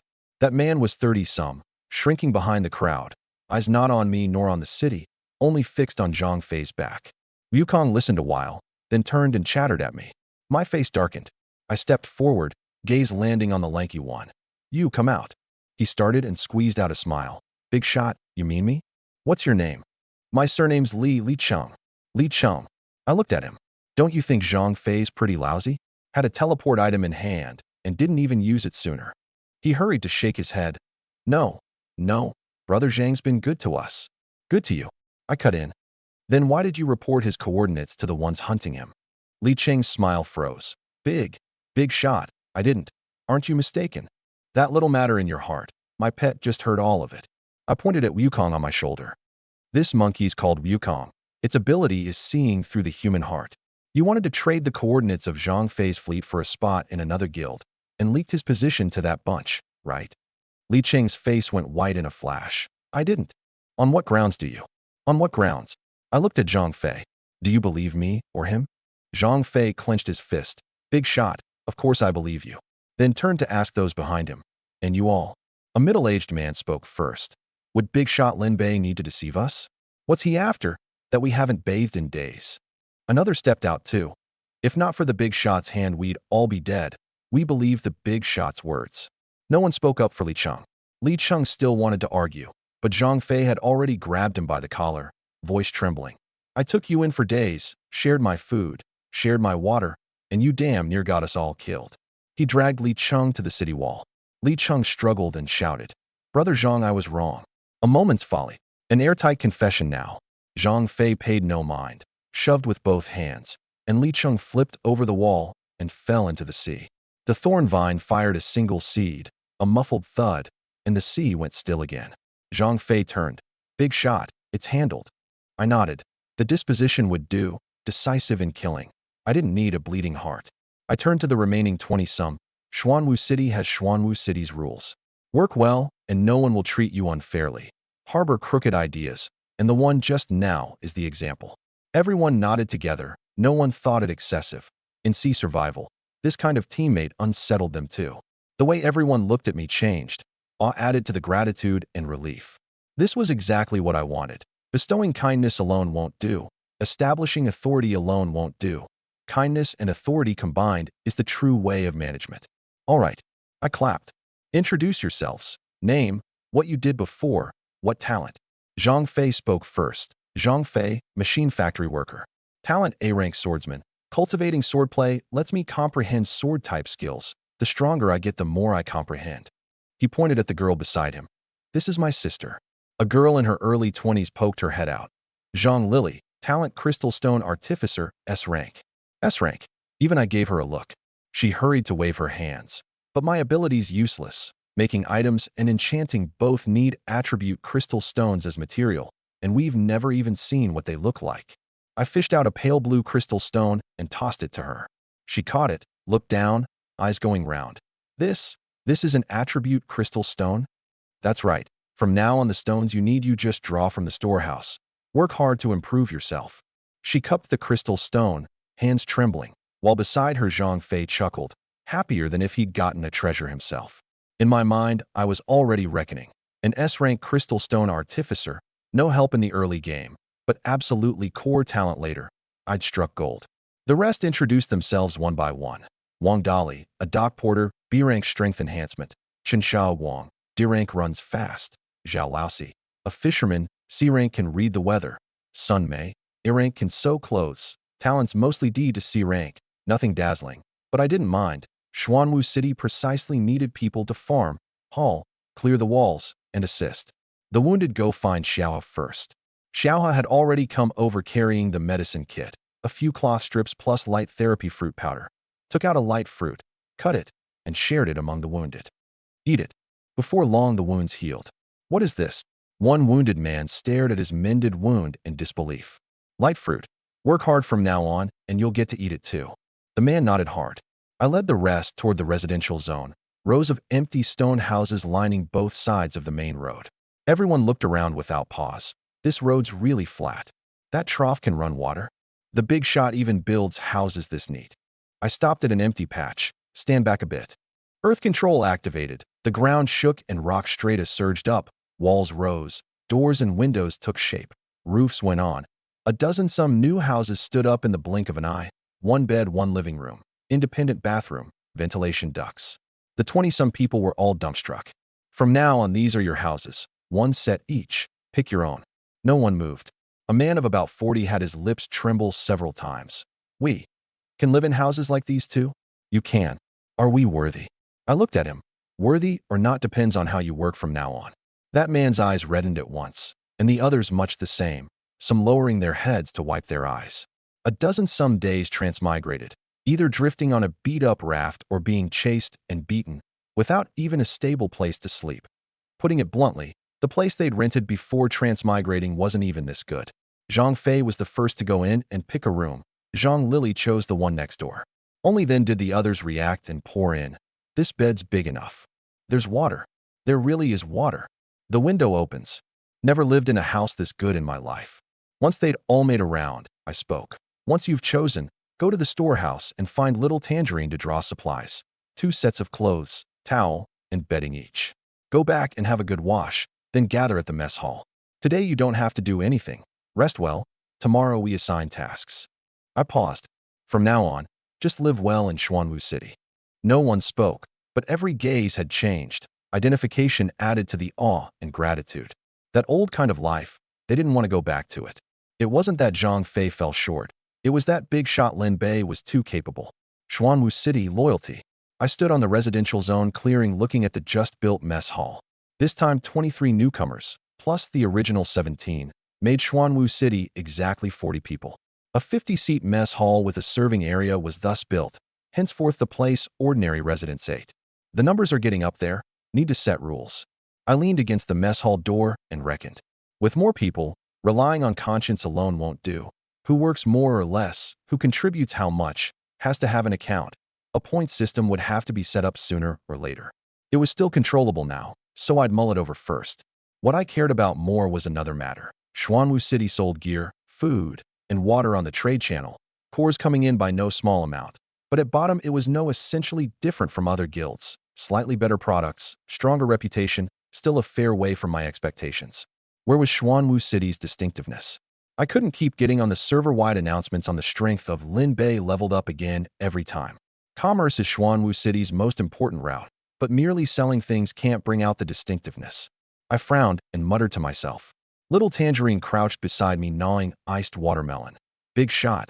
Don't worry, maybe it'll be solved soon. I gave her a look. Right. What's there to worry about? Then suddenly smiled. Maybe it'll be solved soon. Wouldn't you say, little Tangerine? She blinked, biting the watermelon, always feeling there was something behind those words, yet not puzzling it out. I didn't go on. and sent someone to call Ada, bring air, ASIN, ACI, AO, to the high ground. Once the 5 had gathered, I took out the 5 talent stones in the council hall and laid them on the table. 1 each, use them. Ada took his without hesitation and crushed it straight off. A burst of light exploded, and a pair of half-transparent wings unfurled with a whoosh behind him, like wind congealed, edges glowing pale cyan. Ada awakened talent. Winged man, A rank. Possesses aerial combat ability, greatly raised combat power, can fly short distances in the air. A rank, and a flight talent besides. Being able to launch attacks from the air over the sea was a far greater advantage than swimming in the water. Air, ASIN, ACI, and AU crushed theirs in turn 2. Combat Intuition Sea Strength Burst Sea Speed Enhancement Siren Wall Sea. All combat talents. Less dazzling than Ada's, but practical. I noticed that after Ada used the stone his panel flickered. City Lord, my player identities recovered.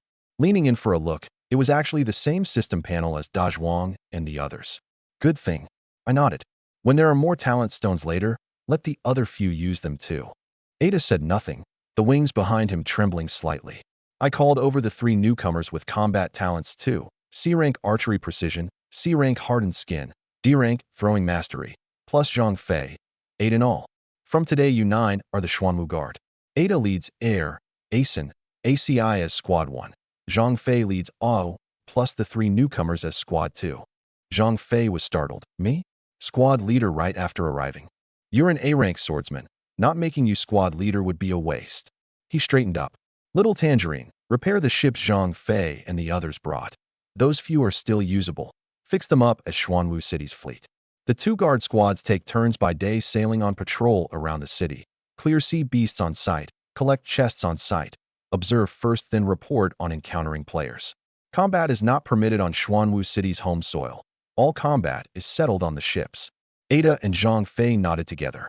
I also marked out land below the high ground.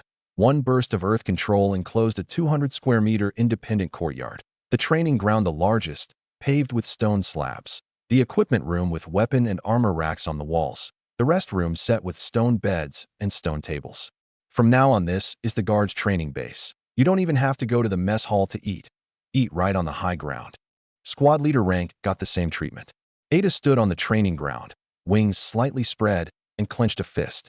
I requisitioned gear from the guild storehouse. The guard's standard issue is 1 set of D-rank fine-grade Xuanwu armor each, weapons picked from the best in priority supply. Dazhuang answered in the channel. Already forging them. Zhang Lily's helping me enchant. She says she can add extra effects. She was cupping an attribute crystal stone, gesturing at a new sword. Then I grouped the new residents. Chun Xiaohe as cooking and processing group leader. Lu Dazhuang as forging group leader. Zhang Lily with him. Crystal stone enchanting to upgrade the gear's grade. Zhou Xiaomian as textile group leader. Managing clothing, cloth, and pelts. Su Xiaowan as planting group leader. Managing the fields, orchard, and husbandry zone. Everyone's counting on you for their meals. Ada and Zhang Fei each as guard squad leader. Group leader rank gets treatment raised 1 tier, allotted D-rank resources. Ordinary residents allotted F-rank resources. The few who'd followed me earliest couldn't hold back the smiles on their faces. A promotion and an allotment increase. Who wouldn't be happy? Little Tangerine waited a long while and didn't hear herself mentioned and got anxious. What about me? What about me? You? I gave her a look. You're Xuanwu City's administration minister.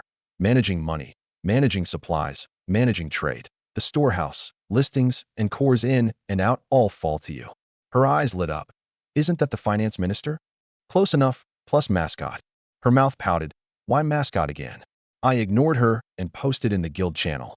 Everyone above, come to the high ground for a meeting.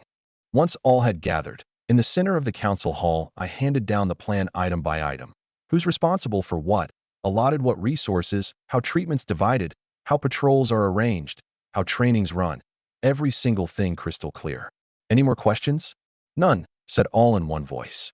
The guild channel reached 8 people, Xuanwu City's management. Ordinary residents wouldn't enter the channel. Henceforth matters could just be issued down tier by tier. Xuanwu City's plan had taken initial shape. The new mess hall was packed to the brim. The 20-some newcomers were eating here for the first time, and I'd urged Xiaohe not to be stingy. The cooking group had worked a whole afternoon, the quantity several times more than usual. Wang Dali held his bowl and stared blankly at the dishes a long while. These dishes are way too good, aren't they? Dazhuang had already shoveled down 2 bites of rice. What are you thinking? Today's a welcome for newcomers. It's not usually this lavish, but it's not far off either. Wang Dali picked up a bite of beast meat, outrageously good, and lowered his head to shovel down 2 more bites. No time to talk. Zhao Laosi was already serving his second bowl. Zhang Lili sipped soup in small mouthfuls. Zhang Fei picked meat over for her. She picked it back. Brother, eat it yourself. I'm not short of it. The D-rank resources Xuanwu City allots daily are enough for me. Only then did she lower her head and eat. The new members were scattered across a few tables, stiff at first, but soon loosening up. No one said many words of gratitude, but everyone's eating pace was quick, silently roaring a few more times in their hearts. City Lord, loyalty. Early the next morning, I called people to the plaza and formally assigned tasks. The strong went to the forging group to assist Dazhuang. The nimble followed Zhou Xiaomian to learn sewing. Those who'd done farm work went to the planting group to help Su Xiaowan. Zhao Laosi could read the weather, so he'd stay more at the watchtower to report the climate anytime. Zhang Lili formally followed Dazhuang to learn forging, cupping a crystal stone and watching him swing the hammer. Her talent was too good. Yesterday, in a few hours, she could enchant an E-rank weapon with 1 attribute, raising its power by over 30%, consuming only 1/10 of a C-rank core, quite cost-effective. With more people, efficiency went up. Results showed by that very morning. More and more Xuanwu City products on the trade channel. Hot and sour noodles going from a few dozen portions a day to over 102 shifts. F/E-rank Xuanwu armor steadily listed and snapped up empty every time. Some in the channel discussed, Xuanwu City's got more stuff. They've added people, right? I want to join too. How do you join Big Shot Lin Bei? Too bad there was no clear channel. Today was day 7 of the first phase. I wiped sweat on the city wall, panel temperature 45 degrees C, and past the light wing tree's range, it was a scorching heat wave. The chat channel's whole tone had changed. The past few days it was leveling and beast hunting. Today, all weather talk. 45 degrees, water drains twice as fast. No shade on the raft, sunburned till my skin peels. What do we do in the second phase tomorrow? Will it get even hotter? Any hotter and people die. Panic was spreading. Some cursed the system, some frantically stockpiled water, some bought cooling items at high prices. Water prices rose again, quite a few going to 1 portion of water for 1 core. I still held at 3 portions for 1, only strictly limiting the amount. Whether you could grab it depended on hand speed. With more people, Xuanwu City's consumption was large too. Players' moods grew more and more irritable. In the afternoon, 2 players cursed from the channel into reality over a floating plank, and an hour later someone broke the news. Those 2 came to blows, both losing, 1 ship smashed and 1 badly hurt, all over a plank. It's too hot, everyone's on edge. And this isn't even the second phase yet. The originally stable survivor count began to drop. The sea was in chaos again. Xuanwu City, on the other hand, had no such stir, all quite stable. Tonight was the last day of the first phase. The leaderboard rewards settled in the evening. I took a look. First was still me, vehicle level 5, points leading by a big margin. Second Lin Mo, third Changfeng. Settled every 7 days. Last time I was still level 2, now level 5. That gap should net a good thing. The sound of ships came from afar. 2 small sailing ships approached. Zhang Fei leading guard squad, 2 at the bow of 1. Ada on the other with wings folded, not stirring at all. Zhang Fei jumped onto the wall. City Lord, cleared 8 sea beast packs today, picked up 5 chests, plus no small amount of resources. 2 black iron, 3 bronze. Little Tangerine popped out from who knows where. Eyes lighting up as she scooped up the chests and ran, terrified they'd be snatched. Zhang Fei laughed. Miss Little Tangerine's this eager every time. That's her one little hobby. I saw the D-rank fine-grade Xuanwu armor on him fit just right. A new sword on his back, the hilt inset with a gem enchanted by Zhang Lili glinting blue. How's the gear? Too good. Yesterday a D-rank sea beast bit me, and there wasn't a mark on the armor. And the sword. He drew it, silver sword chi flashing over the edge. Lily's crystal stone effect, sword chi power up at least 20%. The guard was the sharp blade, enjoying the best resources. They're getting stronger with Xuanwu City getting stronger. Go eat. Xiaoha kept dishes for you. Little Tangerine promptly posted the battle report in the channel. 5 chests, 20 E-rank cores, 10 F-rank cores, plus an E-rank armor blueprint. Everyone put up their thumbs one after another. Little Tangerine was different in Xuanwu City. You could tell from the city lord's attitude, and who knew if she might become the city lord's wife someday. I smiled faintly. Her luck was as good as ever, doing the administration minister job competently, no flaw except being a glutton. The sun sank into the sea's horizon, the temperature dropping a few degrees, but still muggy. In the high ground council hall, the 8 of management were all present. Who could sleep tonight? Little Tangerine fished out a big sack of cores and poured them clattering onto the table. D rank, deep purple. E rank, deep blue. F rank, pale blue, piling into a glowing little mountain. Today's earnings, D rank 101. E rank 412. F rank 1022. No one's brought C rank to exchange yet. Normal. Players with C rank were few to begin with, and all hoarded them like treasures. No matter to me. As long as it's a core, it'll do. No fussing over grade. I pressed onto them and absorbed them all, the cores turning to threads of light sinking into my palm. Energy points plus 3,200 D, plus 4,120 E, plus 1,022 F, / current. 10,232. Still far from the 100,000 for level 6, but income every day, no rush. Nightfall, the sea pitch black with no moon. Suddenly a dark red light lit up dead center in the sky. Not the sun's kind of red, but an uncomfortable dark red, like the whole sky was burning, spreading in all directions and dyeing the sea red too. The system voice sounded in everyone's ears. Second phase trial of flowing fire officially begins. Server-wide announcement. Rules. 1. The temperature keeps rising, breaking past ordinary human survival limit. 2. All spatial items lose their preservation effect. 3. Flowing fire strikes appear at random moments during the day, without warning. 4. Sea beast activity greatly increases. Last 15 days. The red light dispersed, the dark red afterglow lingering at the sky's edge, alarming. The chat channel blew up. Trial of flowing fire sounds bad. Spatial item preservation is gone.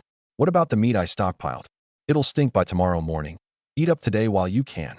Can't stockpile supplies. This is sending us to die. 45 degrees and still rising, roasting us alive. Every line was fear of the future. I didn't panic. The first phase's chest event had opened right when the novice period ended, giving players a wave of resources to deal with the sea beasts. The second phase should reasonably have one too. I was waiting for that event notice to pop out. If the chest event came on schedule, the good things in many players' hands couldn't be hoarded anymore. I walked to the storehouse door, Little Tangerine following, the cold storage over there, already being moved. I had Zhao Laosi lead people to cram all the perishable ingredients from the storehouse into the cold storage. Meat, veg, and fruit all went in. Well done. Entering the cold storage, a chill washed over, the rack stacked full of ingredients, watermelons at the bottom, veg and meat in the middle tier, and on the top tier a few jars of Xiao's hot and sour noodles and meat soup. Food would be valuable again. Before, the spatial backpack could preserve beast meat crammed and kept for days. Now with preservation gone, and this hot, meat rotted if not finished the same day, and the only things that could preserve were cold storage and ice attribute items, which ordinary players simply didn't have. I posted 2 lines in the channel. Guard to step up patrols starting tomorrow. Mind your safety in flowing fire strikes. Little Tangerine, list ice blocks starting tomorrow too. 1 block for 1 E-rank core. Take it or leave it. Ice blocks were scarce goods now. Just about to head back to my room, the system sounded again. Vehicle leaderboard settlement, player, Lin Bei, first place, E-reward. Custom vehicle, chest ×1. A silver white little chest, a size smaller than the gold chest, its surface with a flowing luster. Opened it. Obtained. Special vehicle building trading house. Trading house can enclose land and build on a vehicle. Within its range, the owner can trade, consign, and auction, and can craft invitation letters to invite other players to come and spend. Invitation letter cost. F rank core 1. Iron ingot 1/10 letters. I froze. A trading house. Immediately tapped build. A light fell beside the plaza, a 2-story stone building rising from the ground. The first floor an open trading hall with counters and display shelves. The second floor independent VIP rooms, a wooden plaque over the door carved with Xuanwu Trading House. I stood at the door looking at the empty counters, the corners of my mouth tilting up uncontrollably. 10 invitation letters for just 1 F-rank core, plus 1 iron ingot. The cost was practically zero. But as long as a player walked through this door with an invitation letter, he was Xuanwu City's customer. On the trade channel, you could only see a line of text and a price. But here, the customer could see with his own eyes how big Xuanwu City was, could feel the gear's texture, could smell how fragrant Xiao's dishes were. Once they came, who'd want to go back to that deathly hot beat-up ship? This was Xuanwu City's distinctiveness. This was the thing I'd been waiting for all along. But to receive outsiders, I had to prepare first. I came to the residential zone's outer perimeter, and at a stirring of thought a city wall rose from the ground, blocking off the residential zone from the new area, with a city gate opened in the middle of the wall. Henceforth behind the wall was our own people's zone, before the wall the zone outsiders could access. Then I moved the trading house to before the wall. This patch would henceforth be Xuanwu City's trade zone. I stood in the center of the trade zone looking at the Xuanwu trading house. The trading house was the core, but it alone wouldn't do. Build a restaurant here, a fruit shop here. One burst of earth control and walls rose. The restaurant right against the trading house, a dozen some stone tables plus an open kitchen. The fruit shop next door, stone racks empty awaiting tomorrow's goods hauled from the cold storage. The clothing store together too. Another room rose on the trading house's other side. Display racks against the wall, Xiaomian's clothes and Dazhuang's gear, all set out here. Xuanwu Grand Hotel, Xuanwu Fruit Market, Xuanwu Clothing Store. The signboards hung, the four buildings enclosing a circle, the plaza in the middle paved with stone slabs. Henceforth this would be Xuanwu City's most profitable place. I looked up at the Lightwing tree. Its domain only covered the planting and husbandry zones. Elsewhere was no different from other players. The city had grown big, the range wasn't enough, time to upgrade. I pressed onto the trunk. Spend 6,000 energy to raise the Lightwing tree to level 5? Yes. The trunk thickened by a ring. The crown expanded outward, the warm gold halo pushing outward ring by ring. Past the mess hall, the stone slab paths, the thorn vine below the wall, coming to a steady stop at the trade zone's edge. Lightwing tree level 5. Growth domain 100 by 100 meters. Constant temperature within the domain. Crop growth an additional plus 200%. Produces a light fruit. C rank. Daily. Upgrade needs 60,000 energy to. Contract feedback. Constitution plus 7.5, Strength plus 4.3, would attribute control raised. Not much added, my stats were too high. Someone in the residential zone shouted, "Why'd it suddenly get cool?" The Lightwing tree got bigger. The city lord upgraded again. Everyone was long used to my abilities. Su Xiaowan was happiest by the terraces, the new domain able to grow more and better crops. Passing the training ground, Wukong shouldered its spear and came out with a couple of chitters. It patrolled with the guard daily and killed no small number of sea beasts, but D rank was getting more and more common, and at level 3, it was straining in fights. Spend 800 energy to raise Sky Eye Spirit Monkey to level 4. Yes. Gold light burst out, its build unchanged still half a meter, fur smoother, eyes sharper, arm muscles clearly defined. Sky Eye Spirit Monkey level 4. Sky Eye sees through the human heart, senses good and evil, nimble movement, greatly raised evasion. Contract feedback, Spirit Eye enhancement, can sense a target's emotional changes. It picked up the spear and spun 2 flourishes, the spear wind shattering an empty clay jar atop the stone rack to pieces. I pulled out my spear and beckoned, "Come try." It darted over with a straight thrust, half again as fast as before. I twisted aside and returned a jab, and it braced one hand on the ground, flipped a somersault, and swept its tail for leverage to pounce back. A dozen some exchanges, its movements so nimble the trajectory was almost impossible to make out. That's enough. I reckoned its stats now at about 100 points, comparable to a C-rank sea beast. Good enough. Mainly it was still that energy points were short, so poor. Wukong shouldered the spear and gave 2 smug cries. "Wait, I'll upgrade you once there's enough energy." It hopped onto my shoulder and chittered twice, as if saying, "That's more like it." Back in the council hall, Little Tangerine was sorting the trade records. "Big shot. I've made 10 invitation letters. When do we promote them?" "No rush. I'll say when it's time to promote." She nodded, but her eyes slid out the window toward the trading house. Once it opened, it'd all be money, and she loved money most. Not promoting, but they could be listed on the trade channel first, no?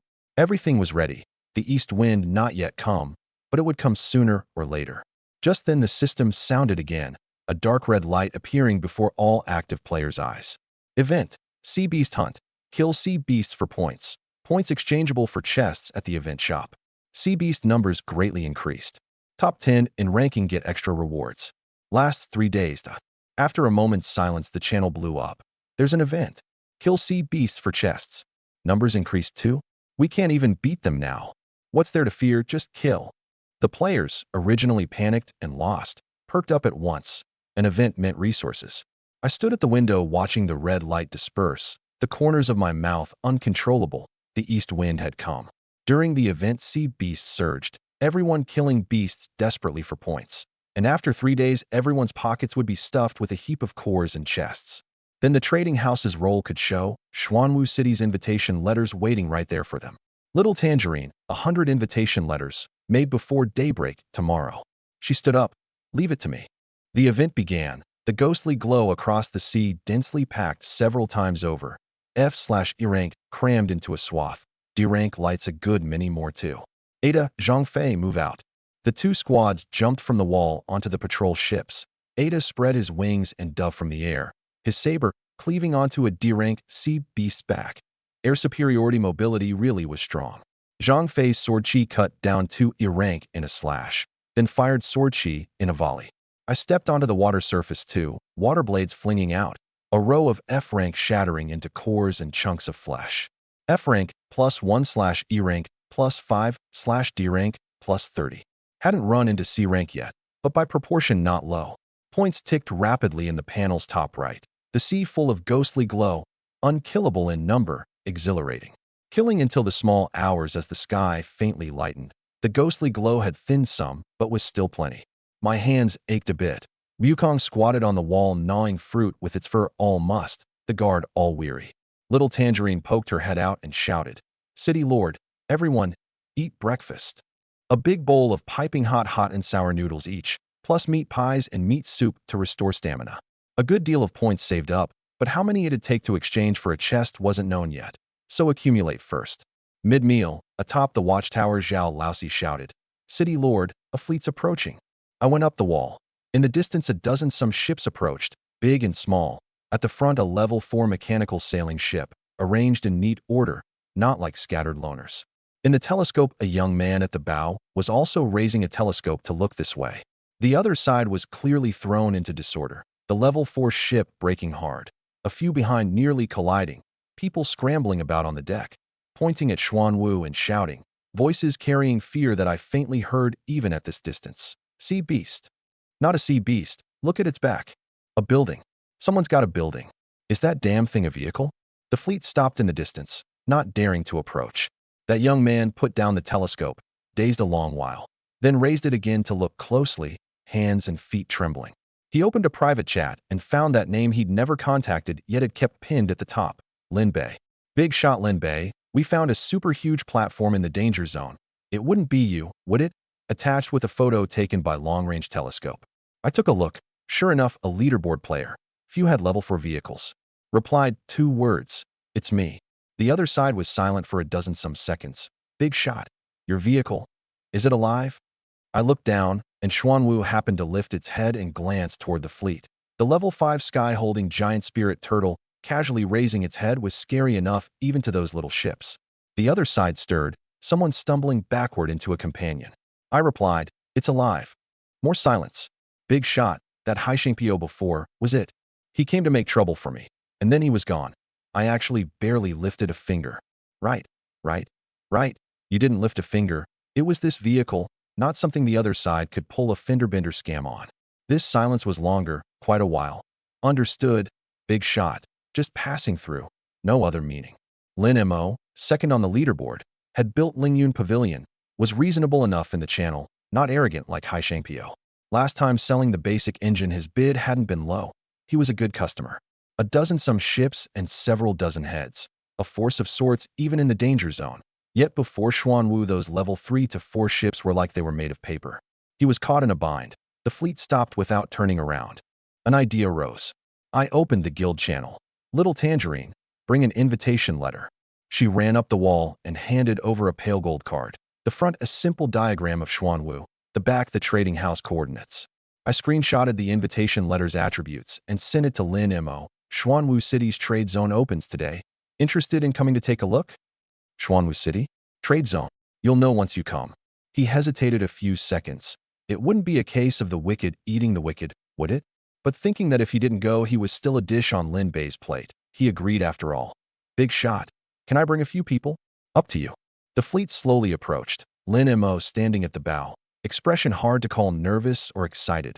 The people behind him discussing in low voices, "It's damn huge. This really is a vehicle."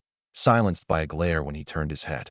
Xuanwu stopped not far from the fleet, the trade zone's 4 buildings enclosing a circle with the stone slab plaza in the middle, gradually coming into everyone's eyes, the impact tremendous.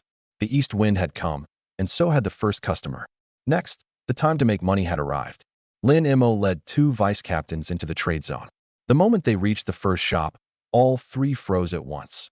On the fruit shop stone racks, the fruit just hauled from the cold storage gave off a chill, glistening and fresher than any wild fruit on the islands. From the restaurant wafted the fragrance of hot and sour noodles mixed with the char of roasted meat, burrowing into the nose wave after wave. Lin Mo sniffed. This smell. A vice captain was already swallowing. "Chief, why is this hot and sour noodles so much more fragrant than what we bought on the trade channel?" I came over just then from the trading house door. "What's sold on the channel is all made ahead and left a while. Here it's made fresh and eaten fresh. Could it be the same?" Lin Mo found it reasonable. He'd snatched Xuanwu City hot and sour noodles and thought it quite good, but only standing before this smell did he know where the gap was. I took the 3 around the trade zone: trading house, restaurant, fruit shop, clothing store, each with a hung wooden plaque, counters, and display shelves neat. "This is Xuanwu City's trade zone. All supplies are clearly priced. Order directly for whatever you need. Henceforth, most trade goes here. The trade channel keeps only ordinary resources, sold in limited quantity." Lin Mo caught the meaning. Big shop means to get everyone into the habit of coming to Xuanwu City to buy things. I didn't deny it. Xuanwu City is to become players' first choice when they want to buy good things. He got it. The channel had everything, all cold price text. Here the things were before your eyes to touch, see, and smell, and fresh-made hot and sour noodles was simply more tempting than hot and sour noodles times 1. No comparison.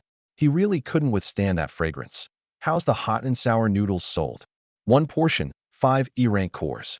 3 first." 3 bowls served up. The 3 buried their heads and slurped them down clean, all sighing in unison how delicious. Lin Mo then spotted the just-out-of-the-oven meat pies. "Meat pies? 3 F-rank. Not expensive, 3 portions. Stir-fried greens. Get a portion of the E-rank? 10 E-rank. Want it right now." Emerald green and glossy, the garlic aroma shooting straight up the nose. The 3 kept adding. Another bowl of hot and sour noodles, a few more meat pies, another plate of greens, eating until they leaned back in their chairs rubbing their bellies. After eating they went on browsing. Into the trading house. On the display racks F/E/D rank, Xuanwu armor stacked neat. Lin Mo picked up a D rank and turned it over and over, stronger than his own by more than a tier. "How's the D rank Xuanwu armor sold?" 30 D rank cores. Pricey, but looking at the stats it felt completely worth it. He rubbed his eyes. In a stone trough in the corner, transparent ice blocks were stacked, giving off a chill. A vice captain reached out to touch and shrank back. So cold. From the cold storage, 1 block for 1 E-rank. Only then did Lin Mo realize. Outside it had broken 50 degrees early on, yet standing inside Xuanwu City, it wasn't muggy, and he wasn't sweating, comfortable. Just aboard he'd been too tense, absorbed in looking at the buildings and supplies, and hadn't noticed the temperature. Only relaxing did he startle to realize. Outside 50-some degrees, here at most 20-odd. This place is really damn magical. He turned to the vice captains. "Haul 10 ice blocks. Grab 5 watermelons. This too, this too." A whole big shopping spree. At checkout, little Tangerine tallied on the ledger. Total 312 D-rank cores, 13 C-rank. Lin Mo paid up without a word, cheerfully. Totally worth it. Things you couldn't buy elsewhere with money.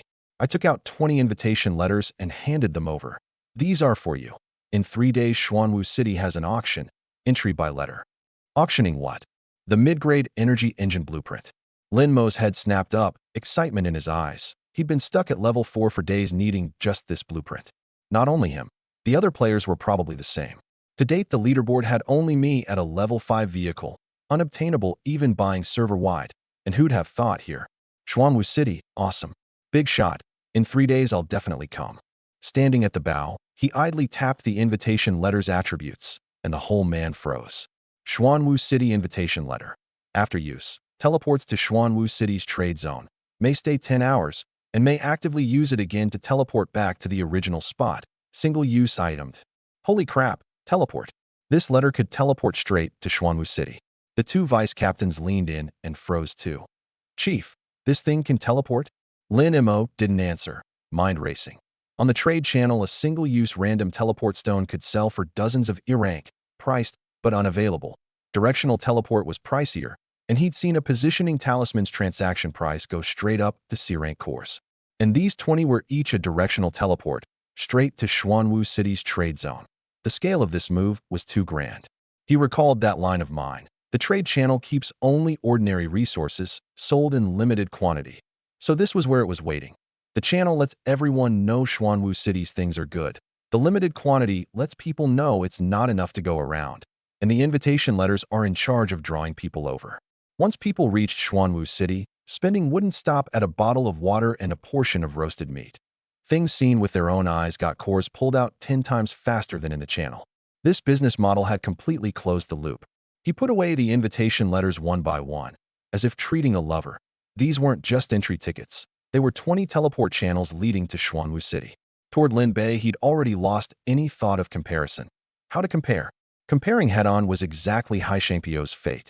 He turned and instructed, hand these 20 out to chiefs who rank on the leaderboard, 3 to Changfeng, 2 to Baiming Yuyu, scatter the rest, and tell them clearly they can teleport straight to Xuanwu City, don't lose them. A vice captain asked, how many cores to bring to the auction in 3 days? Bring however many there are. Lin Mo tucked away his own close to his body, only one thought in his heart. Not only would he come, he'd spend lavishly and have another good meal. Lin Mo was no fool. What it meant that I'd suddenly invited him up to Xuanwu City, he understood with a little thought. Others knew nothing about Xuanwu City, and who'd dare rashly board such a huge living vehicle? I needed a model. Only with Lin Mo boarding first, spending money, buying things, and returning whole and unharmed would others dare follow. Fine, this model I'll be. He had no intention of pulling any funny business. On the contrary, he was prepared to promote me well. Having such a commerce-focused super player was a good thing for ordinary players. The only downside was that as number 2, he'd be kept pressed down the whole time. Lin Mo sighed. Never mind, no getting mad, no getting mad. I stood in the center of the trade zone and looked around, trading house, restaurant, fruit shop, clothing store, enclosing a circle. To run an auction, I still lacked an auction house. No sooner said than done. On the empty ground beside the trading house, one burst of earth control and a building a size smaller than the trading house rose. The first floor an auction hall, several rows of stone chairs facing a display stage. At the current player base, it didn't need to be too big, refine it later. Looking over the trade zone, the originally spacious plaza was crammed with 5 buildings, a bit tight now. Not just this. As people grew, the other zone's productivity had come up too, not quite enough to go around. Still not big enough. Xuanwu had to keep upgrading. Fortunately, income was good, several thousand energy points coming in daily. Save a while longer, and I could upgrade Xuanwu, and once the area expanded several times over, my other ideas could gradually be put into practice. Xiaohe came over holding a few bottles of something, a white liquid in clear stone bottles like coconut milk. City Lord, give it a taste. Thinking it was fruit juice, I took a sip. Cool going in, with the light fruit sweetness but lighter and smoother, and a faint stir of energy entering the body, faint for my stats, not weak for others. This is made from C-rank light fruit, with greenwood greens juice and a bit of ice water added. Took several tries to get right. Light elixir, D-rank restores injuries, moderately raises constitution. How many bottles from one fruit? 20. I reckoned. Light fruit sold on its own was C-rank with a price ceiling for current players. Blended into 20 bottles of D-rank elixir, the total price multiplied several times over. And it could restore injuries too, far more practical than a fruit that merely added stats. As players' body levels rose, restoring injuries needed higher-grade resources, and this elixir fit just right. Xiaohe, this talent's even stronger than I thought. She let out a breath. Can it go up at the auction? It can. I'll keep a spot specially for it. This auction's lots had to be well prepared. Light elixir, D-rank Xuanwu armor, mid-grade energy engine blueprint, plus a few bottom-of-the-chest items. Make a splash and establish the reputation with one shot, and earn out the energy to upgrade Xuanwu along the way. News of the auction quickly spread among the top players. Lin Mo sent out the invitation letters, 3 to Changfeng, 2 to Baiming Yuyu. The rest scattered to chiefs who ranked, specially making clear they could teleport and that the auction had the mid-grade engine blueprint. The several chiefs reacted much the same. hesitant at first, but hearing there was a blueprint they couldn't sit still, they all badly lacked it. And with Lin Bei's scale, was there really only one? Last time too, they'd assumed only one, and he'd ended up bringing out several. Go or not. Everyone had dealt with me before. When buying the basic engine blueprint last time, my quote was fair and the deal clean-cut, not a bad impression. But Xuanwu City was a new thing no one had been to, whether there was risk, and just what kind of person Lin Bei was. Even with Lin Mo saying he'd made a trip, they still worried. After hesitating a while, they opened private chats one after another. Chongfeng first. Is the auction real? Real. In 3 days, entry by letter, mid-grade engine blueprint plus other good things. What's Xuanwu City even like? It's not that I don't believe you. There really is worry. With these future big customers, I was very patient. A commercial city. From now on, whatever you want you can come by. Chongfeng was silent a few seconds. Big shot. You're not planning to lure us over and net us all in one sweep, are you? I laughed. If I wanted to hit you, I wouldn't need all this trouble. The other side fell silent again. True. If you wanted to make a move, we couldn't do anything about it either. Ugly words, but that was reality. Biming Yu came to ask too, much the same content. I explained Xuanwu City's positioning to each. A commercial city, not a swindle den, no wicked eating wicked, clearly priced, absolutely fair. Gear, food, and special items would all be sold here from now on. The trade channel's goods would get fewer and mainly target ordinary players, and Xuanwu City was the main channel going forward. That last bit of unease in the several of them dissolved for the most part. Chongfeng. Fine, see you in 3 days. Biming Yu will definitely be there. They'd thought it through. If he really meant to trap us, he wouldn't wait until now. And besides, there was nothing about ourselves worth scheming for. Vehicle not as big, gear not as good, strength not as strong. What's there to plot? From what was known, Lin Bei hadn't transmigrated from Sichuan province before either. Do it, going is going. If I don't go and others do, that's the real loss. In the afternoon, the temperature surged to its peak, 60 degrees. Heat waves steamed across the whole expanse, hot enough to make people irritable. The channel had gone a good deal quieter. Those who'd cursed heaven and earth the past few days now didn't even have the strength to curse. Players who could survive till now had had their body stats rise a few rounds and were a good deal more heat resistant. But 60 degrees wasn't something you could tough out on constitution alone. The player count began to slowly drop, a few fewer with each refresh. Just after the first phase ended, there'd been 90,000 some. Now it fell below 85,000. The system's last place elimination wouldn't stop, and those who couldn't make it through stayed in this phase forever. I couldn't let players fall away like this. These were all Xuanwu City's customers, not just those few chiefs. Ordinary players regularly bought water, basic food, F-rank gear. A portion here, a portion there. Saved up, it was no small source of course.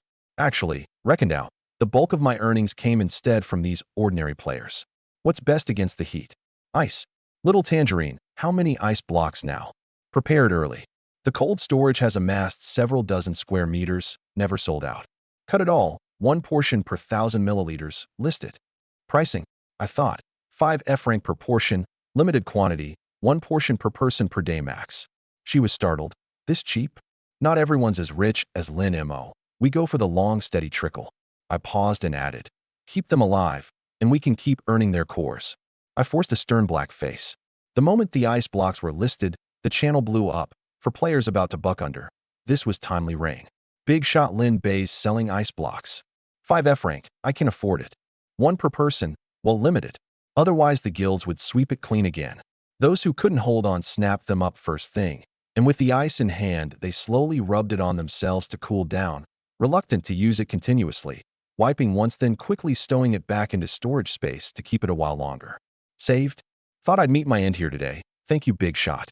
Thanks rose up one after another, and in that moment I felt as if I'd become a savior. I stood on the wall watching the screen filling thanks without a word, but the corners of my mouth tilted up faintly. Little Tangerine pressed a block of ice to her cheek and mumbled, big shot. Are we being too conscientious? I rubbed my chin. I feel it's not black-hearted enough either. But I had no plan to change the price. Those few top players saw the ice blocks getting snapped up in an instant too. Chongfeng secretly sent to Biming Yu. Lin Bei said he's purely doing commerce. Looks like it's true. The several chiefs' trust in Xuanwu City rose another notch. In their place, they'd never sell this cheap. My prestige reached its peak in this moment. Then someone jumped out. Lin Bei, you've got so much ice. Why not free? Earning so many cores and you begrudge this bit of ice. A big shot should act like a big shot. The words weren't even finished before the channel blew up outright. Are you damn sick? Free? Why don't you take your own storehouse stuff out for free? He's already at 5F rank a portion. What more do you want? Big shot Linbei, don't listen to them. We back you. They feared I'd be angered into not selling or raising the price. I didn't respond, silently blacklisting those few. Little Tangerine saw it too. These people from now on they can forget buying anything from Xuanwu City. She puffed up angrily. Big shot, those people are too annoying. You sell this cheap and they still call you black-hearted. I didn't mind. Blacklist and be done. She snorted. Anyway, I think the big shot's a good person. Then turned and ran back to the cold storage to rally a crowd to cut ice. In full swing. In one day, over 2,000 portions of ice sold. The unit price looked low, but the volume made up for it. Over 2,000 portions was more than 10,000 F-rank cores, converting to energy points solidly breaking 10,000. Little Tangerine finished tallying with the ledger in her arms, eyes crinkling into a smile. Today, ice blocks alone earned over 10,000 energy points. Tomorrow we can keep harvesting. At this rate, 100,000 energy points is just a few days' matter. The sea beast hunt was still going, but the ghostly glow nearby was noticeably a notch fewer than yesterday. Not that the event was near ending, but that I'd killed too fiercely, the sea beasts in this patch plummeting, points growth slowing too. Panel points broke 5,000. A C-rank sea beast at 100 points each was valuable, but too few. Most points piled up on D and E rank. Head into the deeps. I patted Xuanwu's head, and it gave a low rumble, turned, and swam toward the deeper reaches of the danger zone. There were two more things before setting off. First, upgrade Wukong. Spend 8,000 to raise Sky Eye Spirit Monkey to level 5. Yes. Gold light burst out. Its build still half a meter, not bigger. Why won't this monkey grow? I couldn't quite figure it out.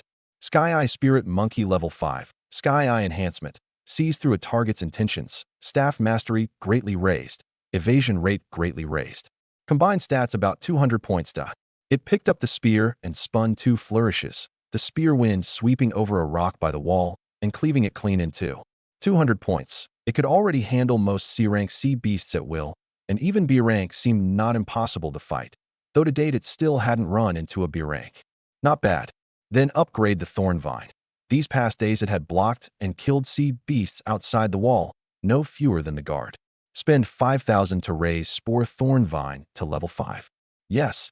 Deep green light erupted, the main vine swelling from wrist thick to calf thick, growing wildly around the perimeter wall, the whole city's wall once more covered, a faint sense of satisfaction coming through the vines.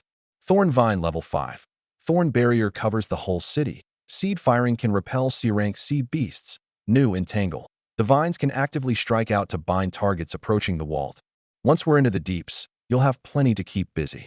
The vines swayed as if nodding. The other beasts' upgrades weren't urgent. Keep amassing energy and see.